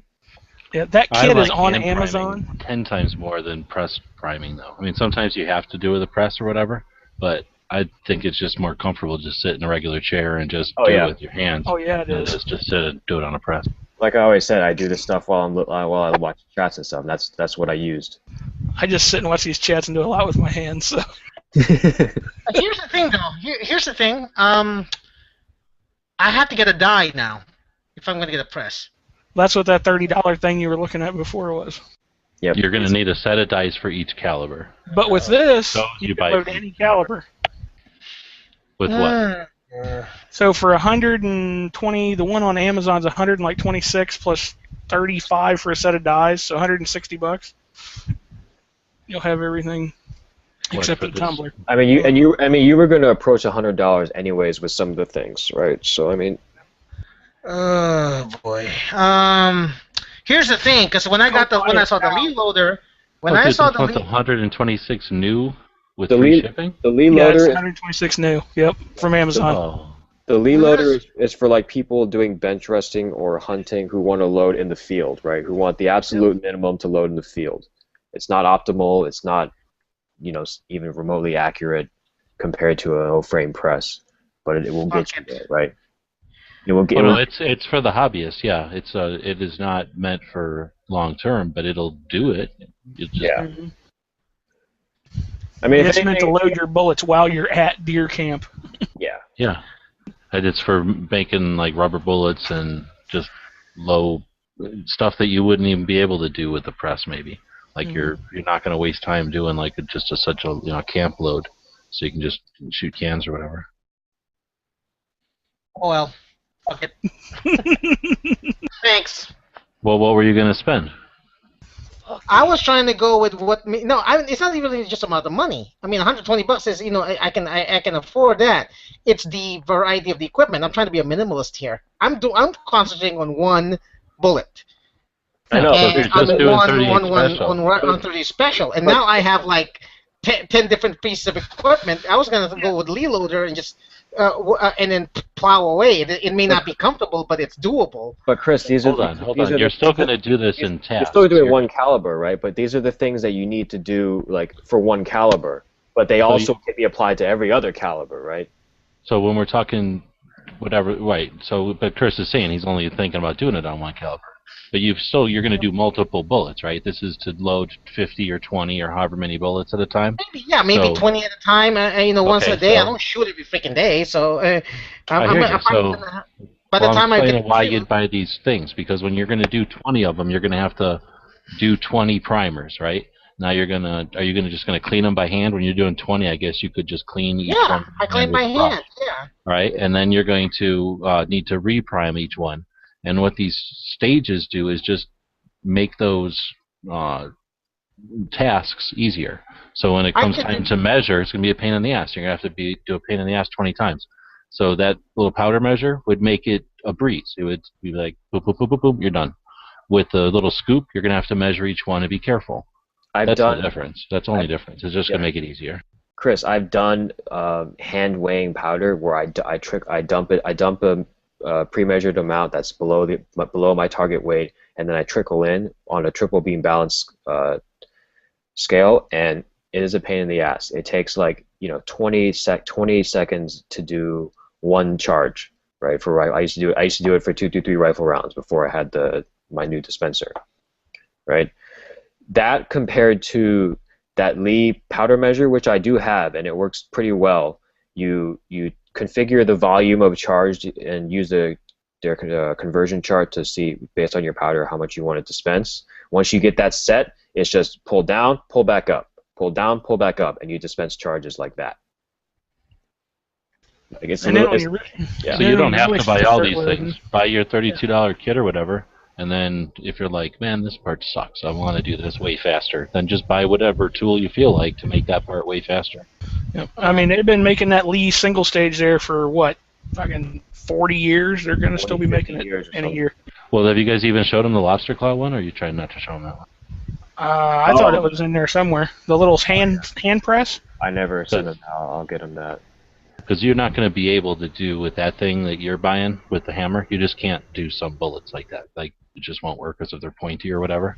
It's just not going to work. So they make a little tiny press that's like portable, which is the same concept. Yeah, you're out hunting and like, oh shit, all my ammo found. Like, I don't even know why they would do that. I guess old timers thought that it was cool to reload while they were hunting or something, but that's why they made those kits. And I have like rifles and stuff. Dig it out. Let me go find it. Once Chris really gets to liking it, he can get him one of them RCBS powder measures and scales. It's like $600 just for the powder measure and the scale. Well, I got an RCBS kit, and it wasn't that much. No, this is just a powder measure. It's that programmable powder measure with built-in scale. If I can get my hand on $600, just out of nowhere, the first thing, I'm not gonna get no powder scale. The next thing I get is, hey, look, I got a new AK.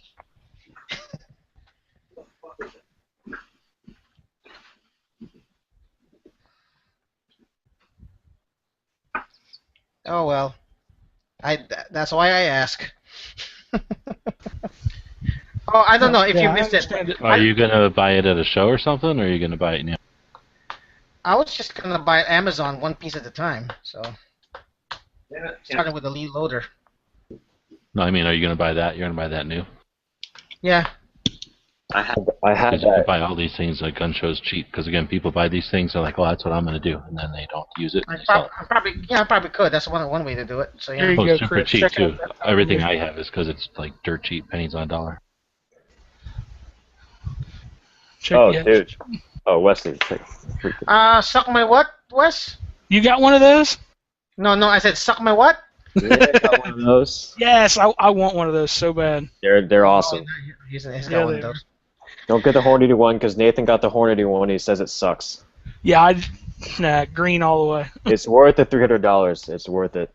Yep. All you gotta do is put that tray in there, hit the button. And you hit the button once, so you never have to hit it again. You just put the empty tray in, and it freaking put the tray back on, and it keeps dumping. It's so nice. After I got that, I was like, I never have to hand weigh anything again. It was amazing. Yeah. As soon as I start reloading again for my 300 Win Mag, that's what I'm getting. Yeah. Because I already got a press. All I need is a decent scale that'll drop the charges the way I want them, and that's it. Yeah. You're shooting out of a 38 or a 357, Chris? 38. Well, the best revolver I have is my cowboy gun. So. You have it. Making sure because you're gonna be taking to some extent some risk if you don't get a scale. Because you can either weigh by, or you can measure by volume or by weight, right? By mass. So on a scale, you're getting a true indication of what that powder, how much mass there is in that powder, how much there is. With the powder scoop thing, you can have a potential for less. But your charges will as long as it's not a heaping scoop, you should be good to go. No, I'm not. I mean, I definitely don't want to I don't want to make it hot. So. I want to stay within the standard range. If you own a 357 Magnum, I would shoot your first loads out of that 357. Oh yeah. And then check for pressure signs. And I then have a lever gun. I have a lever gun too. So yeah. Okay. Yeah. So yeah, I'm shooting out of this, and this is Tough Mudder. So.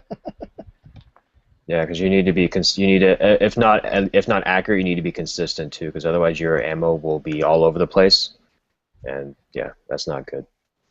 That's no fun. Yeah. If you spend all this time on it, if you spend all that time on the ammo and it's not accurate, that sucks. Yeah, that's the first thing I'm gonna do. So. That's the first thing I'm gonna do is test my loads to see how accurate they are. Your first round, and maybe your second and third. Just don't even worry about the accuracy. Just test for pressure signs, because that's the first thing you need to see. If you have pressure signs, you have to stop and you have to pull all your bullets and redo the powder.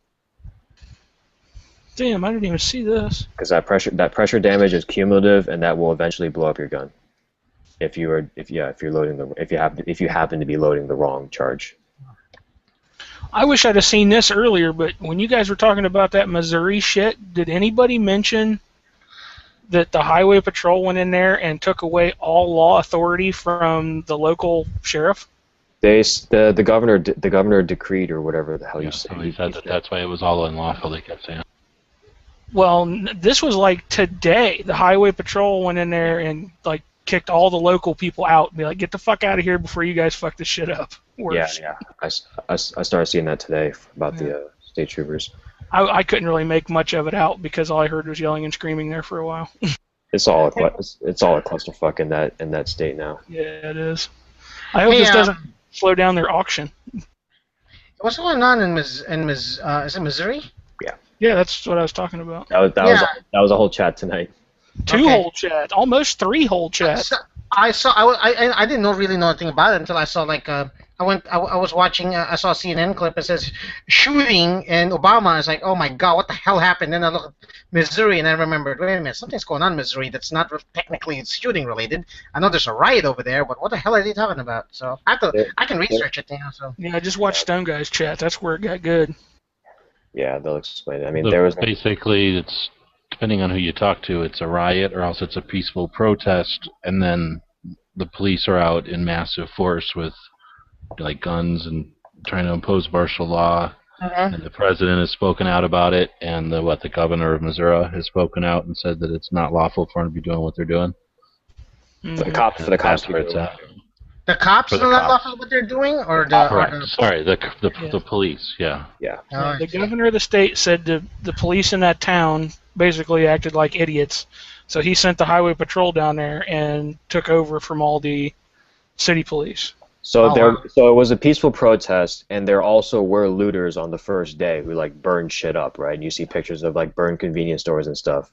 But the cops are still out there in full military apparel and gear and guns and all that stuff, and shooting tear. I saw a clip today of them shooting tear gas directly at the feet of Al Jazeera reporters, like shooting video at them or whatever, and they all ran away. And then the video pans back, and the cops are taking down their equipment, like pointing the cameras at the ground. Did you see the newest part of that?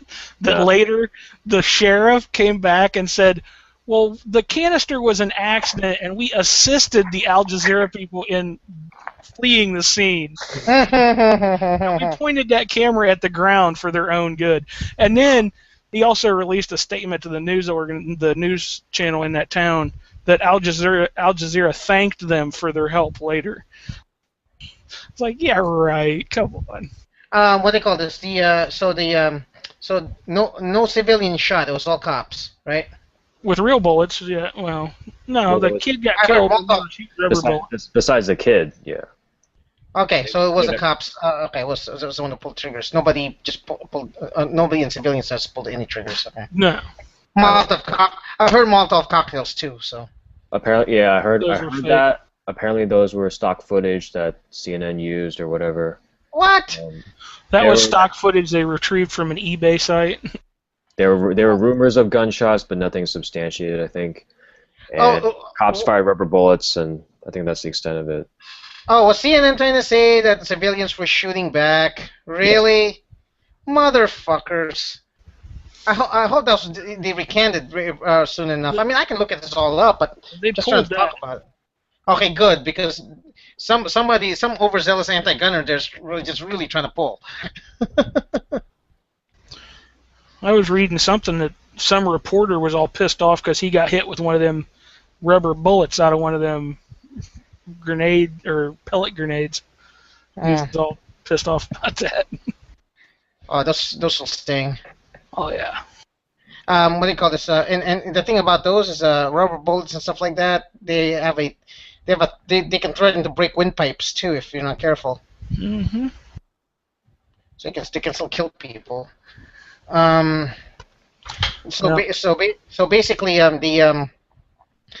if Piers Morgan was still had a show and he followed the minute that, he probably the first thing is to say, Missouri civilians started shooting at police with AR-15s. Oh, he'd be down there interviewing Reverend Al on the city street right now. Yeah, and it says, so did you see those AR-15s being used by the white civilians over there against the police? Say yes. No, Say nobody in the crowd had a gun that I saw, unless they were concealed somehow. Oh, they probably stole footage or photoshopped it if they could. So. Photoshop. Yeah, I mean, any pictures I see are just unarmed people like holding their hands up, whatever. They were like walking down the street like hands up, don't shoot, or that kind of thing. Yeah. The one thing I didn't understand is why the hell were the cops throwing everybody out of a fucking McDonald's? I haven't quite figured that out yet either. They thought that, oh yeah, I saw that one. They thought those were like looters or something like that, troublemakers, and they were actual customers, paying customers. They're fucking sitting there eating their Egg McMuffin, looting this McDonald's. There's a terrorist cell in the bathroom too. Give me all your money, but then give me McMuffin. I'm gonna sit here and eat it, and then I'm gonna leave. Yeah, give me all the money in the register, 2 Egg McMuffins, and large orange juice and hash brown. For free. Oh, you. At least, yeah.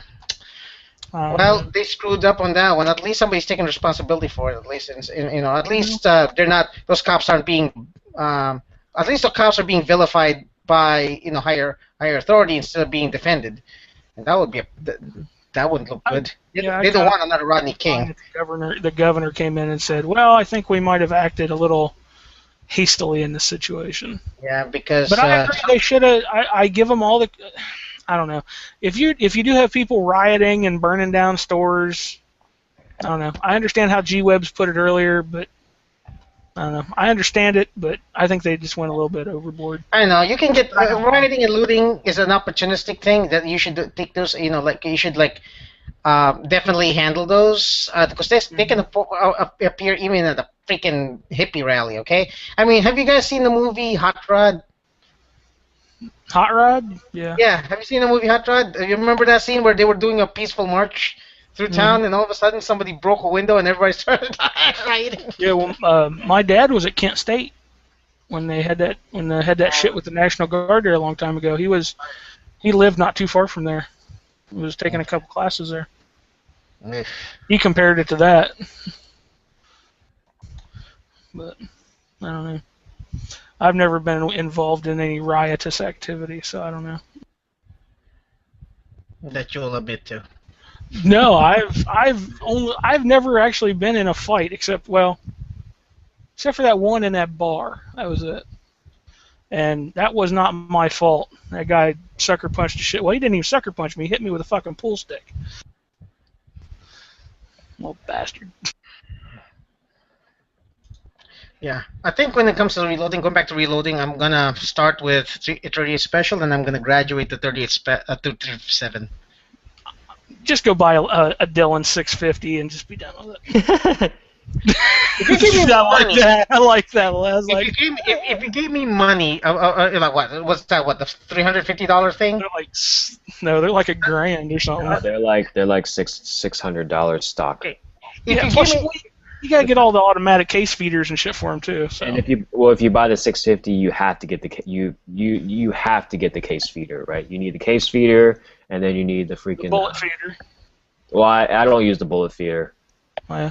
Yeah, I mean, technically I don't even use the machine to like half capacity. I think I load like maybe 400 rounds an hour, and then you're supposed to be able to load like 800 plus.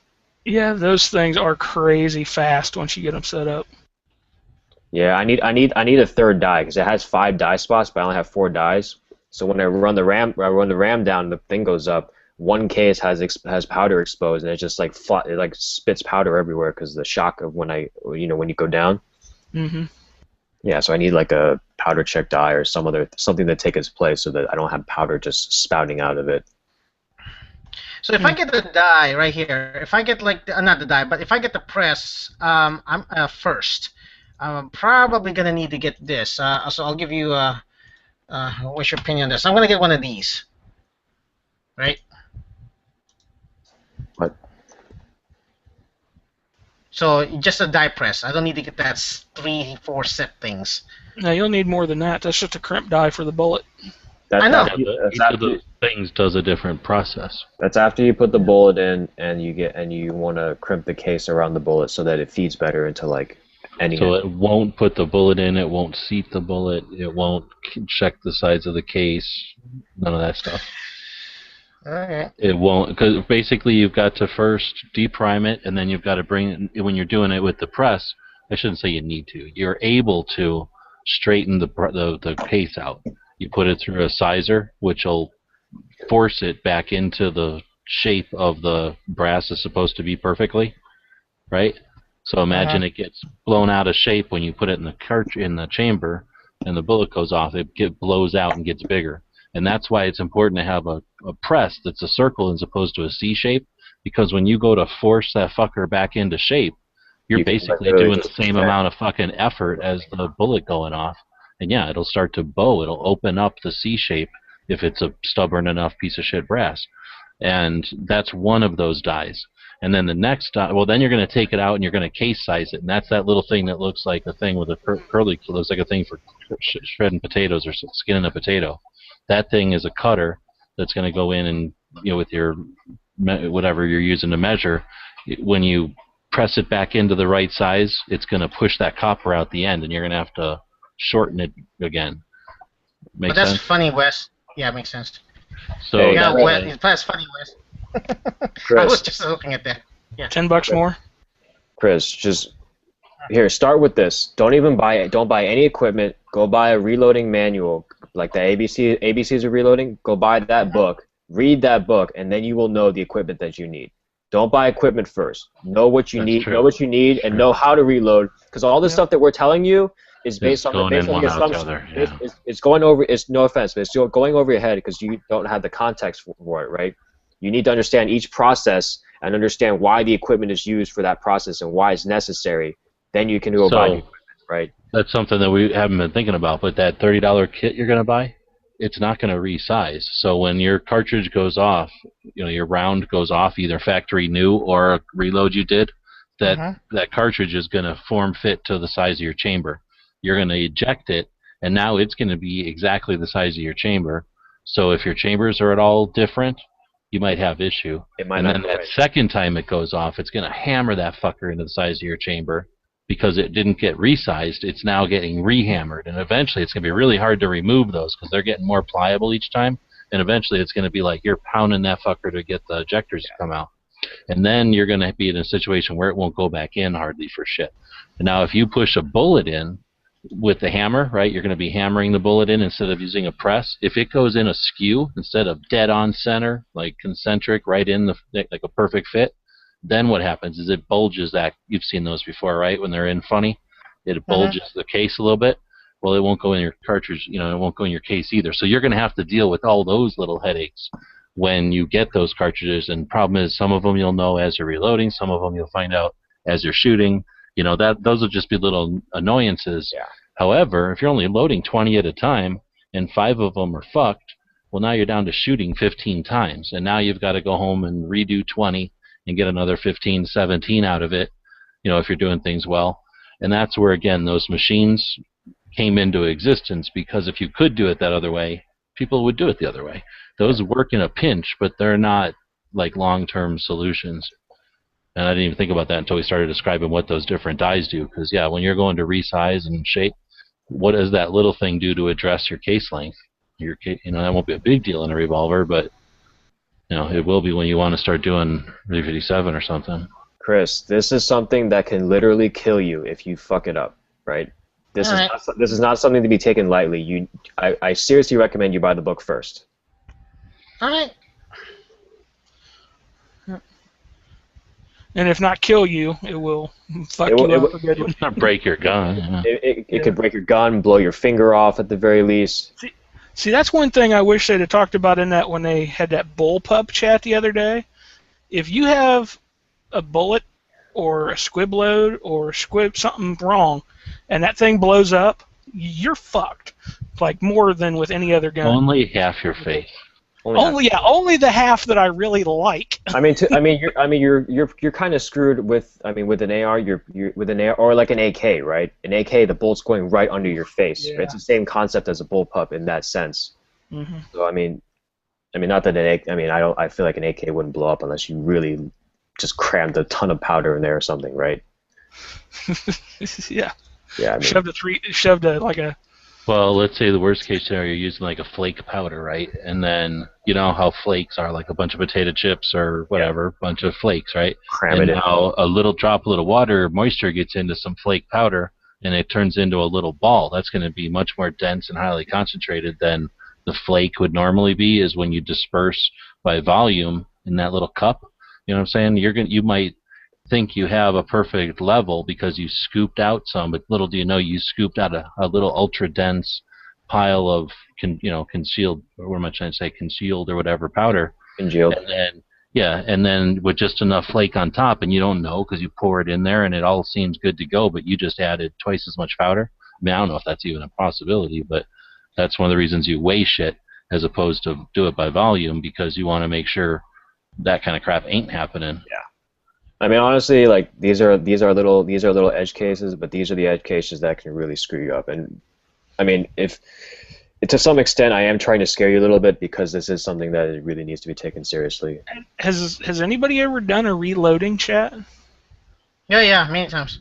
No, not really. Not really. Not many of us reload, I guess. If anything, it comes up like when I start talking about it. Yeah, you were ballistic. Yeah. Well, we had some before, so but like I remember vaguely somebody a bunch of amateurs talking about it though, for sure. Not like a bunch of hardcore reloaders getting together and shooting the shit. Yeah. I mean, it's like me. I reload. Nathan reloads. Ballistic. All right. Who else does? I don't even know. Nathan does like precision rifle stuff, and I think Bulk 223. It sounds like Guru probably has the stuff. He probably reloads. Yeah. Oh well, okay. I will start my new. I'll have some loads started up in August of 2016. 16. So.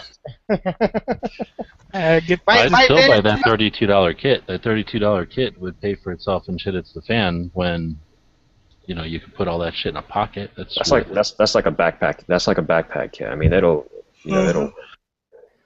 Well, I'm saying in the worst case scenarios, they're like, oh, this doesn't work very well, but you only paid $30 for it and you still got it. You probably sell it for $25 or just keep it and you only paid $35 for it.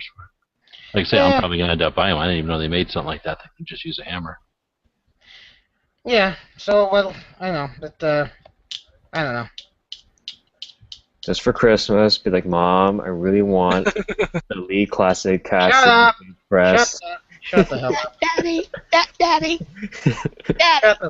Alright, shut the fuck up. Have Bob bring you one from Canada. They're probably cheaper up there. Wes, here's a full cup. Now shut the full cup. Thank you. Was that a box of Pringles or something? Yeah, it's a box of Pringles. I got some Pringles sitting right here. Oh, I haven't had No, it. it's actually a Stacks, the cheaper one. Stacks. No, I like the Stacks better. Especially, I love the. They're crispier. I didn't give Well, a shit. down here they're $1. Pringles are like $3. Yeah, I usually get Stacks at Walmart. I used to get Stacks at Walmart for like $1. Yeah, hell, big can of Pringles is like $1.99 or something. Overpriced. Yeah. Fancy 1% chip. I don't get chips a lot, but I like Pringles every once in a while with a son sandwich. of a bitch. Some Amazon shit, not eBay. I buy my Pringles on eBay. I just got this laser. What do they call this? That Borsighter? Borsighter. Not the. I left it on here. I was gonna sign in here. And it's on, and now the freaking's weak as fuck. Now I gotta get new batteries now. Son of a bitch. Yeah, those cheap ones you have to take the batteries like out. Yeah, I know. But I just drained it. So I have to buy batteries. Huh? Do it in the dark. Do it in the dark, and the thing will look brighter. Yeah. It'll look bright. I don't know. I bought one I think for 9 and 223, but I just never really. I bought one for 223. I just never relied on it. I just never thought like. I always assumed that it would never be perfectly concentric with the case, so that you would never be pushing out a straight line. I don't know. I got one that like magnetizes to the very front of your barrel, the crown. Oh, that's cool. It's a green laser too. You can see that shit for like on a steel plate down here at 200 yards. But your crown has to be perfect, right? Well, I'm hoping it's perfect. Or close enough to do a bore sight. If not at 50, 75 yards, I can at least get it on paper. I just know I can see it clear down there if I have to. Yeah. That's for later. I'm not going to be shooting. Because of the freaking rains and the freaking humidity, I'm not going to be shooting for another month.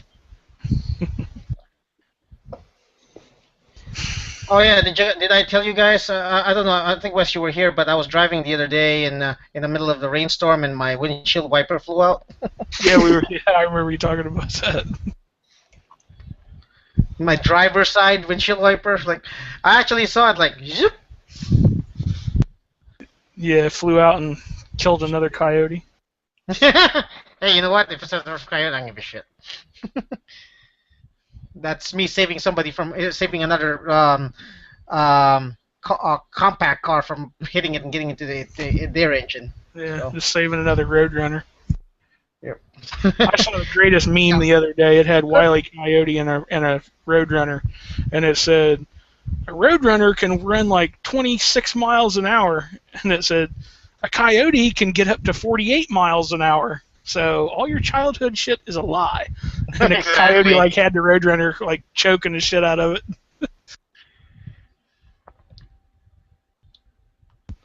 What the fuck is my dog? Really? Dog, what are you doing? This dog has been licking its balls for like 20 minutes. I'm gonna head out, guys. Night. Daniel. Yeah, same here. I gotta go. I'll talk to you guys later. Guess I'm going. Later. Alright, see ya. Looks like it's about time to shut this party down then.